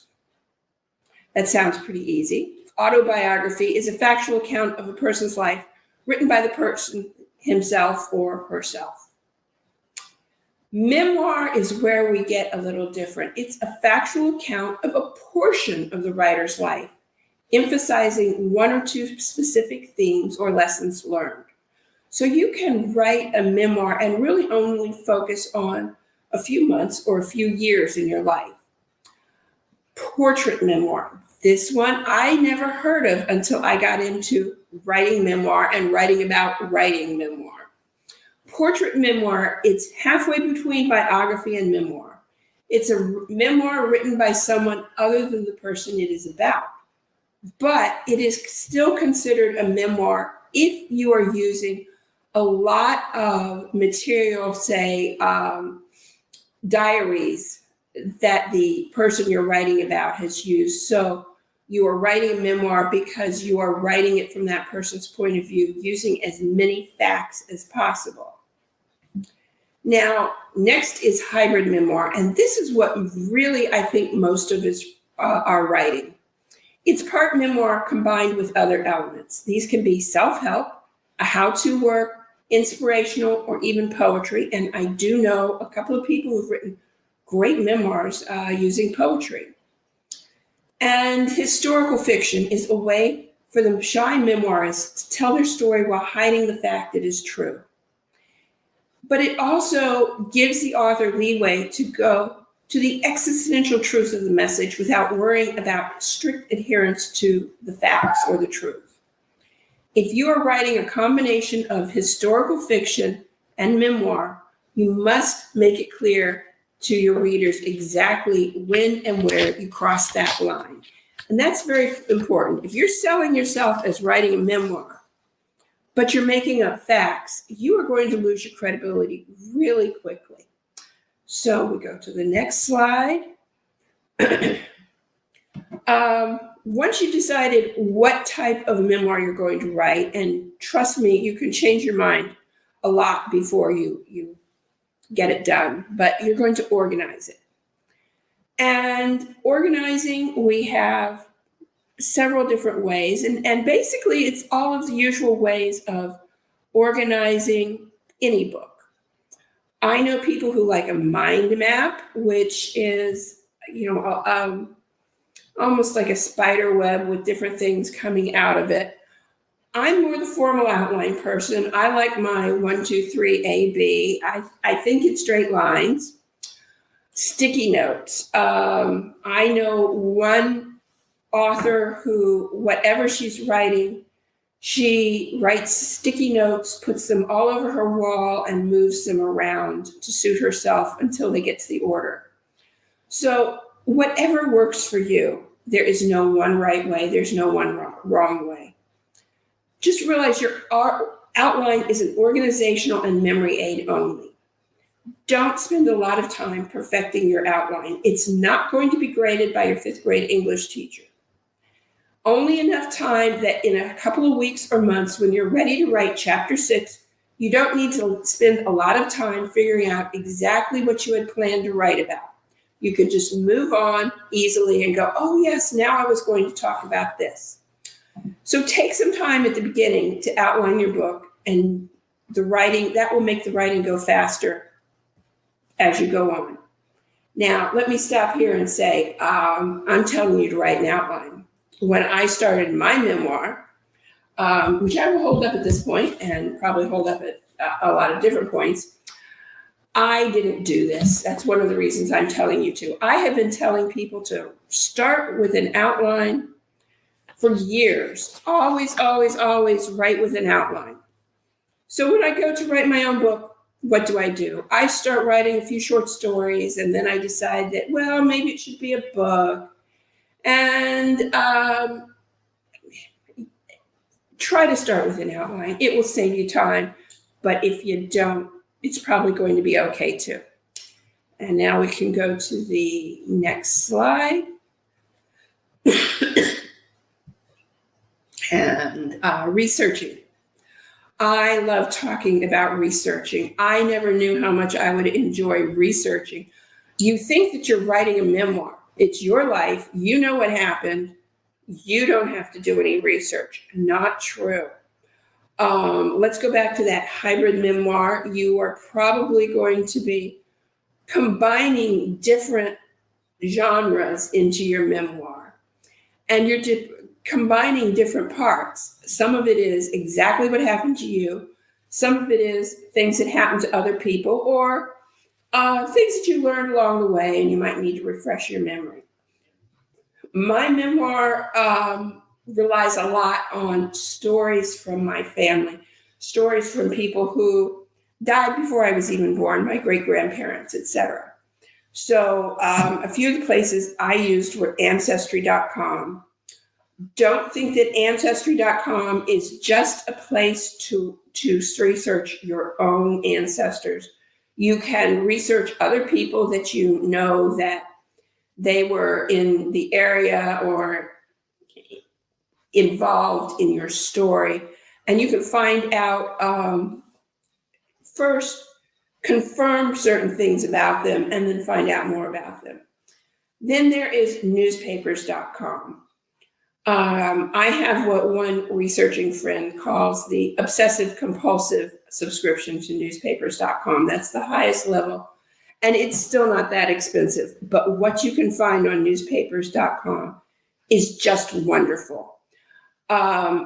Family journals and documents. If you have anything that your parents, your grandparents, your great-grandparents wrote, any documents, marriage certificates, anything like that, hiding in boxes in your basement or attic, go for it. Go find them. They will be worth your time. And interviews with people who were involved, who remember things. And sometimes these interviews don't have to be something that you do. Luckily for me, when I started this, I found that my mother had interviewed my grandmother and my great aunt all about their early life and had left me tape recordings. Yay, Mom. They were in cassette form. I had to get them turned into something that was a little more usable. But that was a great resource for me.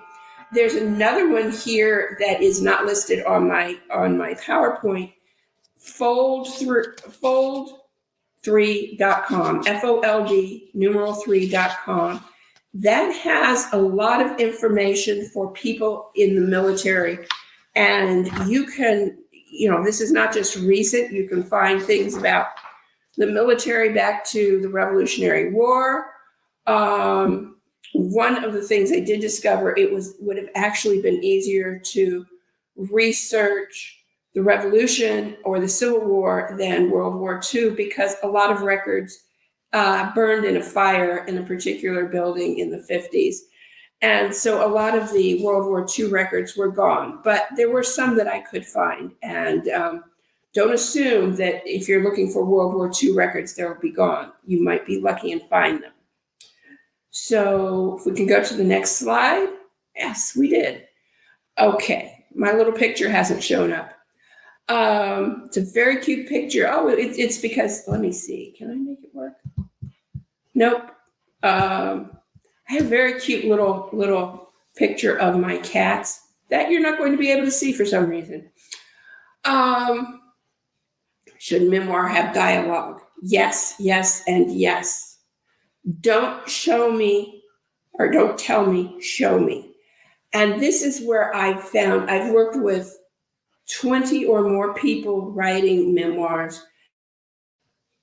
The biggest writing is just narrating it without dialogue. And people think that because they cannot remember exactly what happened, they cannot give a precise memory of the conversation, they shouldn't use it at all. And so they just tell us, I went to the store and saw Mary, and Mary said that her father was in the hospital. Well, it would be much more interesting if my father's in the hospital, said Mary. That makes a much better story, a much more readable memoir. So yes, you're going to start out by narrating the facts. When you start with your notes, you have to start writing the facts. You do need some narration in your memoir, just like you need it in any kind of writing. Even if it's fiction, you've got to have some narration. Cannot be all dialogue. We call that a play. But you also have to have dialogue. Do you have to remember exactly what was said? No. Give us an idea of what was said. Is it an important conversation? You may remember a couple of things that were actually said, but dress it up a little bit. What happened before? What happened afterward? And sometimes you just want to have a little color of, a conversation that isn't particularly important, but gives us an idea of the people there. So a work that is all narration is just boring. You need a balance between the two to keep the story flowing and make your reader want to continue reading to the end. The next slide, creative nonfiction in memoir. And this goes a bit to the dialogue. And this is a picture of my memoir, Hibiscus Strong. How can nonfiction be creative? Doesn't creative mean that you have stepped away from the truth? No, it does not. Creative nonfiction is not alternate facts. Creative nonfiction is factual material written in a way that tells a story. While writing the story, while the writing style may be similar to writing a novel, creative nonfiction sticks to the facts. Writing creative nonfiction means that you write in a narrative style and that you offer scenes, dialogue, and descriptions whenever possible. So that goes to what I have just talked about in the last slide. And we want people to read our memoir. We want people to actually start at the beginning and go to the end. And dialogue, description, setting the scene are all part of that. The arc of change. This is something that every book, whether it's fiction or nonfiction or memoir or how-to book, an inspirational book, needs an arc of change. You are taking the reader on a journey from where you start to where you are at the end of the book. The change can be physical, it can be mental, it can be emotional. Even if you are writing in a straight linear biography, the person has born, there's their childhood, young adulthood, till they die. If you show no change in them, if you don't show how they came from being a child to a successful adult, it's boring. We all have change in our lives. If your life is static, if nothing has happened to affect you or change you, you're pretty boring. And if you were that boring, you really wouldn't be wanting to write your memoir. I was just talking yesterday with someone who's writing a memoir about being a nurse in the 1970s. And she was saying, oh, but nothing happened. And then we started talking and she told me about this great story about, a bad day and somebody had checked into the hospital and then checked themselves out. And she didn't realize it. And she ends up having a yelling match with her supervisor about why they let this man who was very ill check out. Now, that doesn't sound like the arc of change, but it put it all together of taking her from a student nurse to someone who was managing a hospital. You start to see why it's part of the change, why she wanted to be a manager. So we are going to move to the next slide. Understanding the change you want to tell us about is an important first step in organizing your story. In memoir, the arc of change in your life is the theme of the book. So every book needs a theme, whether it is fiction or nonfiction. You need to know why you are writing it. Why are you writing the book? What do you want other people to get out of the book? That is the theme. When they close the book at the end, they've read the last sentence, you want them to close the book and go, oh, I learned X, Y, Z. And hopefully what they learned will be the same thing that you wanted them to learn. Sometimes that's not true. Sometimes they'll have learned something that you haven't even thought about. But whatever they learned, that is your change. That is your theme that you want to tell us about. So before you start that outline, decide what you want us to know. What is that one important fact you want your people to learn? And I am getting near the end of my slides, and this is where I say where you can buy my books. And this is my memoir, Hibiscus Strong. It is about my life, but it is also about the life of my family and how my family's lives were entwined with the founding of the city of Miami. And that is one of the things that was fascinating to me, and why I wanted to start writing a memoir, and why my memoir is a hybrid memoir. It is a little bit about me, but it's also about the stories we tell. And let me go back to my nurse friend from the other day, who was saying, oh, but nothing ever happened in my life.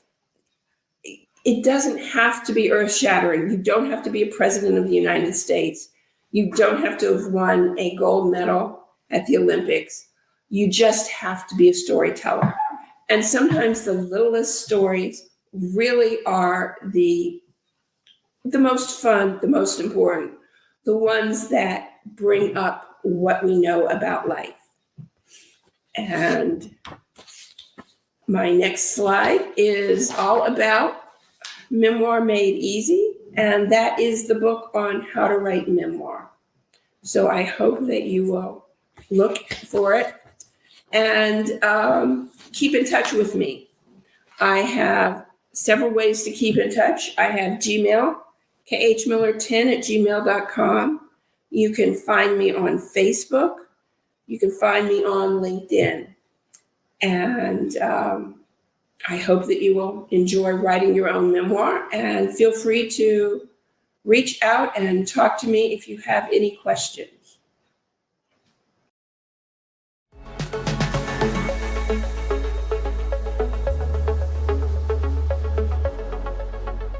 I am Michelle Steiner. I'm a freelance content editor for Skeleton Key, and I'm here with author Brandon McNulty.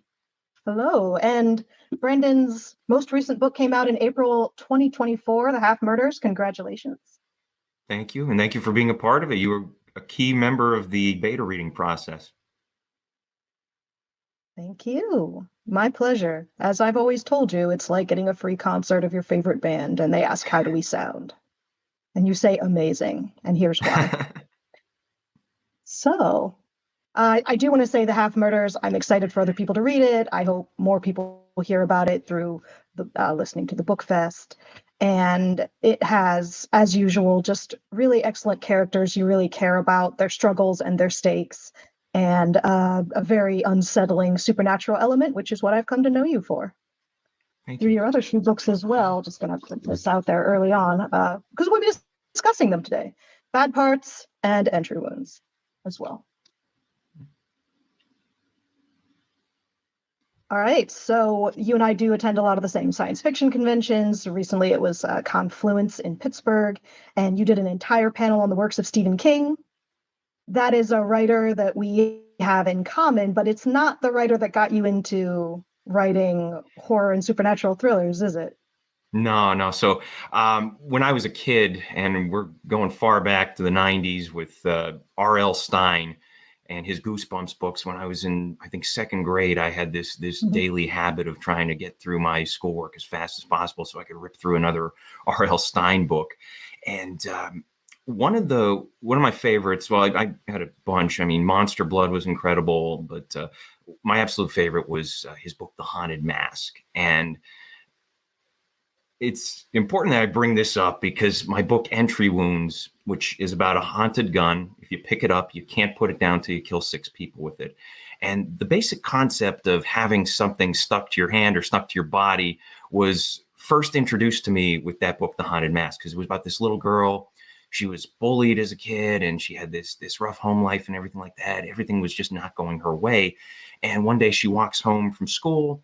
There's this mask shop, or it was like, it might have been some kind of like a Halloween shop, whatever. But she goes in there, and she sees this horrifying, grotesque mask on the shelf, and she's like just drawn to it. She wants it because she wants to scare off the bullies and just, get some control in her life and everything like that. And she ends up buying the mask, and she puts it on, and she can't get it off. And it was when it was, something I read as an 8-year-old, it was mind blowing. And even looking back now, it's still a very cool concept.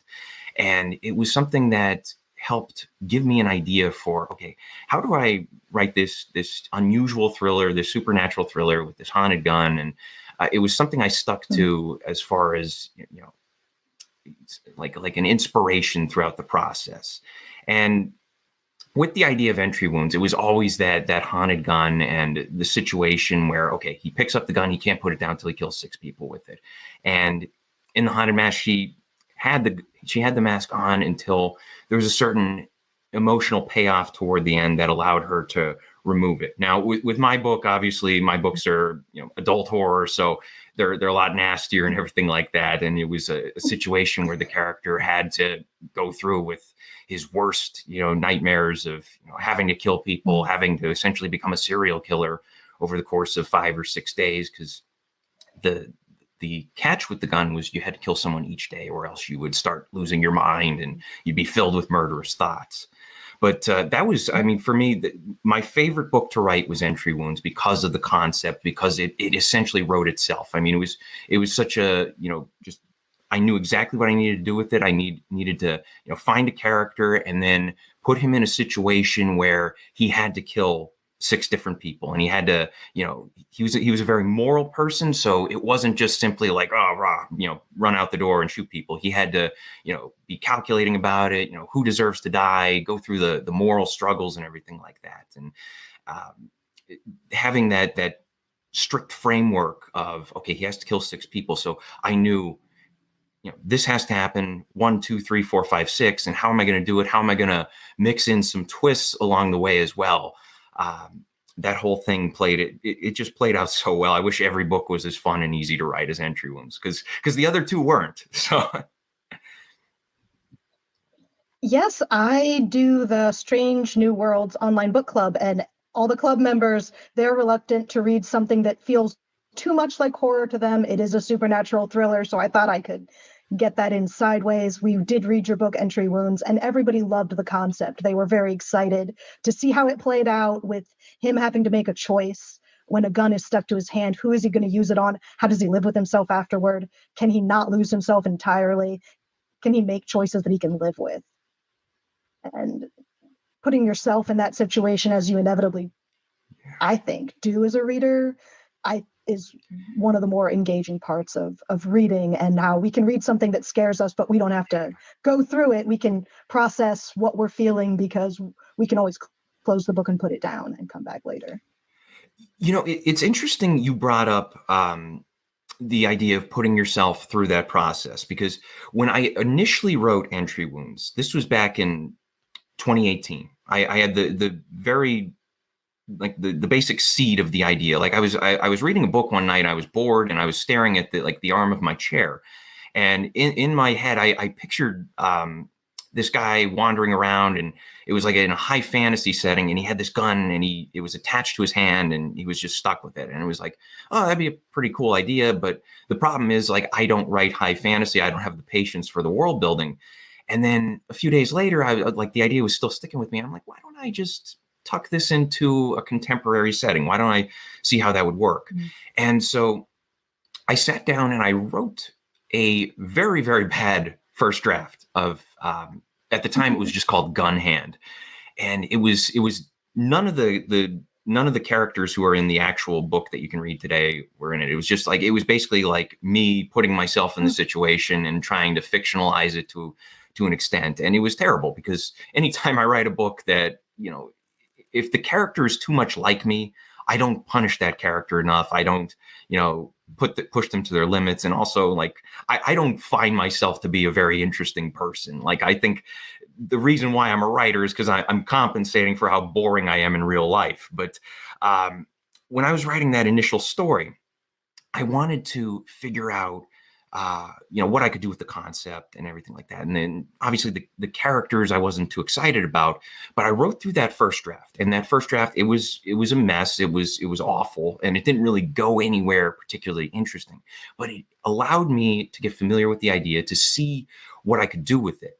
And then a year later in 2019, and this was after I had finished one of the drafts of Bad Parts, I wanted a break. So I got back to Gun Hand, as it was called at the time.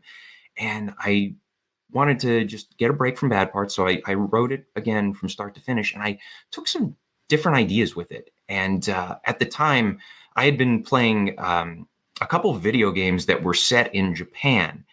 And one of them was called Yakuza 0. The Yakuza video game series it's a lot like a crime drama, but it's also kind of silly, and the characters are stylish and funny and everything like that. And I had been playing this game, and it's based on like the Japanese mob and everything like that. And I was like, maybe I can work that into my story a little bit. And that's where that really first, it was the second draft of Entry Wounds, but it was the first really good one came to life once I started incorporating different ideas and bringing in the Yakuza, and where do I work with that idea? How do I bring it to a situation? Because I set most of my books in Pennsylvania, so I set all of them so far in Pennsylvania, but I needed a situation where, okay, how do we bring the Yakuza into this? And they're mostly like, there's not a whole lot of information on the Yakuza in the United States, but I mean, typically they're in Hawaii or the West Coast. So that helped develop the idea, and then it put me in a situation where I was able to write characters that they had to go across the country, and they had to start killing people, and then the gun falls into the wrong hands, the hands of the protagonist, who he's just an everyday guy, he's a school teacher, and now all of a sudden he's got this big problem that he has to solve. Yes, I will say my favorite characters out of all of yours are the ones in Entry Wounds. Even the ones who behave villainously, they do so in such a fascinating way. Yeah, people kind of being corrupted. But yeah, and I had so much fun with it because with the characters, they were regular people who had been tossed into this ugly situation, and finding the right balance in terms of the morality, and okay, you have to do something terrible. How are you going to go through it? How do you decide what is the best possible move? And then as they're doing terrible things, they start liking it at times, and it makes things a little more complex, a little messy in a good way, which is always when you go through the writing process. I think a lot of people think, especially like non-writers, they think that, okay, well, writers, they just have this outline, they figure out what they need to do, and then they just go through it. And some writers, they can pull that off. I can't. The way I go through things, I will have an idea, and I'll test out that idea, see how it goes. And then as I'm going through the writing process, I like to take risks. I like to gamble. I like to get messy, see where different things can play out. And there are positives and negatives to this. Positives are that you unleash creativity, and you see things that you didn't initially see, like different potential outcomes or even subplots come to life. And then of course there's the downside where it's like, oh no, now I gotta fix all these problems I just created, and take care of the butterfly effect and all that, because you change one thing in a story, and then that automatically changes 15 other things, and then you're editing left and right until it's over. But yeah, it was. The whole idea of taking risks, gambling with what I'm doing during those early drafts, that's something that's really brought my stories to life, brought the characters to life as well. Because I think if you have a character who's just playing along with the script, that's no fun. But if you have a situation where you're writing a situation where they are supposed to be doing something, and then all of a sudden they do something they're not, that's where the story gets interesting. That's where the fun starts. all right, so that is a little bit of the evolution of Entry Wounds. What about Bad Parts? A little bit about what the story is about, and then how it evolved from start to finish. Okay, and Bad Parts, I have it over here, but Bad Parts, it's a small town horror story, supernatural thriller, and it's set in this somewhat isolated Pennsylvania town. And basically the people there for the past 30 years or so, they've been trading away their sick and injured body parts in order to get healthy again. And then what happens is this one woman, her name is Ash Hudson. She's a guitarist in a metal band. Her band is they're on the rise and they're about to play this big show. And right before the show, she does like a warm-up concert near her hometown. After the concert, she goes out to the parking lot and she gets attacked, and somebody, she doesn't see their face or anything like that. Somebody just beats her up and busts up her left hand, which is of course the money hand if you're a guitarist.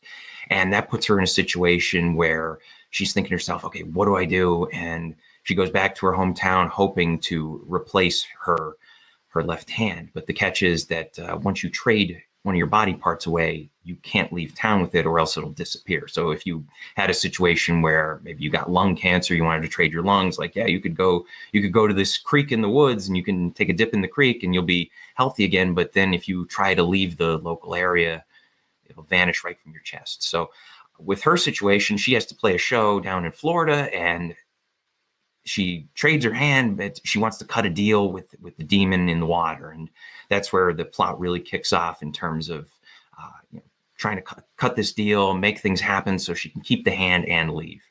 And with the whole writing process of Bad Parts, it was an interesting situation because back in 2015 was when I first got the idea. And I remember a buddy of mine found out I hadn't seen the movie Poltergeist. I think it came out in like 84, and he was a big fan of it. And I told him, like, yeah, I haven't seen it. He's like, oh, you have to go see it. You have to go see it. And he hyped it up so much. He's like, oh, you got to go see Poltergeist. So I watched it later that night, and I was underwhelmed because the hype was just off the charts. There was no way it could have ever lived up to it. But toward the end, there was one particular scene where the family's backyard just kind of collapses or something just comes out of the ground, and it looked like a fist emerging from the ground. It was just that was just the way I interpreted it. And I was like, at the time I was like, oh, yeah, that might be a cool idea for like a flash fiction piece, like something like some hand just flying around, some haunted hand or something like that. And the next morning I wrote what was supposed to be a flash fiction,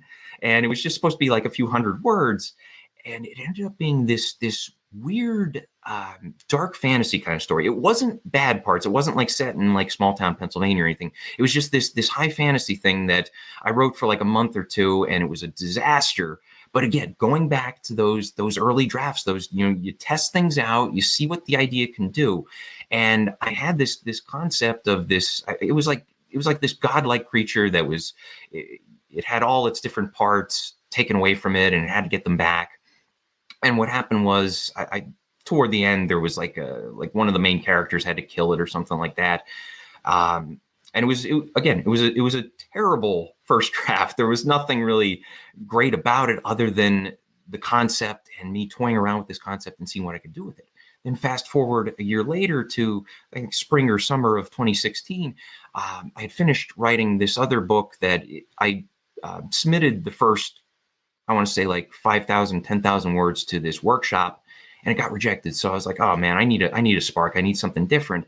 And in my head, I came back to that idea of the different parts and of this creature, and I envisioned it in like a small town setting and stuff like that. And all of a sudden, things start falling into place. And at the time, I was really inspired because I had gotten that rejection from the workshop, and it was like it was like an "I'll show you" kind of situation. Like yeah, I can write a novel. I can write something good. So I bunkered down and I wrote the first true draft of Bad Parts. And during that, it was a situation where I was kind of trying to write something inspired by Salem's Lot, which is my favorite Stephen King book. And for those of you who aren't familiar with Salem's Lot, it takes place in New England, and it's like a small town story, and the town gets overrun by vampires, and there's a lot of different characters, and they all have their own problems and things like that. And it's just, I love it to death. And it was a key source of inspiration for me. So as I'm writing this Bad Parts story, I'm like trying to figure out how do I, bring that feel of Salem's Lot into my own idea, my own world that I was creating here.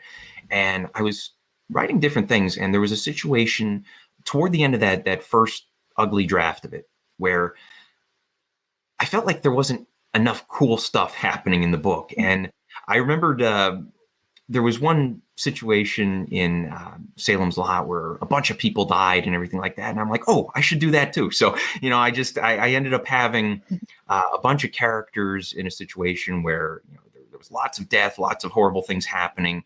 And that ended up being one of those things where it was like, okay, I don't know if I'm going to keep this. I don't know if it can work, but it was just me having fun with it, seeing where things would go. And then later, when I came back a few months afterward and started writing the second draft, I started building around that plot point. And throughout the different drafts I went through, and Bad Parts had a ton of drafts, because that was the novel where I learned essentially how to write a novel. That was the first one I released. So I wrote the first draft, I scrapped that, then I settled in on that second one, and I really started, focusing things, bringing things to life, bringing major characters to life, because I had certain character major, like one of the main characters, Carl. He was originally just the cop, and then there was another cop on the force who was Ash's father, Ash being the main character. And in the first draft, there were two separate cop characters, and then I just blended them into one, and I made Carl Ash's adopted father. So there were a lot of things that happened between drafts. And I think when you have that opportunity to take a step back from what you're writing and ask yourself, like, okay, what's working here and what is it? And I knew that I needed a cop character for certain plot events to happen. And I knew that I really liked Carl as a character. I thought he faced some interesting challenges over the course of the story. And it was like, okay, well, the other cop, not so much. So I combined the two, and that ended up being the second major character in the story. And another interesting thing, Ash's brother in the finished version of the book, his name is Trent. He's he has a leg injury that's been it's been a problem for, I think, maybe 5-6 years or 10 years. It's been a while since I wrote the book. So, I think it was 10 years prior to the events of the story. He had this leg injury that was caused by Ash. And in the original draft, like this Trent guy, he was just like an ex-boyfriend of hers, and he didn't have any injury at all. And then as I got into it, I got into that second draft, I said to myself, I have to make sure all these characters have an injury. They have something that they need to trade in order to get stuck in this town. So I gave him the leg injury, and I added that to the backstory, and that fleshed out Ash and him a little bit. But at the time, he was still just an ex-boyfriend of hers. And it wasn't until I got some feedback from Ellen Brock, who's an editor. She also has a YouTube channel. She's fantastic. But in 2018, I won a contest called RevPit. I got to work with her, and she wrote this 10-page edit letter where she just burned Bad Parts to the ground. And it was just like, at that point, I thought I had a pretty good story, and she just tore it apart. And she said, I'm not connecting with this Trent character. There's got to be something else you can do with him, make him more interesting in it. And what I realized was that family was a theme in Bad Parts, because it took place around Thanksgiving. You had Ash returning to her hometown. She hadn't spoken to her father in years. You had other families struggling throughout the story. And I figured, why not just take Trent, this ex-boyfriend who really doesn't have that much of a stake in her life? Why not just make him her brother and create this little bit of a sibling rivalry? And from there, things just took off in terms of the 3 point of view characters. But beyond that, it was a process where, just fine tuning it, figuring out how to make those characters work, how to fit them into the situation while keeping the situation interesting. I like to keep my plots tight, so that drives me nuts from time to time, because with the butterfly effect, again, anytime you change something, you have to change 15 other things, and that can mean deleting chapters, adding chapters, revising chapters. But the process of writing Bad Parts was messy because it was such a learning experience for me. And there were different pointers I received along the way from people who were mentors to me, and of course beta readers I got a lot of feedback from in the middle stages of the process as well as the late stages of the process. Excellent. And I have to say, I do love where you ended up in Bad Parts with that family dynamic, Ash and her father, Ash and her brother, even the brother and Ash struggling to reconnect with Trent's son, who had his own injury and his own need for the demon's help that his certain family members were very ambiguous about letting a child accept the demon's help and what that might mean for the child. It created a very interesting tension because you could see both sides of the argument so clearly. Yeah, one thing I've learned through the years is that anytime you have a cast of characters and they're not gelling, turn somebody into a family member. And usually the easiest way to do it is just make somebody a sibling or whatever it is, or even like a nephew, niece, some kind of dynamic there, because family there's always going to be baggage. There's always going to be also that need to stand up for each other, to go through war together, whatever it would be. And you can never discount the family dynamic. I mean, I think as far as like bridging two characters together, that's something I always go to in my stories. Yes, you can do so much with family and second chances. You understand why someone keeps giving more chances to their family over someone else, just inherently. And you do very well with that in Entry Wounds as well. The main character, Ken, has a brother who just keeps letting the family down. He has an addiction, and they want to keep asking him sometimes because he's the only one who can sometimes step in when Ken can't be there for their father. But at the same time, they're not so sure that this time he will really be able to stay sober long enough to be helpful and be there for the family. Yeah, and the sibling relationship in Entry Wounds was also something that it was there from the start, but it was something I needed to develop over the course of the story. One time, I think after I had like a really good polished draft, I sent it to a good friend of mine, Vic. He's an editor and he helps me out with a lot of stuff. But he pointed out to me that there was a situation where Ken did something terribly wrong to Robbie, his brother. Ken's the main character, Robbie's his brother. And it was one of those things where Vic pointed out to me that, hey, there should be some kind of consequence here. And at the time there wasn't. It was just like the story just kind of went along. And then he pointed this out to me and I'm like, you know what? I should have a scene where Robbie beats up Ken. And it was one of those moments that it was one of the few scenes I added in the late stages of the process, but it brought the story to life. It brought their relationship to life in a much more significant way because of that violence. And it's a very violent book. And I think, having different characters engage in violence in different ways. And Robbie, he's not the one with the gun, so he's not going around killing people, but having him punish Ken for something that he's done, it brought that family dynamic to life. Oh, yes. And sometimes Robbie wanted to choose whom Ken would shoot, and Ken would be reluctant to go along with it. Mm-hmm. Yeah, it was a lot easier to tell somebody who they should do versus when you're the one actually holding the gun in that book. So. 100%.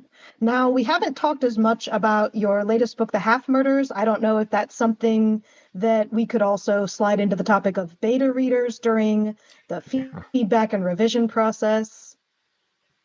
Yeah, I mean, and this is definitely the time to talk about you because you were such a key player during the mid and late stages of that process. One thing I forgot to mention when I was writing Bad Parts, I had won Pitch Wars back in 2017, which was like a contest where you got to submit your manuscript to, and if you were lucky enough to get selected, a mentor would work with you. And my mentor was Natasha Rollerson. She's an author. She does like dark romance and stuff like that. And she loved the idea of Bad Parts back when it was in like its, I think, second or third draft stages.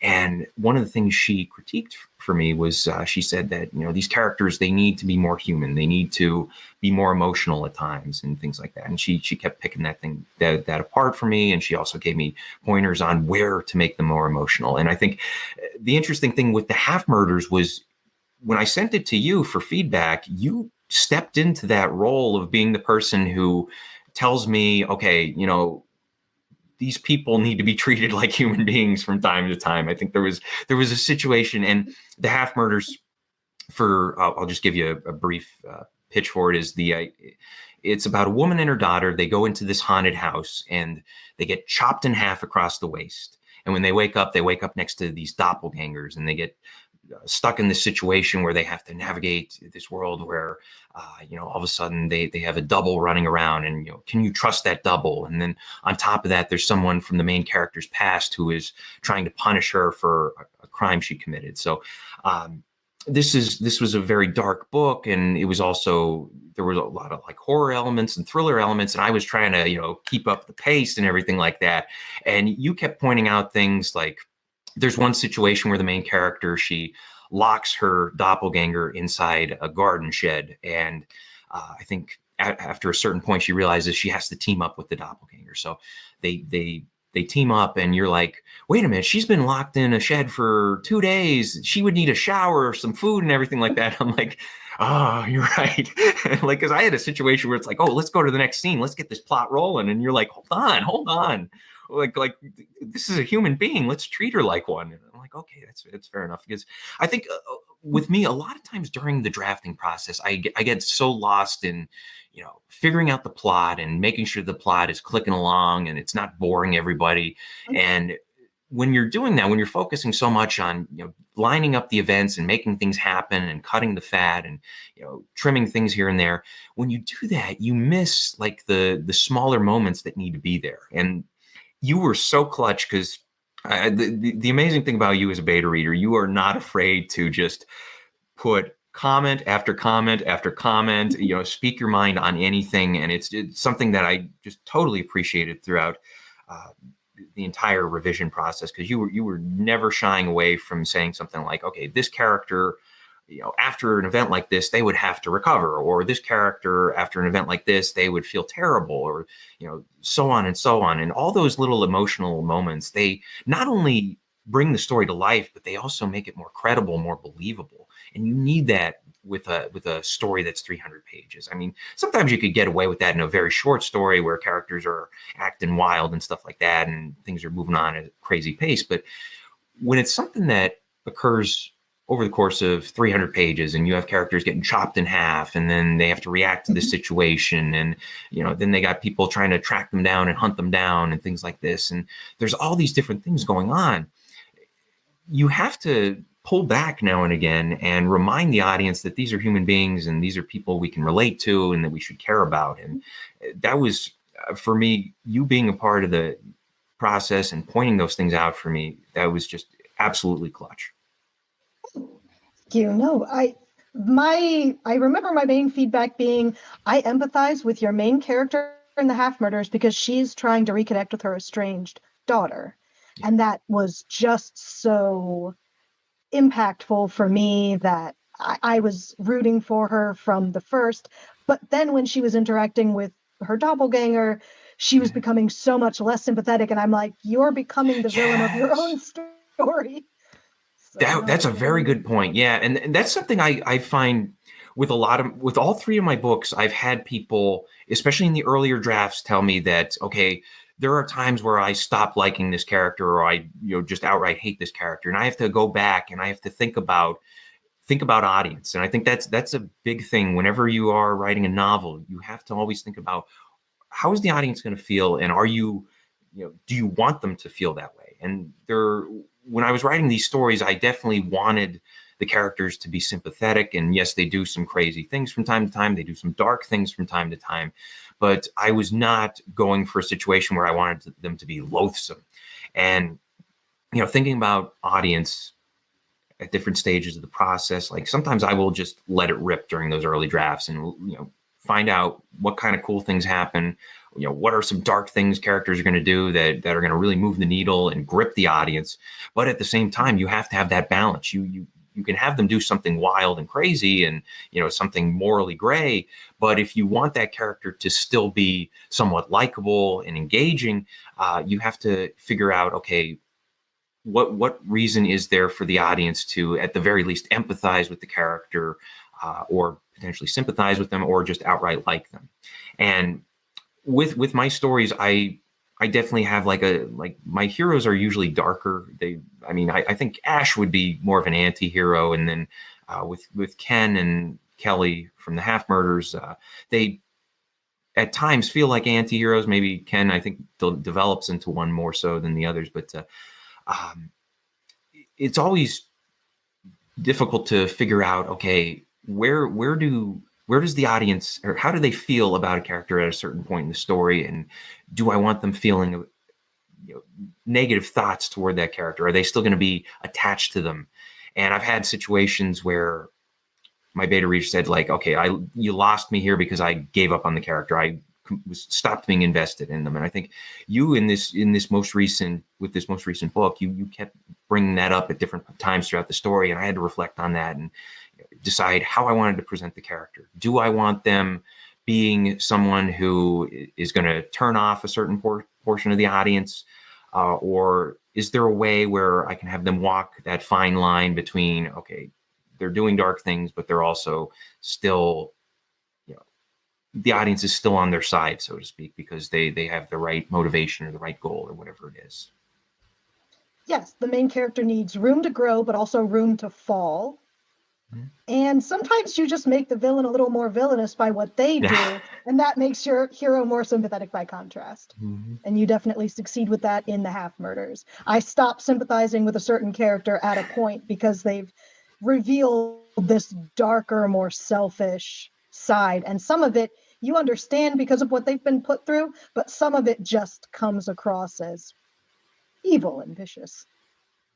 Yeah, and you brought up reaching that point where the villain starts being more villainous, and I think it's important to get to that point with the hero. If the audience is on board with the hero up until that point, then it works. But if the audience, you know, they say I'm done with this character, I can't stand them anymore, you know, and there's still 200 pages left, then that's a problem. So I always, you know, have to take those things, you know, take stock in that during, you know, in between drafts or during revisions, whatever it is, and, you know, ask myself, okay, I like darker heroes, but how dark are we going to go? Mm-hmm.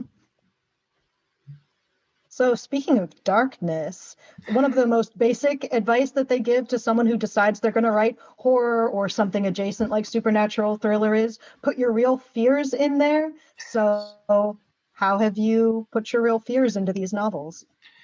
Okay, so I think with Bad Parts, the interesting thing was back in my early 20s, I was a big runner. Like I used to run like every single day, like 3, 5, 7 miles, whatever it was. And I loved running until all of a sudden my knees started bothering me.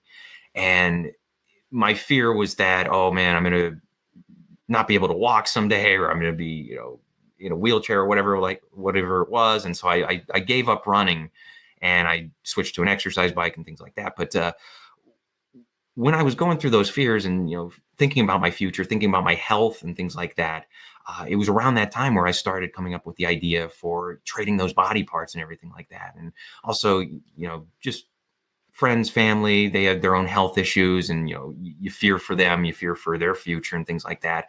And that's where the idea really came to life, like figuring out, you know, how to connect emotionally to the characters in Bad Parts and their health situations and things like that. And, you know, they have maybe some incurable illness, or they have, you know, some kind of injury that can't be healed or things like that. And it was that fear, my own, just a simple fear of, oh man, I can't run like I used to in my teens and early 20s. Like that simple fear was something that I injected into the story, and it fueled the story.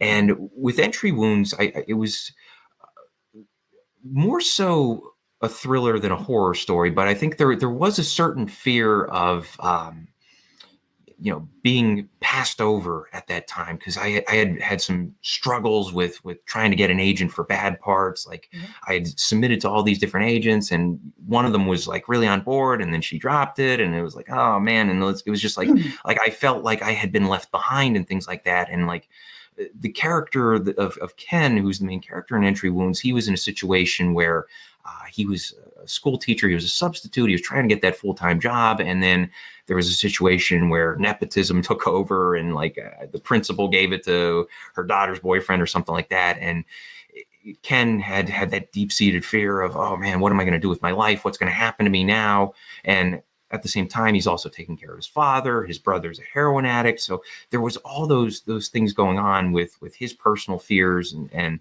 I kind of injected my own into that, the fear of the future. I think my books tend to have like this anxious energy because I'm always like, oh no, what's going to happen in 3 years or 5 years, or what am I going to do in like 20 years from now? How am I going to survive and things like that? And that anxious, what will happen next, was a big part of Entry Wounds and Ken's personal struggles.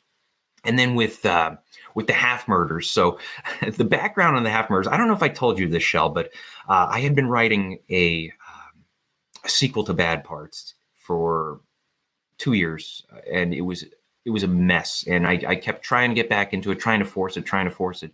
And it never came to fruition.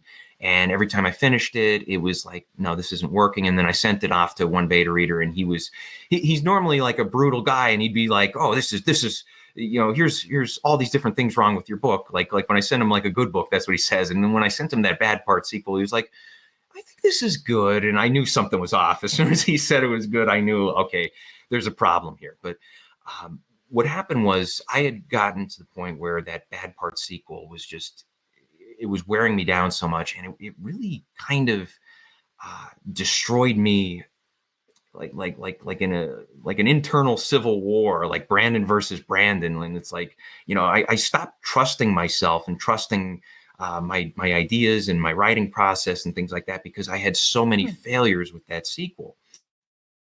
And that was where this idea for the Half Murders of somebody getting cut in half, and then they're at odds with their doppelganger, that's where that came in. And it was that fear of like, will I ever be able to make peace with myself? Will I ever be able to overcome the fact that I had gone down this wrong path with Bad Parts 2, and it was a waste of time and it went nowhere, and now I have nothing to show for it. Will I be able to forgive myself? And like there was that fear that no, I won't be able to. And that's what kind of fueled the story, that anger at myself, and like how am I going to get past this and things like that. And Kelly, the main character, has to deal with that. And so I mean, going back to the idea of just general fears fueling a story, usually I like to fuel a story. Like once I find that idea, I try to attach some kind of emotion that's bothering me in the current moment, whether it's desperation or anger or self-hatred or whatever it could be. I take that emotion, I inject it into the story, I use that to fuel the idea, to build the story, build the plot, let the plot events show what's going on internally for the characters and how they're expressing that desperation or anger or whatever it is. But I know, I think it was Ray Bradbury. He used to write a list of all the things he was afraid of. And every single day he would write a new story based on one of those fears. And he'd go through the list one by one. And that's where he came up with a lot of his good horror stories, was just figuring out something that scared him and writing a story about it. He didn't even have like a plan for it. He would just be like, okay, I'm afraid of this, I'm writing the story, and then he'd get something good out of it. So fear, especially if you are writing horror or thrillers, thrillers, usually you have a situation where characters are being chased down by some kind of villain or chased down by some kind of enemy. So fear can be a great driving factor in the writing process.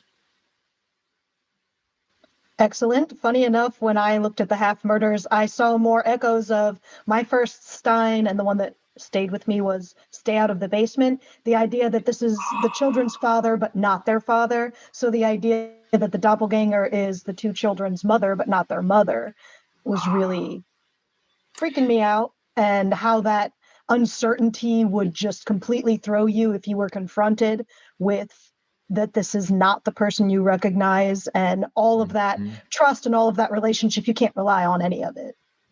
Yeah, that was completely different territory. The interesting thing with the Half Murders, I really needed to figure out how far I wanted to go with the doppelganger and how much I wanted her involved in Kelly's life and Kelly's home life and things like that. And I think the best decision I made was to limit the entire book to Kelly's point of view, because I didn't want any confusion as to who was who or anything like that. And I knew early on in the writing process that I could potentially have a situation where you jump back and forth between the two different perspectives. But if I did that, it could get very annoying for the reader and very confusing for the reader. And by limiting it to Kelly's point of view, not only did I have clarity, but we also didn't see what was going on behind the scenes with her doppelganger, K2, as she's called in the book. And that allowed for some great tension, some great suspense, and some great surprises. And especially with her home life, Kelly has a husband and 2 kids. And what happens when K2 bumps into the husband, or what happens when the kids see K2? How does that play out? And that again, going back to how we talked about creating those messy situations where it makes the story unique, it makes the story fresh, and it allows you to have some fun with it. That was a big part of it right there, was allowing K2 to just pop in and have a situation where, okay, here's a surprise, here's something Kelly didn't see coming, because, and then also the reader didn't see coming, because they're grounded in Kelly's point of view. Right. Now, there was a Stephen King quote that I found when we were going to do this that was, he says, when you rewrite, your main job is taking out all the things that are not the story. But I watched your writing channel video, 5 Mistakes I Made While Writing My First Novel, and you talk about how it's not so much what you shaved away as what you expanded.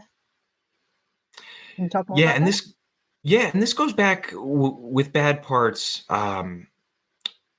Interestingly enough, though, I think rather than trimming little things, I had to cut major things in Bad Parts, because I had like an entire second half to that book that was built on like a major plot twist. And what I did, I took that plot twist and I shifted it to a later point in the story. And that enabled me to flesh things out in the early and middle stages more so. So it was a situation where I realized that, okay, now that I've moved this plot twist, I'm going to have more room at the beginning of the story. And now I have time to actually develop these characters a little more, make them more human, make them more interesting, more believable. And that's where I started developing the relationships between Ash and her adoptive father and her brother, and all those important things along the way. And another thing, Ash's relationship with her nephew kind of sprouted out during that time. He was, in the early drafts, he was just kind of like a kid who was there, and he was a little more of a plot device. But once I fleshed things out a little bit, that's when he became more of a character and more important to the story as a whole. No, I appreciate none of your characters feel like plot devices to me, including your children, because I do see other writers fall prone to that, where the children doesn't really need to be there. And they just shuffle them off and you never hear from them again after a point. So I don't like that. And so I like that you really integrated that character into the story, and it was just so emotionally fraught and intense and wonderful. Yeah, and sometimes like you bring a kid into a story, it adds a whole new dynamic to it because of the innocence, and they're not going to be like a darker character. So we just go, or I just go with that sometimes and bring it in and try to not only humanize the adult characters with that kid, but also try to bring them to life as well and have them factor into the story in a meaningful way. Right. Mm-hmm. All right, so I believe we are at the end of our time. I've really enjoyed being here at the BookFest Fall 2024. Everybody stay tuned for more of the BookFest's events and content. It's going to be an adventure, and it's good to be along, and I hope you still are too. Yeah. And Shel, thank you so much for doing this. Awesome questions and an awesome talk. Thank you. All right, well, please go out and read Brandon McNulty's 3 novels. They are excellent. They are intense. They will stay with you.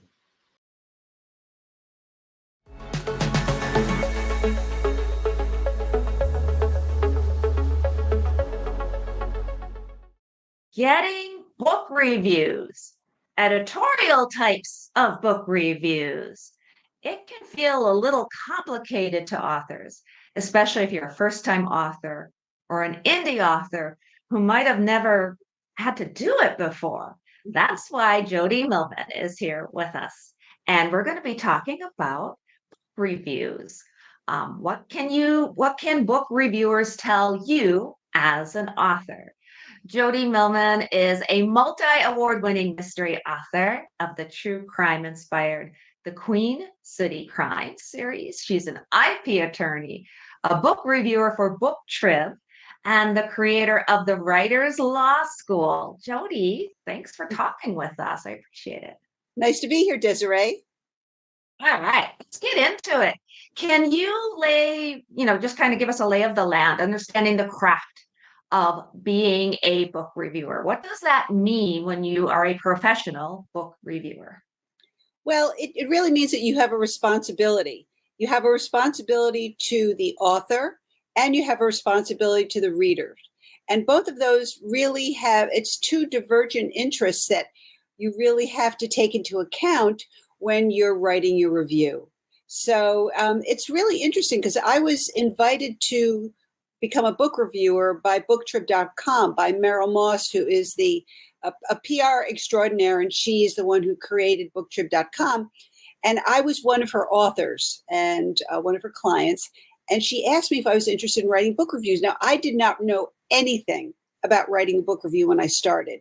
So I had to read a lot to understand that you're giving a description of the plot. You're talking about the characters. You're talking about the theme. And you're also really making a recommendation to all of the readers who are out there about whether or not you like the book. And let's dig into a little bit of the misconceptions that are out there about book reviews, because what you're describing is a professional book review. You have a format for doing it. And like you said, you have those obligations. How does that differ, for example, between a consumer review or a verified review on Amazon? Because there's different types of reviews. Well, it's interesting because I look at those from the opposite side as a writer.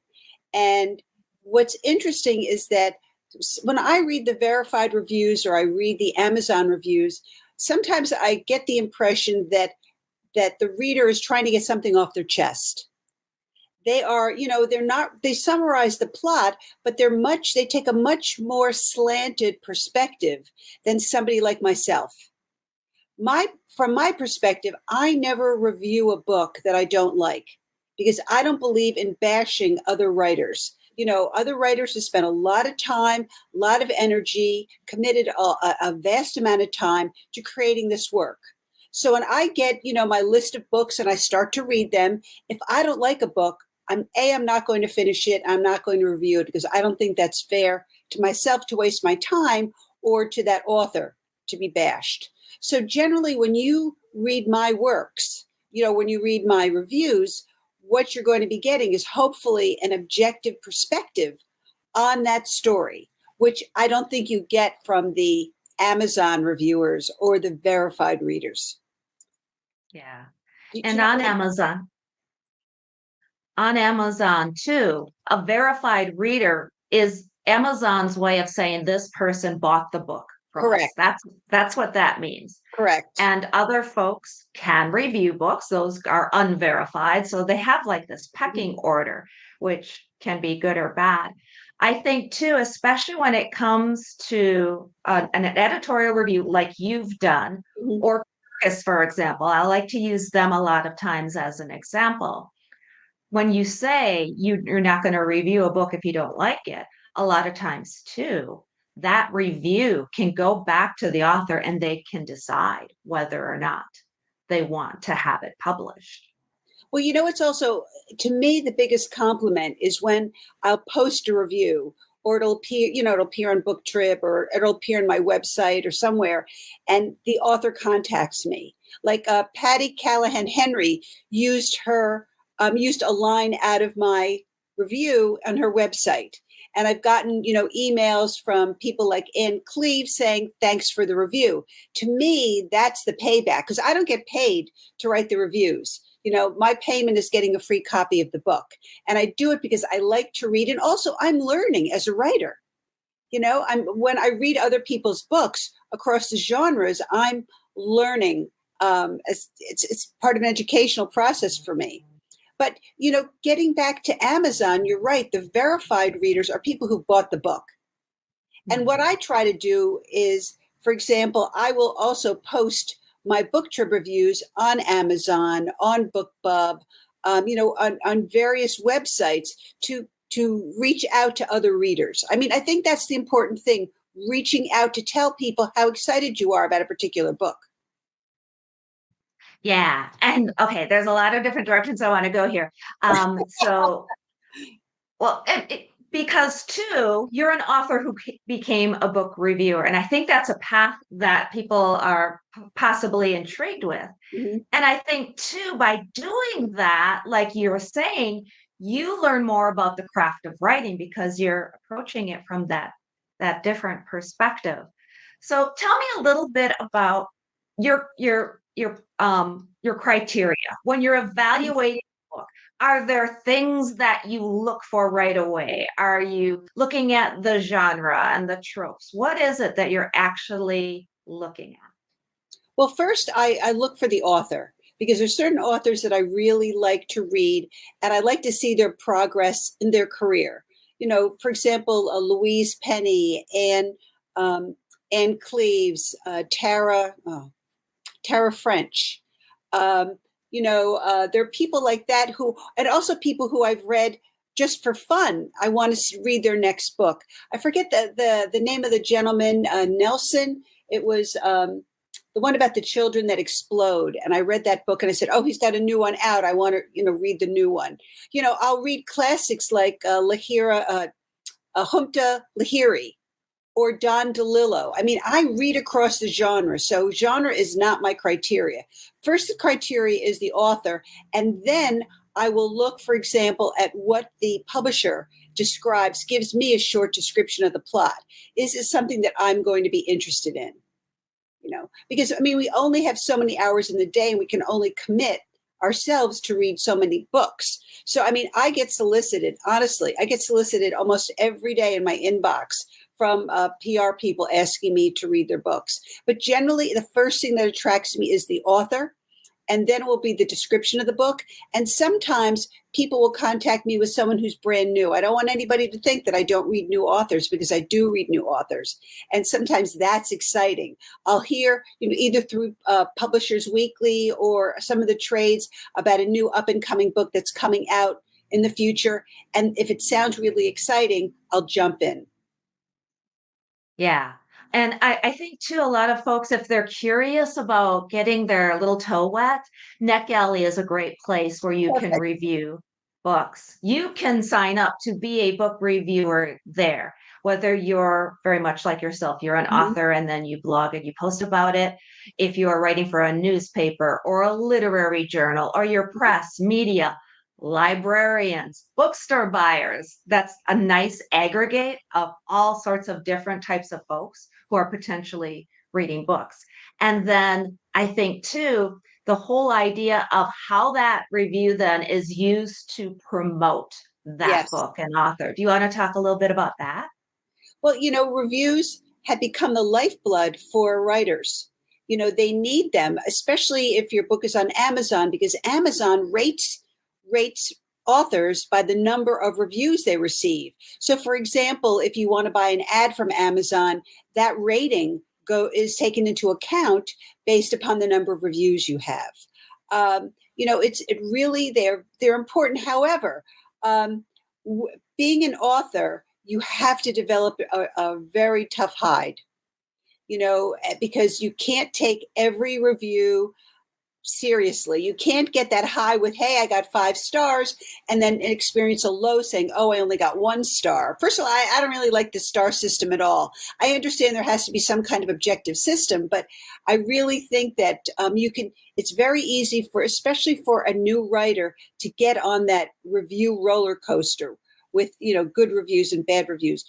A lot of it's building confidence in yourself. But one of the night. Yeah, go ahead. I'm sorry. Oh, no, keep going. Well, I lost my train of thought. Go ahead. It's okay. I was just going to say that one of the nice things about an editorial type review, like we've been talking about a little bit with Kirkus, for example, you do have to, and you pay for that review. Yes. And Kirkus does pay their book reviewers too. So there's different types of levels. But the nice thing about a review like that, or an editorial type review, is a lot of times you can get it many months in advance of your book being ready to be published. Your ARC or your advanced reading copy can be sent to them. And maybe we can talk a little bit about, if you get a bad review and you still have time to edit it, how can an author maybe take that review and turn that negative into positive, right? You know, it's funny. I once went to see a play on Broadway, and it was King Kong. And it was a friend of ours was one of the producers, so we were invited to opening night. And the play was absolutely horrible. When you picked up the newspapers, the reviews were best thing since peanut butter. Do you know what I mean? The way that their PR people were so clever, they took all of the bad reviews about this play and they picked out that one thing. And the one thing was a monkey, this King Kong character, which was the size of the stage and leaned over into the audience. And that became the centerpiece of that review. And going forward, occasionally I'll get a bad review, but if I get one that's kind of edgy, then it's easy for you to take it and tweak it. It really is. You don't have to use every single word that's in that review. There are ways to massage bad reviews. And again, when you're putting it, for example, you mentioned, you get you have the advanced copies way in advance. You get your reviews, so then you're able to include some of them on your jacket or inside the cover. You're only going to be taking, maybe 10 words from a review anyway. So you can pick the best 10 words that you've got. And that's another thing that I try to do at the end of my reviews. I always have, I don't want to call it, I call it a log line, that if the author likes, they can take that and it's tailor made to use for their PR materials. Yeah, that little blurb, right? Pull quote that you can take off. Exactly.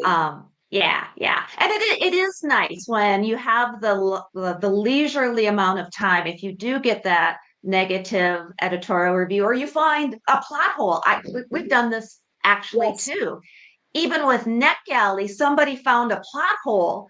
The nice thing is the books wasn't gone through the final proofing. So the author could go in and fix it without putting out a book that had that plot hole. And now you're talking too about the back cover blurbs and how to use it from a marketing and PR perspective. Other thoughts and ideas of where people can post their reviews? Well, obviously they should use social media. You've got LinkedIn, of course, you get Instagram and Facebook. BookBub doesn't let you do that, which is really kind of interesting. And another thing that I would like people to know is that when you are on Amazon, every author is entitled to a free Amazon page that you create. And on that page, it gives you a space to list your editorial reviews. And that is really something that every author should take advantage of.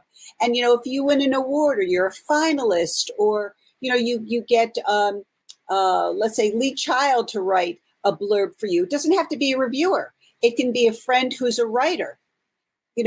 Put it on that editorial review page on your Amazon page. It makes a world of difference.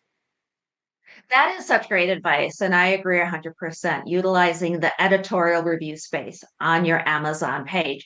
And you bring up endorsements or praise. A lot of times it's referred to as advanced praise as well. And getting another author, I think there's some good advice there that maybe we can talk about a little bit. I would love to get a review from Lee Child, but Lee Child doesn't know me. He's going to be like, what? Because much like you were saying before, Jody, you get approached every day for reviews, and big name authors get approached probably every hour for reviews. So you want to talk a little bit about how an author might get other authors or people that they aspire to write like to review their book? Well, it's funny. When I was writing my first book, I did I went to Louise Penny's website and, just wrote her a little note. I wrote a book, blah, blah, blah, blah. And I got a rejection letter from her saying, I'm sorry, congratulations on writing, but I can't review any books. To me, and I framed that, and it's in my office. It's the best rejection letter I ever received. But, there are a couple of ways that you can get other people to write you praise. First is that talk to your publisher, because if your publisher will hook you up with other writers in your similar genre who will then be able to write reviews for you. So that's number one, use your publisher. The second is attend writing conferences and network. Get to know other authors, famous ones, or someone who's just a debut author like you. I mean, that is really a key to doing that. Also, if you have an agent, talk to your agent. And your agent might be representing another client who is in your genre or who could write a praise for you. But a lot of it's hard work. It's not easy. You're going to get a lot of no's, but you don't need a lot of no's. Maybe you need, 3 or 4 yeses out of the 20 or 30 requests that you make. Yeah.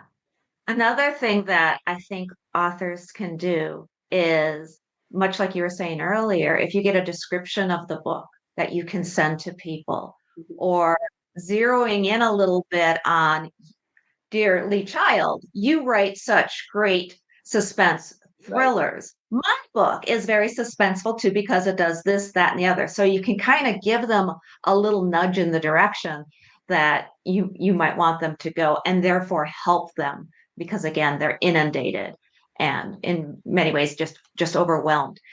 Can we talk a little bit about the timing of this? Because yes, when you were asking and trying to solicit reviews matters, doesn't it? It does. I mean, if you have the luxury of knowing that your book is going to be released 6 or 8 months in advance, make sure that you have your arc, I would say at least 4 months in advance, if not longer than that. Because if you want to be reviewed by somebody like Publishers Weekly, they won't take a book, they won't even look at it if it's within that 4-month period. And a lot of literary journals are like that. A lot of important review sites will not take a book if it's shorter than that 4-month period. Okay, that's the first thing to keep in mind. Another thing is one of the great disservices I think publishers do is not allowing authors to have that time to go ahead and submit, and also to provide them with an arc. Because some publishing houses, are small mom and pops, so they won't get you that material in time. And that's really, that's what I found. I've had personal experience with that, where I haven't had the arcs in enough time. Another source, especially if you're a debut writer, you might want to talk to a PR agent if you can afford to talk to someone who does PR or marketing, and they will take those arcs for you, and they will send it out to a list of contacts that they have. And that's another excellent way to get newspaper coverage, to get library coverage. There's to get into bookstores, for bookstore events. Booking events is also something you have to do at least 6 months in advance. For example, if I have a new book that's coming out, let's say in a year, I know what the date is. I'm out ahead of libraries and trying to get excitement stirred up in advance. But there are so many ways. A lot of it is legwork. A lot of it's on the writer. But it's worth it in the long run to get those blurbs. Coyote, as somebody who does marketing and PR for authors, you are speaking my love language now. And I can't tell you too. And I think that's one of the reasons why I think this conversation is important, so that the author understands the timing and who does what. Because quite often I'll have a new author come to me and say, hey, guess what? My book is releasing in a month. Can you get me a back cover blurb for it? And I say, well, isn't your back cover art already completed? Yes, it is. I'm like, well, I can get you a blurb, but you have to communicate with your book cover designer, yes, or your publisher. And to your point, sometimes those small indie presses, the hybrid presses that are out there, we have all these levels of different kinds of publishers and presses nowadays that can make confusing too. And those little presses might not necessarily even know or think or be planning or strategizing. Any further tips or advice for that first time author who's now sitting there going, wait, I got to do this, I got to do that? What do you want them to actually say to their publisher so that they know what to expect in terms of their back cover blurbs or their reviews? Well, most publishers, when you sign a contract, as you know, there should be a calendar attached to your contract which lists the dates and the obligations for what the author has to do and what the publisher has to do. And one of those things, and one of the key things, is when will the ARC be ready? Try to get as much time between the ARC, which is your advanced reader's copy, and publishing as possible. Should be 6 months if you're lucky. That gives you enough time to plan and strategize about how to promote your book and how to get those reviews and how to get those blurbs. Because reviews and blurbs are really two different things. A review, as we've talked about, is someone like myself who reads books, for a living, or reads them for the purpose of an editorial review. A blurb is more like an endorsement. So I don't want people to get confused about that. One's an endorsement and the other is really an objective review of the book. But you need time, T-I-M-E, time, as much time as possible. Thank you for breaking that down. I see that a lot of times where it's confusing too. It's blurb and the back cover, all the copy. I've heard those used interchangeably, and it's not. The book description.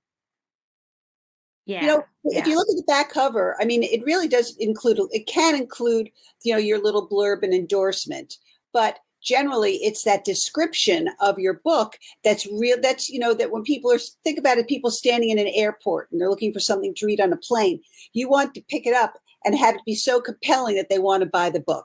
That's, a tremendous piece of marketing. Really, really polish that, and, because that's what's also going to go on Amazon. That's a description that, is going to go on Barnes and Noble. That's a description that's really going to sell your book. And, I'm trying to think when I receive books from publishing companies, that they'll give me that description. And you know what else they'll give me? If let's say that you're writing your second or third book and you really haven't had time to get any reviews of the current book because they're sending it out to reviewers to get the review of that current book, they will use previous books. They'll use the blurbs from previous books. They'll use the reviews from previous books as a hook to say, oh, the New York Times said this was a great book. So book 2 must be great. But so book 3 must be really great.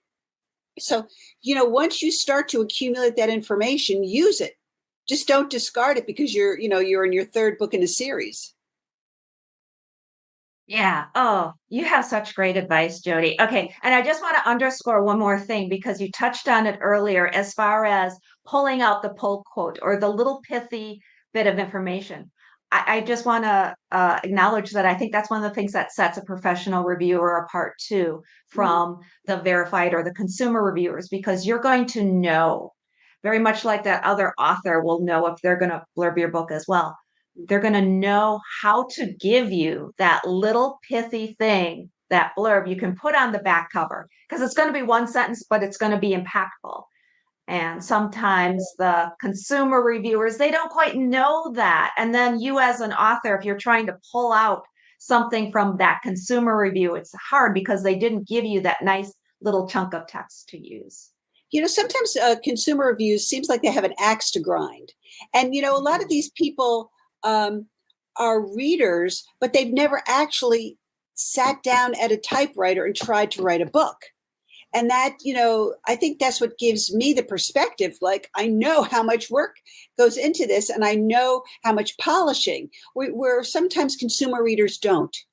They're looking at it from a very simple point of view, just as a reader, which I appreciate. And I appreciate every reader out there, but it's a different reading it from a different perspective, as you say. Yeah. And something that a professional book reviewer will never do is say something to the effect of, I usually don't read romance, but I picked up this book. Right. That's the kind of thing a novice will say, or maybe somebody's Aunt Betty. What do you think about people getting their, their family, their sixth grade English teacher to? English teacher wouldn't be so bad, but their aunt, I don't think so. And also, I think book reviewers are much more nuanced. They can, for example, you can write a book and you really like it, but it had a flaw. There's a way that a nuanced book reviewer is going to add that in there. Not in a sharp way where a consumer, often they pick out one little flaw in the book and that's what they go with. Where for a book reviewer, it's not, you're not nitpicking. You're there to tell the whole story about this book. Exactly. And if you read a lot of book reviews too, I do. I do too. Sometimes can you do this, Jody, where you start kind of reading the subtext in that review and you're like, yeah, you want to talk about that a little bit? Yes. Well, again, it's like what is not said as opposed to what is said. When you write a book, there's the white space is very important in a book. Similar to a book review, often what is not said can be equally as important. You can't quote it, but you as you said, you're getting the gist. And each book reviewer has their own style. So people, if maybe hopefully they'd say, oh, Jody's reviewed this book. I like the way that Jody writes her book reviews. And so they'll read that review because it's from me. So I mean, that's also a stylistic event which book writers have to develop. And as you said, let's go back to NetGalley a little bit, because anybody can become a book reviewer. You sign up for NetGalley. It's absolutely free. You can pick any genre that you want, but in exchange for receiving that book, it really is incumbent upon you to write a review. It's those, as I said before, are the lifeblood of authors. So you're getting something for free. Even you don't have to write a long thing. Just rate it, just so that writer knows that you've gone ahead and used NetGalley. Another one is Edelweiss Plus. I don't know if you've ever used that one. It's a little bit more difficult to navigate, but that's also a free service where anybody can become a book reviewer, and they're great. And with NetGalley, you can also ask them to distribute it to the publisher, which is really interesting. I do that all the time. And I'll hear from the publishers. And as a book reviewer, the more you write and the more published you are with, let's say, a certain publishing company, they will solicit you. Yeah.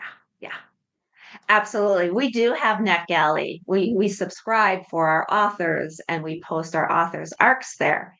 And I can say too, to underscore your point about making sure you write and post that review, is we can see, by the way, there's dashboards and analytics. So if you're reviewing on NetGalley, you don't necessarily see the fact that you are being scored based on how frequently you review books. Right. We can even see the number of times you request a review opposed to how many times you give a review. And if you've ever requested a book and then you get denied, it might be because maybe you're not pulling, your weight in living up to your side of the bargain. Okay, Jody, we're against the clock, but you've mentioned your own writing and your own books, and we'll be posting links. The team is posting links in the chat as we do this. But tell us, if you could, about your book. Well, my books, it's the Queen City Crime series, and they're inspired by local crimes which have occurred here in the Hudson Valley, and with which, for a few of them, I've had a personal connection. So it's been really interesting for me to develop a series where my characters, I take the seedling of this actual true crime and then insert my characters into that situation. How will they deal with the drowning in a kayak on the Hudson River when the victim happens to be the ex-boyfriend of my protagonist? Or what about the teacher, the favorite teacher in high school who murders someone who's trespassed through the yard, and he calls my protagonist to say, hey, I need help. And, it's really exciting for me to be able to tell these stories and to create these characters. I've been doing it for a while, and I'm really enjoying it. And I'm switching gears. I'm trying to work on something new, but I'm not going to leave my series behind. As I said, I'm setting my characters on vacation for a little while. I understand. Sometimes they need to go and explore and do their things. Jody Millman, thank you so much for being with us on the Book Fest. You're going to have to come back, and maybe we'll have you on another panel or in another event, because you're an amazing writer. You're an incredible book reviewer. Appreciate you. Thank you. Thank you, Desiree. It's wonderful to be here. Thanks for inviting me.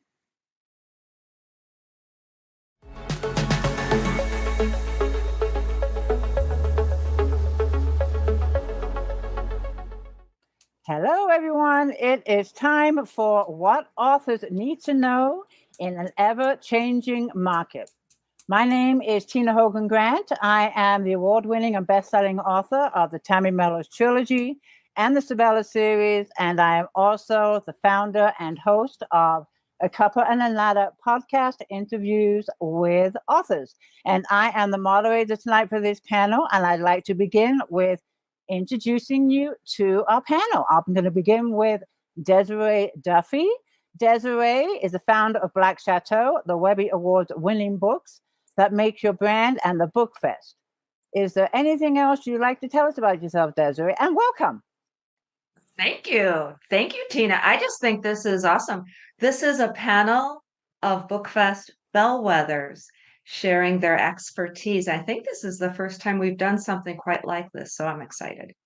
Me too. And next, I'm going to go to Beth Freely, award-winning author, copywriter, and BookFest bellwether.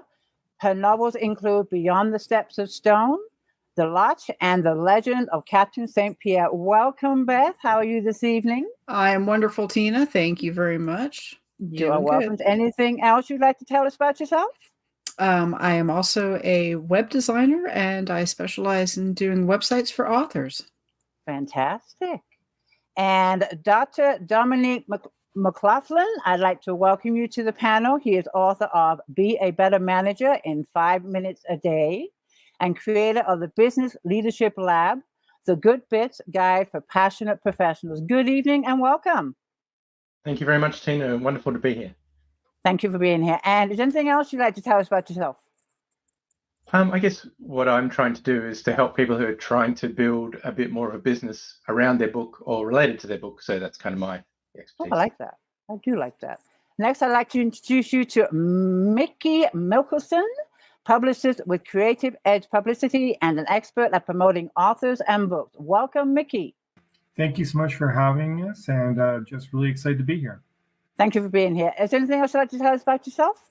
Other than the fact that I represent both indie and traditional authors in a variety of different mediums, we'll obviously go through all that, but I'm about bellwethers all, and I'm really happy to be here, and I appreciate it. Thank you so much for being here. And lastly, Amy Raftichandran. I hope I didn't mess it up too much. Welcome to the panel, award-winning CEO of Abundantly Social, co-owner of Top Shelf Magazine, and named Top Women Changing the Face of Business. Congratulations. Thank you. I'm just excited to be here with everybody. Me too. Well, thank you so much for being here. I want to begin our discussion with the term writing to market. And Desiree, I want to start with you. When we hear the term writing to market, what does that mean exactly? That means you walk up to a literary agent at a conference and say, how can I write to the market? What are you looking for next? And then the exciting part is when that literary agent looks you dead in the eye and says, I don't know. I think authors are constantly trying to figure out, what is this market looking for? What can I produce that is going to, hit the nail on the head? And I think that unfortunately it gets frustrating because so many authors are told that. And I say that story because that literally just happened to me at WriterCon in Oklahoma City a few weeks ago. But it's true. The industry itself, and I think this is important for authors to realize, the industry itself oftentimes doesn't know exactly what it wants. And I think underneath it all, if an author is writing from their heart, they're writing in a genre, telling stories that they want to tell, sharing in something that makes sense for them and is authentic. I think that's probably one of the most important things that an author could do when writing to market. Now, with that said, I know there are some hot genres that are out there. I do see trends in dystopian. I think that science fiction and fantasy and horror, a lot of that genre fiction is really bubbling to the surface. Horror, especially, has gone through a little bit of a renaissance lately. So I do think if you kind of are looking at some of the top sellers lists, you're looking at genres that are becoming more popular, and even maybe you're not necessarily a horror writer, maybe you're writing romance. Maybe you can do some kind of paranormal romance and intersperse some horror elements. I think stuff like that is what authors should think about when they think about writing to market. Yeah, that makes a lot of sense. And when an author decides they want to write to market, now anyone can answer this question, how do they go about finding what genres are trending? What is a way to find out what genres are trending right now if they want to write to market? Anybody? I'll take a stab at this one. Okay. Just really, yeah, I'll take a stab at it. Why not? Okay, take a stab. Yeah. So the number one thing that I tell authors when they're talking about it and they're like, oh, I want to sell all my books and I want to be like the next J.K. Rowling and make a lot of money from my books and all of these things. And so I'm writing then this genre, and this genre. And the question that I ask them is, do you read in that genre? Right? Because you can't just write a book because it's the trending genre, because that's going to change in 6 months, a year, it fluctuates, right? It's just a hot mess of a thing when genres just change all the time. You have to write in what you read and what you enjoy reading, because that's what you're passionate about. And that's what's going to sell, because you have written it and you're so passionate about it and you read it, right? So going to market or writing a book for market, you are your own market, because you should be writing on what you like to consume as a reader, right? And so I don't really know if you can, or I would recommend you write based on what's trending. And you'll kind of see what's trending because you'll have a lot of the movies will be based like that, or shows, or topics of conversation on Book Talk or X or anything like that. They'll start to kind of pop up a lot more. So you'll know what's kind of current with either today's generation or just with avid readers in and of itself, especially if you're in different Facebook author groups or reader groups. But you really should be writing for yourself in a genre that you love. So that's how I would take a stab and answer that question. I don't know if anyone else has any more food for thought, but that's what I would tell people. Yeah, that's what we always say. Write what you know. I'm sorry. Go ahead. Go ahead, Beth. Mickey, do you want to go first? Okay. Ladies first. To add to what Amy is saying, I'm a voracious reader of all genres. So, authors cannot be afraid to take, the genre that they typically write in and pull a subgenre in. For example, Beyond the Steps of Stone is a romance novel, but it's heavy in dystopian and sci-fi, because I love sci-fi.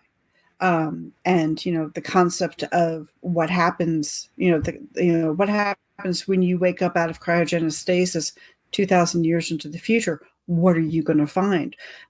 As an author, I could have gone a couple of different ways with that.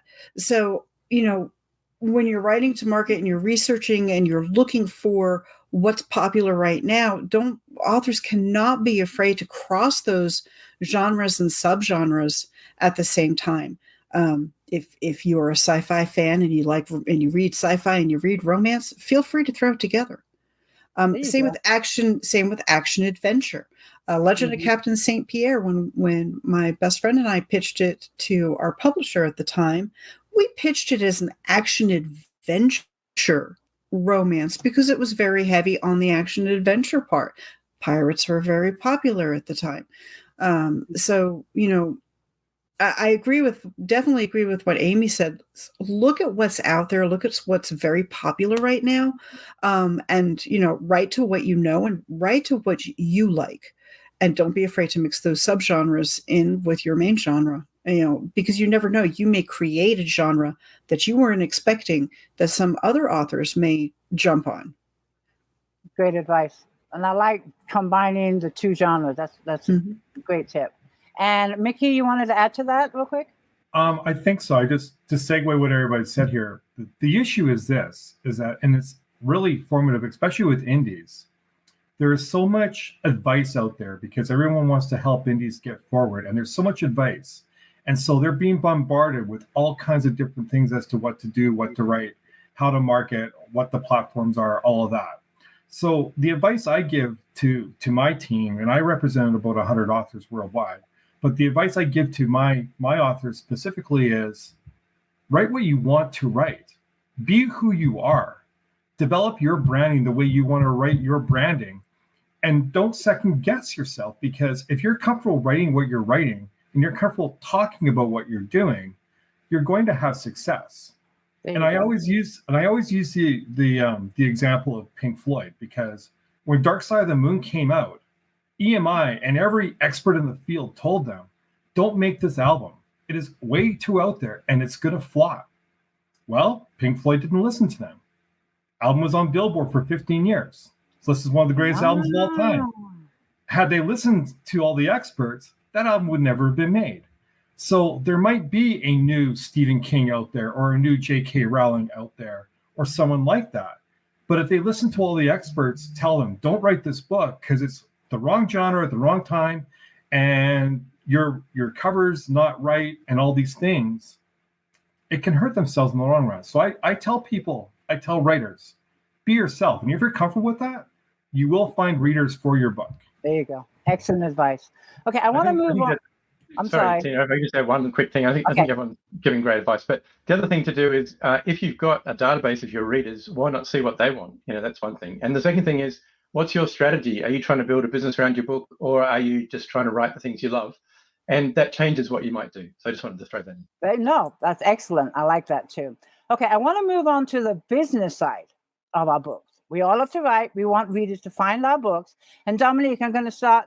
I'm sorry, Dominique, I'm sorry.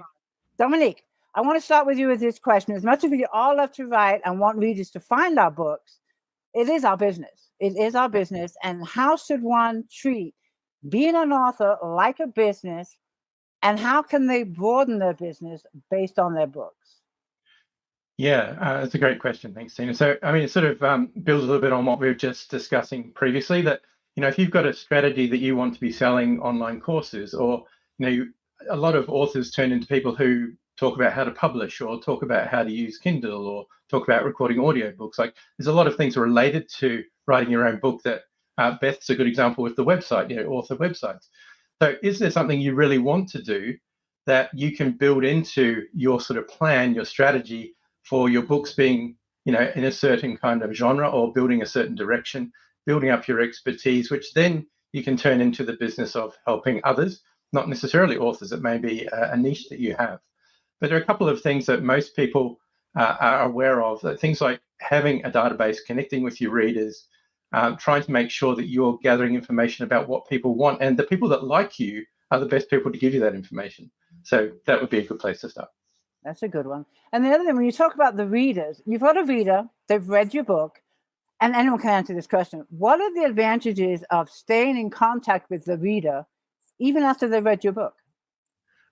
I think that's actually really important, because a lot of readers feel like they build up a relationship with the author. So you've got the opportunity. Some people do it as kind of like a fairly low-level thing. Perhaps they send an email once a month, or once every 6 months, or whatever. Or they might have a newsletter, or they might have an offer of some sort. Sometimes people use things like merchandising to just kind of add another point of connection. But I think the thing is, if you're writing the book with a plan to help build a business, you really want to stay in touch with those people. And if your plan is just to write more books, again, you want to stay in touch with those people because you want to tell them about what's coming up and so on. But I'm sure some of the others have lots of ideas too. Okay, it's opened up panel time. Who wants to go next with this subject? I'll jump in here because this is actually something that's, as an author who I've just put out like book after book after book this year. one of the things in my own business that has suffered is me keeping in touch with my readers. But I have found in the past that as I, to keep in touch with my readers, I stay active on social media. I put out a newsletter once a month, and I don't just include my own books in my newsletter. I get on newsletter swaps with other authors, and I promote their books as well as mine.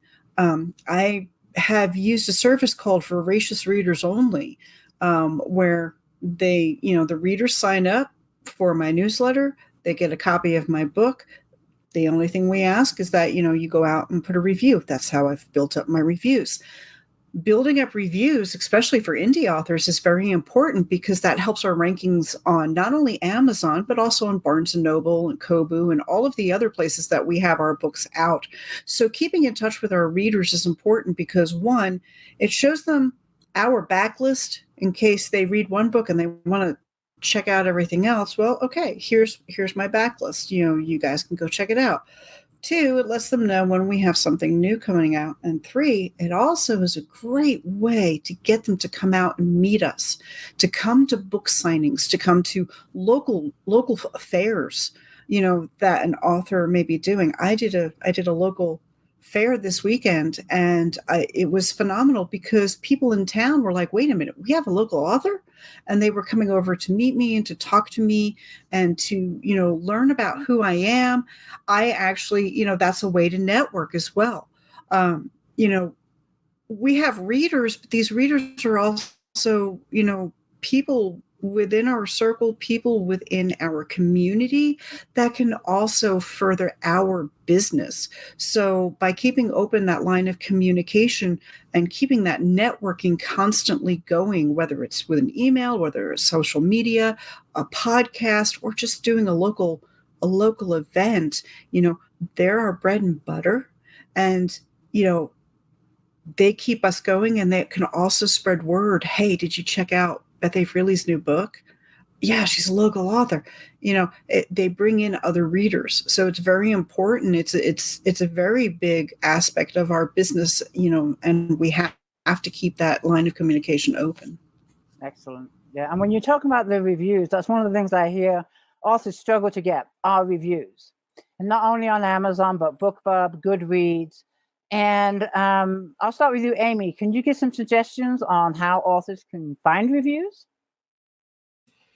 Yeah, so me and Mickey kind of tag team in this. We have similar avenues in which we do, but finding book reviews is really just inquiring about beta readers or ARC readers, if you want to call them that. You can go on Book Siren. You can ask friends and family and friends of a friend, and you can put it out there too, like what Beth was saying in terms of staying in contact with your readers from a marketing standpoint and a consumer standpoint, right? We buy from people that we feel like we have some kind of relationship with, right? They feel some kind of void that we have or whatever. They take us out and help us escape from, time being, give us that stress release. And so staying in contact with them is important, but reviewers is kind of the same thing. So you can build up your own kind of reviewer-based, loyal review base just by staying in contact with them, being open to their feedback. And it really can just fall. I mean, in author groups, they have reviewers that they recommend that they use. Some will do book swaps.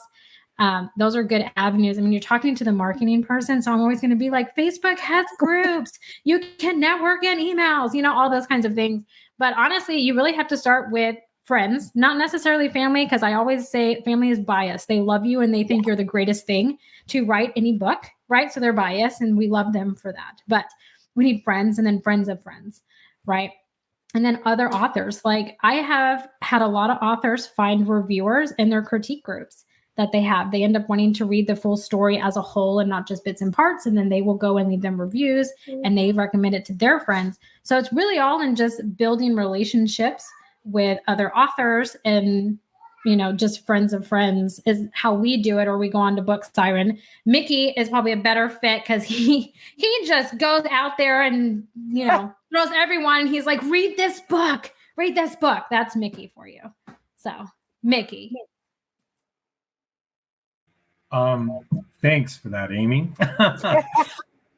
My philosophy around reviews, and I'm going to speak to it from a media standpoint if I can, if that's okay, Tina. Sure. The business of authors, I really believe that there should be as much time and investment spent on the imagery of the branding of the writer and the book as you are writing it. And what I mean by that is get professional edits done properly. Pay a cover designer to design your book. Do not build it yourself. If you're going to have a headshot or a bio on your website, and please get a website, but if you're going to have a headshot, don't use a unprofessional looking selfie for your branding as an author. That's how an author is going to get reviews, is to have a decent looking cover, a decent looking synopsis inside or out. And if you can get some blurbs from some well-known people because your book looks just incredibly awesome and they want to read it, use those blurbs. Invest the money to maybe release the book on a time. Take 4 to 6 months, put it on a pre-order, try and get some editorial reviewers. Use those timelines to properly market it. Because if you put a book out a month, or even if you put it up on Amazon a month before your release date, you've shot yourself. You're not going to get those vaunted editorial reviews that you need to properly market your book. So if we're in the business of being, and I'm sorry to harp on this, but it's just something that drives me batty. If we're in the business of being authors, and that is our business, we need to take the business as seriously as we are as when we're writing the book. And these are some of the things that will give you better effectiveness and better trajectory if you do that. Excellent advice. Now, I love what you said about the cover and the editing. The cover is a billboard for your book. That is the first impression. That is what's going to draw, the reader in. As far as I'm concerned, they're going to pick up that book, but they need to have a great cover to do that. So I love what you said about the cover. Desiree or Dominique, do you have anything else to add regarding reviews?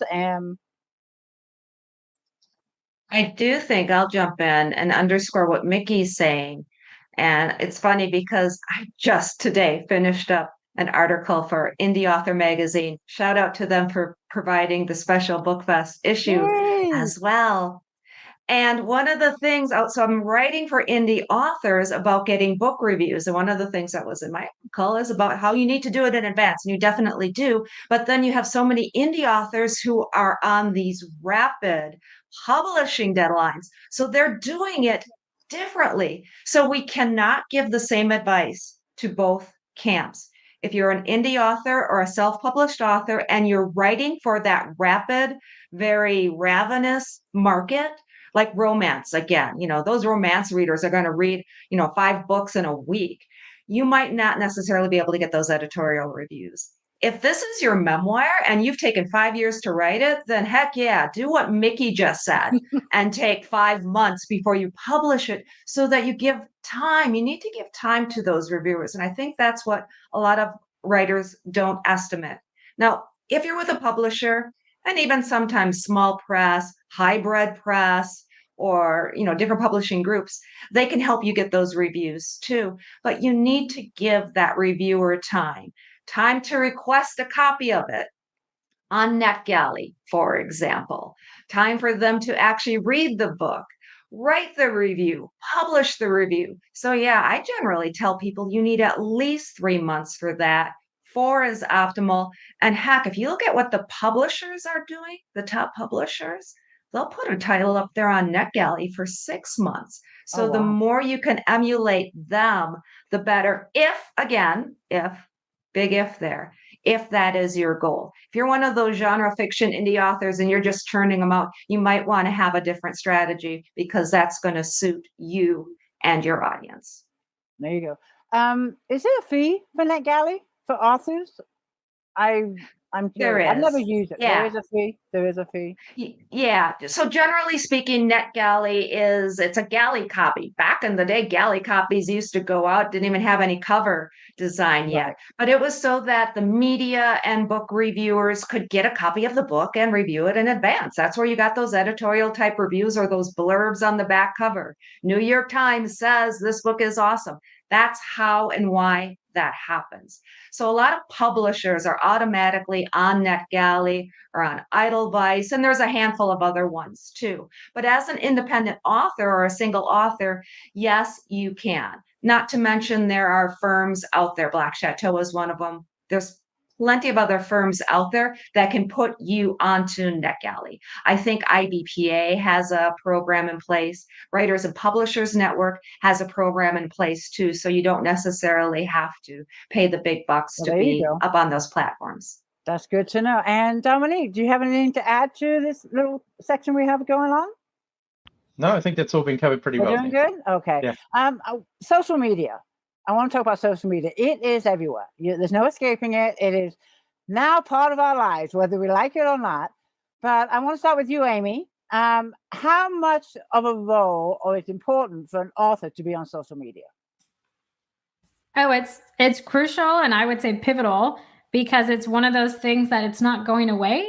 And it is one of the things people go and search on social media for books, trending books, book talk, video, romance, YA, any hashtag is, like a keyword. It's a search engine, right? And everyone goes on social media. TikTok changed the game for some genres, right? Romance is just thriving on TikTok, action, thriller, adventures, sci-fi, right?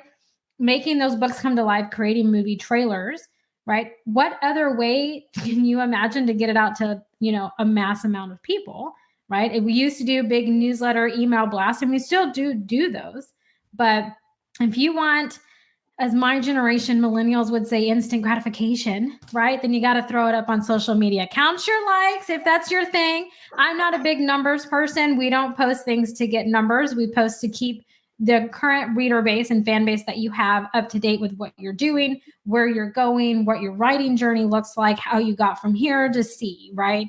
That's kind of what people want to see. But social media is where everybody goes. I can guarantee you, okay? And if not, you guys go with me on this, okay? Just go with me on it. No, I'm just playing. Every single one of us on here has been on social media at least once today.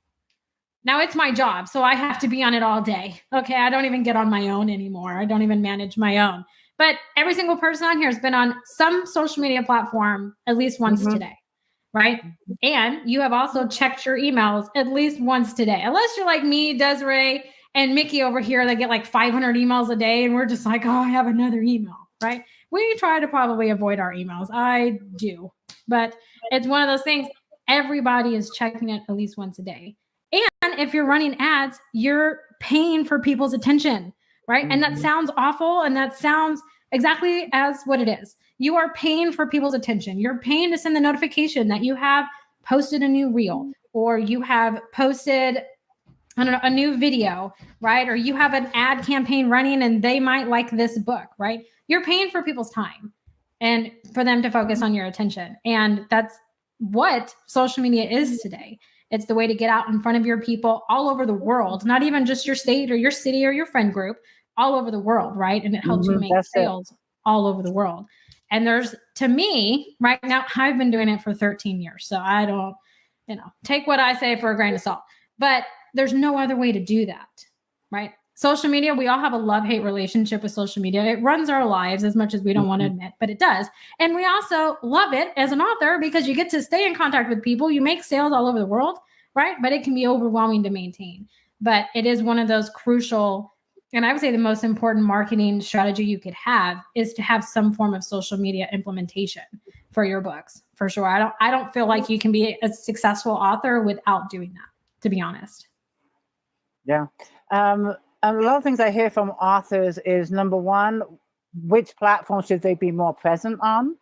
And I also hear authors struggle about what content they should post. They struggle with what to, because they say you should post every day on these platforms. And I hear authors struggling about, well, what can I post? I don't know what to post. Can you give us some ideas on good content for authors? And I'll start with, let's go, Desiree. Oh my. I think that they should post on the platforms that they themselves want to be on. When TikTok first came on the scene, I was like, yeah, y'all can go on TikTok if you want to be a dancing author. Do you want to dance? And the authors are like, no. And I'm like, then don't go on TikTok. No, nowadays it's changed because we've got Book Talk, and that really blew up a couple of years ago. But I think what's important is being on the platform that you want to be on, and also where your fan base is. If your fan base is more politically minded, maybe your book is nonfiction and it's about history or something that might lean more toward X. Hopefully, then you want to be on X, because that chances are that's where your fan base is going to be. If you're more of a Facebook user, and maybe you're to Amy's point, you find all of these wonderful groups on Facebook, then that is where you should be posting. If you're more visual, maybe you have a cookbook or you have recipes in your book because it's a cozy mystery, then Instagram might be for you. And it's not a bad idea at all to be on a couple that you love. But the one thing I do caution authors about is spreading yourself too thin. I actually had an author one time. She had a YouTube channel. We got her a talk with Macmillan Publishing for her book. It was amazing until they looked at her YouTube profile and realized this person who was claiming to be, and she wasn't claiming to be, somebody very involved with the media, hadn't posted on YouTube in a year. You don't want to be that naked author out there. You don't want your fan base to go looking for you on X and find out you're not even on X. So go where your fan base is. Make sure that you're posting the content for that fan base where you want to be and where you feel comfortable too. Good advice. And back to you, Amy. Authors, of course, are going to post about their books, what the book's about, the blurbs, the covers. What other things can they post about, not just their books? Yeah, so I always tell my authors, the authors that I work with, that you want to let your reader in. Don't swing the door open and be an open book like I am an open book, right? Don't be me. Don't be a full-on open book. But you want to crack the door and let them in to where they kind of get to know behind the author, right? Because they want to have some kind of connection to you besides just your writing, right? So we have authors, we recommend, what do you do outside of writing? If writing is a hobby for you, well, what else do you do? Don't tell them your job, okay, or where you work. We don't need stalkers. Don't tell them that. But let them in, right? Like, family is really important to us. So we try not to work on the weekends so I can spend time with my kids. And so we mimic that in our business model. So when we post social media, it may have my kids in it or a funny story about my kids.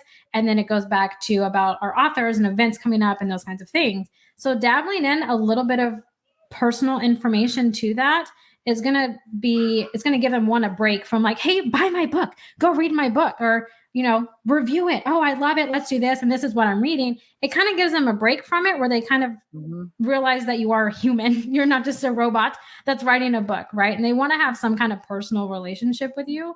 So we generally recommend doing that. And if you're going to be at these events, let us know what events you're going to be at. And if people can get there, they want to come and see you and support you, especially if it's local to your community. Different podcasts or radio interviews that you're on, articles that you've written, books that you're enjoying, that you're reading, right? Different genres that maybe you're dabbling, that maybe you have some ideas sparking, right? But also getting your authors engaged and feeling like they're on that writing journey with you. So if you're dabbling between two cover design ideas, put them up there and let them give you their feedback, right? They want to feel like they're a part of this journey with you because you've impacted their life through your story, which is crazy to think, right? If you've written a fantasy and you've taken them off into loops and bounds in space, right? Which is, a little bit lighter than what I like to read, but going through that, you've impacted that person's life. You've taken them away. And so they feel like they have this relationship with you. So let them in, let them feel like they're a part of this journey with you. Social media was meant to be social and to be fun. Mm-hmm. And so you have to go back to being social and engaging with your readers, just asking them questions, being like, hey, I was out and my dog decided to sniff every blade of grass. Talk about a 20-minute walk turned into 3 hours, right? So I guess I need to stop and smell the roses more. Doing things like that and just letting them know, hey, I'm a human. I have a life outside of writing and I want you to be a part of it. It goes a long way. At least we've had success in doing that. It humanizes you and it makes people feel like you're not just in it for their money. You really are passionate and have a relationship and you're invested in them like they are in you. And I think that's important to kind of kick it back old school on how social media kind of came about. So that's generally what we focus on. Excellent advice. Go ahead, Desiree. I was just going to add that, Tina, you should answer that question, because I think that posting cute pictures and videos of your doggo is great advice. Yeah, like Amy said, you bring them in just a little bit, but I think I might overdo it sometimes because I love sharing with my readers, about me, that I'm not just a name on a book. So I do post daily on our puppies, on my grandkids. But what also, and I want to bring this up too, is Facebook groups. For me, that is my base. My base is my Facebook group. And like Desiree said, you go where your base is. And I do have, accounts in other platforms, but most of my time is spent on Facebook because that's where my base is. So thank you for that. But Beth or Dominique or Mickey, do you have anything else you want to add as far as social media goes? The one thing I'll talk about, again, I talk about everything from the traditional media sense. That's what I talk about because it's my strength. That's what I do. And when I talk with authors, they're always asking me, what's the reach of this show? Or what's the reach of that podcast? And my comment back to them is, end of the day, it's not really going to matter, because if you have a strong social media presence and you're sharing those links out to the groups that you have, the reach is not going to matter. Eyes are going to see that podcast, whether they get 100 views or 50 views. If you're doing your job as the writer and as the guest on their show, if you're marketing it out to those social media aspects, reach is not going to matter. And authors don't like it when I say this, but I truly believe that. It is not the podcast, TV show, the radio show. It is not their job to build you up. It's actually your job to build up that episode, because you're the one that's being featured in that show. So, and you can't do that if you haven't got a website or a strong social media aspect. That's my opinion. And if it's negative, it's negative, but I truly believe that. I'm talking about websites. I want to ask Beth, you are a web designer. How important is it for an author to have a website? Oh, it's very important. Mickey has, emphasized that twice, and every author that has come to me, asking, how important is this website? I've had authors come to me for editing and they didn't have a website, and I'm like, where's your website? No, I don't have one. Why? Your website is, besides your social media, your website is your brand. It's your public face. It is where everyone will find you. You don't even have to worry about Google rankings with your website, because more than likely you're the only person with that website name, and somebody goes looking for Beth A. Freely. By goodness, my website's going to be the first one up there, and they can go right to it and see what's there. It's your public face. It's your brand. It's a place where you can put all your favorite reviews, all the information on your books, where people can buy your books. Because we live in an age where traditional brick and mortar bookstores are unfortunately becoming, fewer and far between. Mm-hmm. So, maybe somebody doesn't want to buy it off of Amazon. You have a website, man, they can come straight to you and buy it. It's a place to put all of your podcast interviews. If you're going to take the time to sit there and do a podcast interview and use it as a marketing tool, by goodness, have it on your website so people can go back and watch it and see it and listen to it and experience who you are and find out more about you. It is besides social media and your physical books, your website is your most important marketing tool out there. And it's very important for authors to have a website. I can't stress that enough with my authors that I edit for that come to me, well, I don't have a website. Why? I've even gone as far with my company, the Muses Funhouse. I went ahead and I have a friend who runs her own business doing websites. And I went to her and I said, Anne, I said, what do you recommend for a hosting platform where I can host a bunch of websites? She goes, go to SiteGround. She goes, you can get 500 slots for what you're paying right now for your one website. And I did. And I've told authors, I said, if you cannot afford a GoDaddy or you can't afford someplace to host, come and talk to me. I got spots. I will give you a spot with hosting.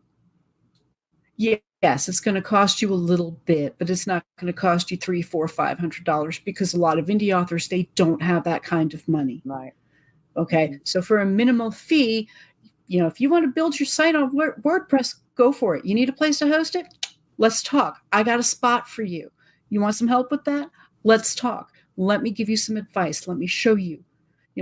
Even the most basic author website with an about page and a page with your books is going to be more important to an indie author than anything else. And I know a lot of indie authors out there, like I said, they can't afford some of these other places. They can't afford these packages, so you need a place to host, come talk to me. You need somebody to help you do your website. I will help you. You can't afford this right now. Okay. Can you afford $50 a month? Okay. So let's set up a retainer and let's get your website up. There is absolutely no reason why an author should not have a website. They need to have that website. It's extremely important. Yeah. Excellent. Any other suggestions regarding the websites? Mickey, Dominique, Just Amy? to follow up on what Beth was saying, like in essence, it's your opportunity to control to some extent how people see you and how you want to relate to your readers. So again, through a website, you can actually start building that mailing list and start sending out your various publications, notices, newsletters, whatever you want to do. I think the other thing too is that point about all the different places you appear. All of those things like videos and turning those videos into articles and podcasts and putting transcripts, all of those things help to build your brand on the internet so that people can find you more easily. I had the misfortune, Beth, of putting my name in and finding out someone else with exactly the same name, which I thought was a bit strange. So the first thing I would say is that you should really buy the domain for your name. That would be the first thing to do before you publish your book. And then definitely get some good advice and set up a good website that's consistent with the brand, the strategy of what sort of business you're trying to do, and so you can engage with your readers. Perfect. Anyone else? Go ahead, Mickey. And the other thing with this, and I agree with everything that both Dominic and Beth said, but the other thing with this is if you're traditionally published with a small press or even the big four, getting a website doesn't mean you rely on the publisher and put your name onto the publisher's website and leverage that as your website, because that's ineffective, actually. And when you're looking at the minute that a publicist like myself or Desiree pitch an author, in most cases, that media outlet's going to start looking that individual up. And if they haven't got a website or if they're using the publisher's website, you run a really, really good chance of not hearing anything back or hearing no, because there's no branding there. Authors who are using publisher websites as their branding, it's simply not effective. It really isn't. So get a website, bottom line. Okay, so we talked about social media, we've talked about websites, but there's also traditional media. And I'm going to direct this to you, Mickey. That's your expertise. When we say traditional media, what does that include? It can include all kinds of things that people may not even think of. It'll include podcasts. It'll include book reviews. It'll include guest posts on magazines and articles on websites. It'll include TV and radio and all kinds of different aspects around that.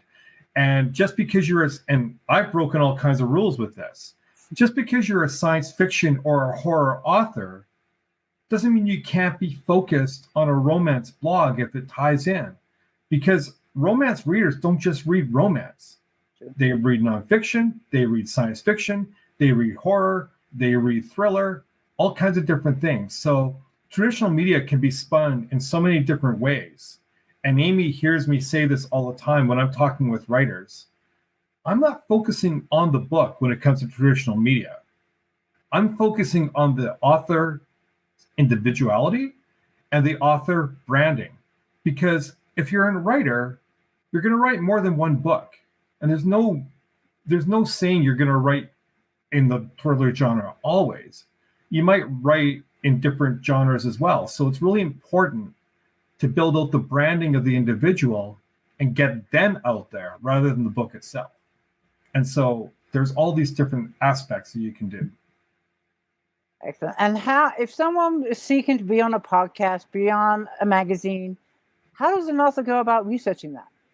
Can you give any advice, or anyone? What do you mean by, was that towards me, Tina, or was it for the group? Anyone on the panel. If they choose to try and be on a podcast, or if they want to be on a blog, or if they would like to be featured in a magazine, how do they go about researching that? Where can you give some advice for authors on how they would accomplish that? Does anyone go ahead? Hire Mickey or hire Desiree. How's that? That's what I was gonna say. I was like, these two people over here is what your best options are. I was just pretty much thinking that entire bottom row. I know. I was like, oh my gosh, is this that kind of panel where I can just unmute and be like, this is true facts. Go over there. There you go. Honestly, Tina, and it's something that me and Desiree do really, really well. It's all about building relationships with the media. And as an independent author, you're busy writing. You're trying to craft your story. Do you really want, as an author, I'm going to ask the question out there hypothetically. As an author, do you want to be spending 8 to 10 hours a day trying to build networking relationships with media? Because when I do a book launch for a surrounding a release, I'm sending out between 300 and 400 individual emails to people. I'm also cold calling. I'm trying to build relationships up. And now those have taken over an 8-year to 10-year span. There's some relationships in the media aspect. I'm sure it happens to Desiree too. Mm-hmm. I don't have to send a press release. I just send a name and the interview's done because they know the kind of people we represent. And we're going to tailor fit our clients to their show and make sure that they are a right fit. So there's a lot of things that need to happen within that. But Desiree's right. Hire a publicist. There you go. That's what I wanted to hear, because authors, you hear authors all the time say, I don't have time to do all this. I just want to write. And You that's save where time. Yeah, you save time. You get legitimacy. You get someone working on your behalf so you don't have to. All kinds of different things like that. Yeah. Excellent. I want to do a final discussion on AI, another aspect that is changing our lives quicker than I would like it to, but it's here. It's not going anywhere. And I want to ask, who shall I ask? I can ask all of you, of course. But let's start with, I don't know, Beth. I'm sorry, maybe I picked the wrong person. But AI, how important is it for authors to be on top of the AI that's coming out so quickly? AI is, man, it is a touchy subject among authors and among the author community. First off, I think there needs to be more education on what programs we as authors use that is true AI and what is not. Grammarly is not AI. Grammarly is a grammar program. Mm-hmm. Additionally, I think AI could be a tool. That is what it was designed to be, a tool. That does not mean that authors should be using it to write their entire book. If you have a plot hole or you're stuck, we should feel comfortable enough to jump on an AI program and say, I'm stuck here.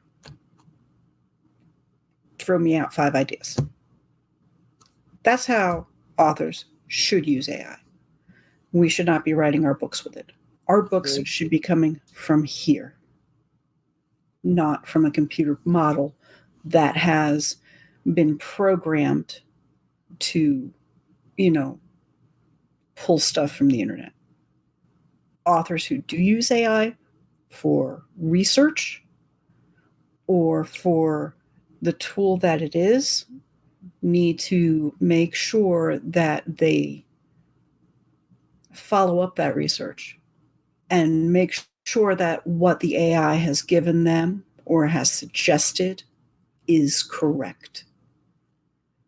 It is still too new for us to be relying on it. For me personally, I'm backing away from it. I am not ready to stop using my mind to tell my stories. So it's going to be a touchy subject with me for a little while, and until it is further along, as far as the programming background of it goes. There's also the intellectual property aspect of it and what has been used to train the AI. There's a lot of misinformation, I think, floating around about how the AI is being programmed, how the AI is being trained, what has been used to train it, etc. So until a lot of that becomes more transparent, until these companies that are programming the AI are more transparent about how they've programmed it, what they've programmed it with, authors have to be extremely careful how they use it. If you want to use AI to give you 5 topics for a blog, go for it. If you're going to use AI to write a book, walk away. Yeah, I agree. Real quick before we end this discussion, which has been fabulous, by the way, but any other thoughts on AI? Well, I wanted to kind of add to Beth. So I am very much, we work primarily with indie and self-published authors, and that's my happy spot. That's my pride and joy. It's what I like to read. And AI has done a lot of damage to them. So self-published authors, if you don't know this, hopefully you do, but if you don't, they are the underdog in the publishing community. They have a very steep hill to climb being self-published. And so when AI came out, and a lot of people, like Beth kind of alluded to, were using it to write their book, and they were self-publishing said book, self-published authors were getting a better reputation than they have been in the past. And they were just starting on that uphill journey of having a better reputation than they did 5-6 years ago. Now with the AI and using that to fully write a book, and now you can just publish that book, has done more damage to them. You have incredible, talented authors in the self-publishing market. Honestly, some of the best books that I have read have been self-published. And so AI, I have a love-hate relationship with you. I do, but it has done more damage to the market that I thoroughly love and enjoy, because it has made their climb, which they already had such a steep climb anyways, for just respect and success in and of itself, now has made that even steeper because of it. Because not that I'm saying that like you can't use AI to help you as a tool, as like a reference point, like Beth was saying, but you cannot use it to write an entire book. I mean, one, talk about copyright issues. You're going to have to really educate yourself on how to copyright that content. You're not really coming up with the idea yourself. So to me, it would be skirting the line on calling yourself a writer, skirt that line a little bit. But I think just with the market that I love, it's done a lot of damage. And I feel like it's been abused and not used the way it was supposed to be. And so it's damaged that reputation in which self-published authors were just getting around that bin. And it's hurt them a lot, to be completely honest. I agree with everything you said. And we are out of time. But this has been a fabulous discussion. Thank you, everyone, for being here. Thank you for your expertise, Desiree, Dominique, Beth, Amy, and Nikki.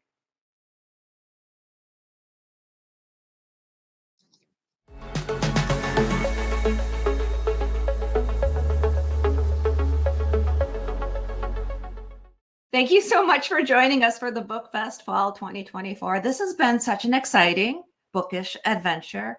A huge thank you goes out to all of the corporate bellwethers, book influencers, our presenting sponsor. Thank you so much. Plus, as written by Cher Terraris, Black Chateau Enterprises, Book Award Pro, Bookshop Fundraising, Books That Make You, Business Leaders Lab, Geek Girl Publishing, Indie Author Magazine, and Vogue, the Kauai Writers Conference, LostCon, the Muses Funhouse, Relatable Voice Magazine, and the Writers and Publishers Network. Thank you for all your help and support of this BookFest. Don't forget the virtual gift bag coming to your inbox soon, as long as you are signed up to be a BookFester, and you can do so right on the BookFest website. Coming up next, as we head out and say goodbye to another online bookish adventure, it is the video montage saluting the winners of this season's BookFest Awards from Fall 2024. Congratulations, one and all. We'll see you in spring 2025 for the next BookFest adventure.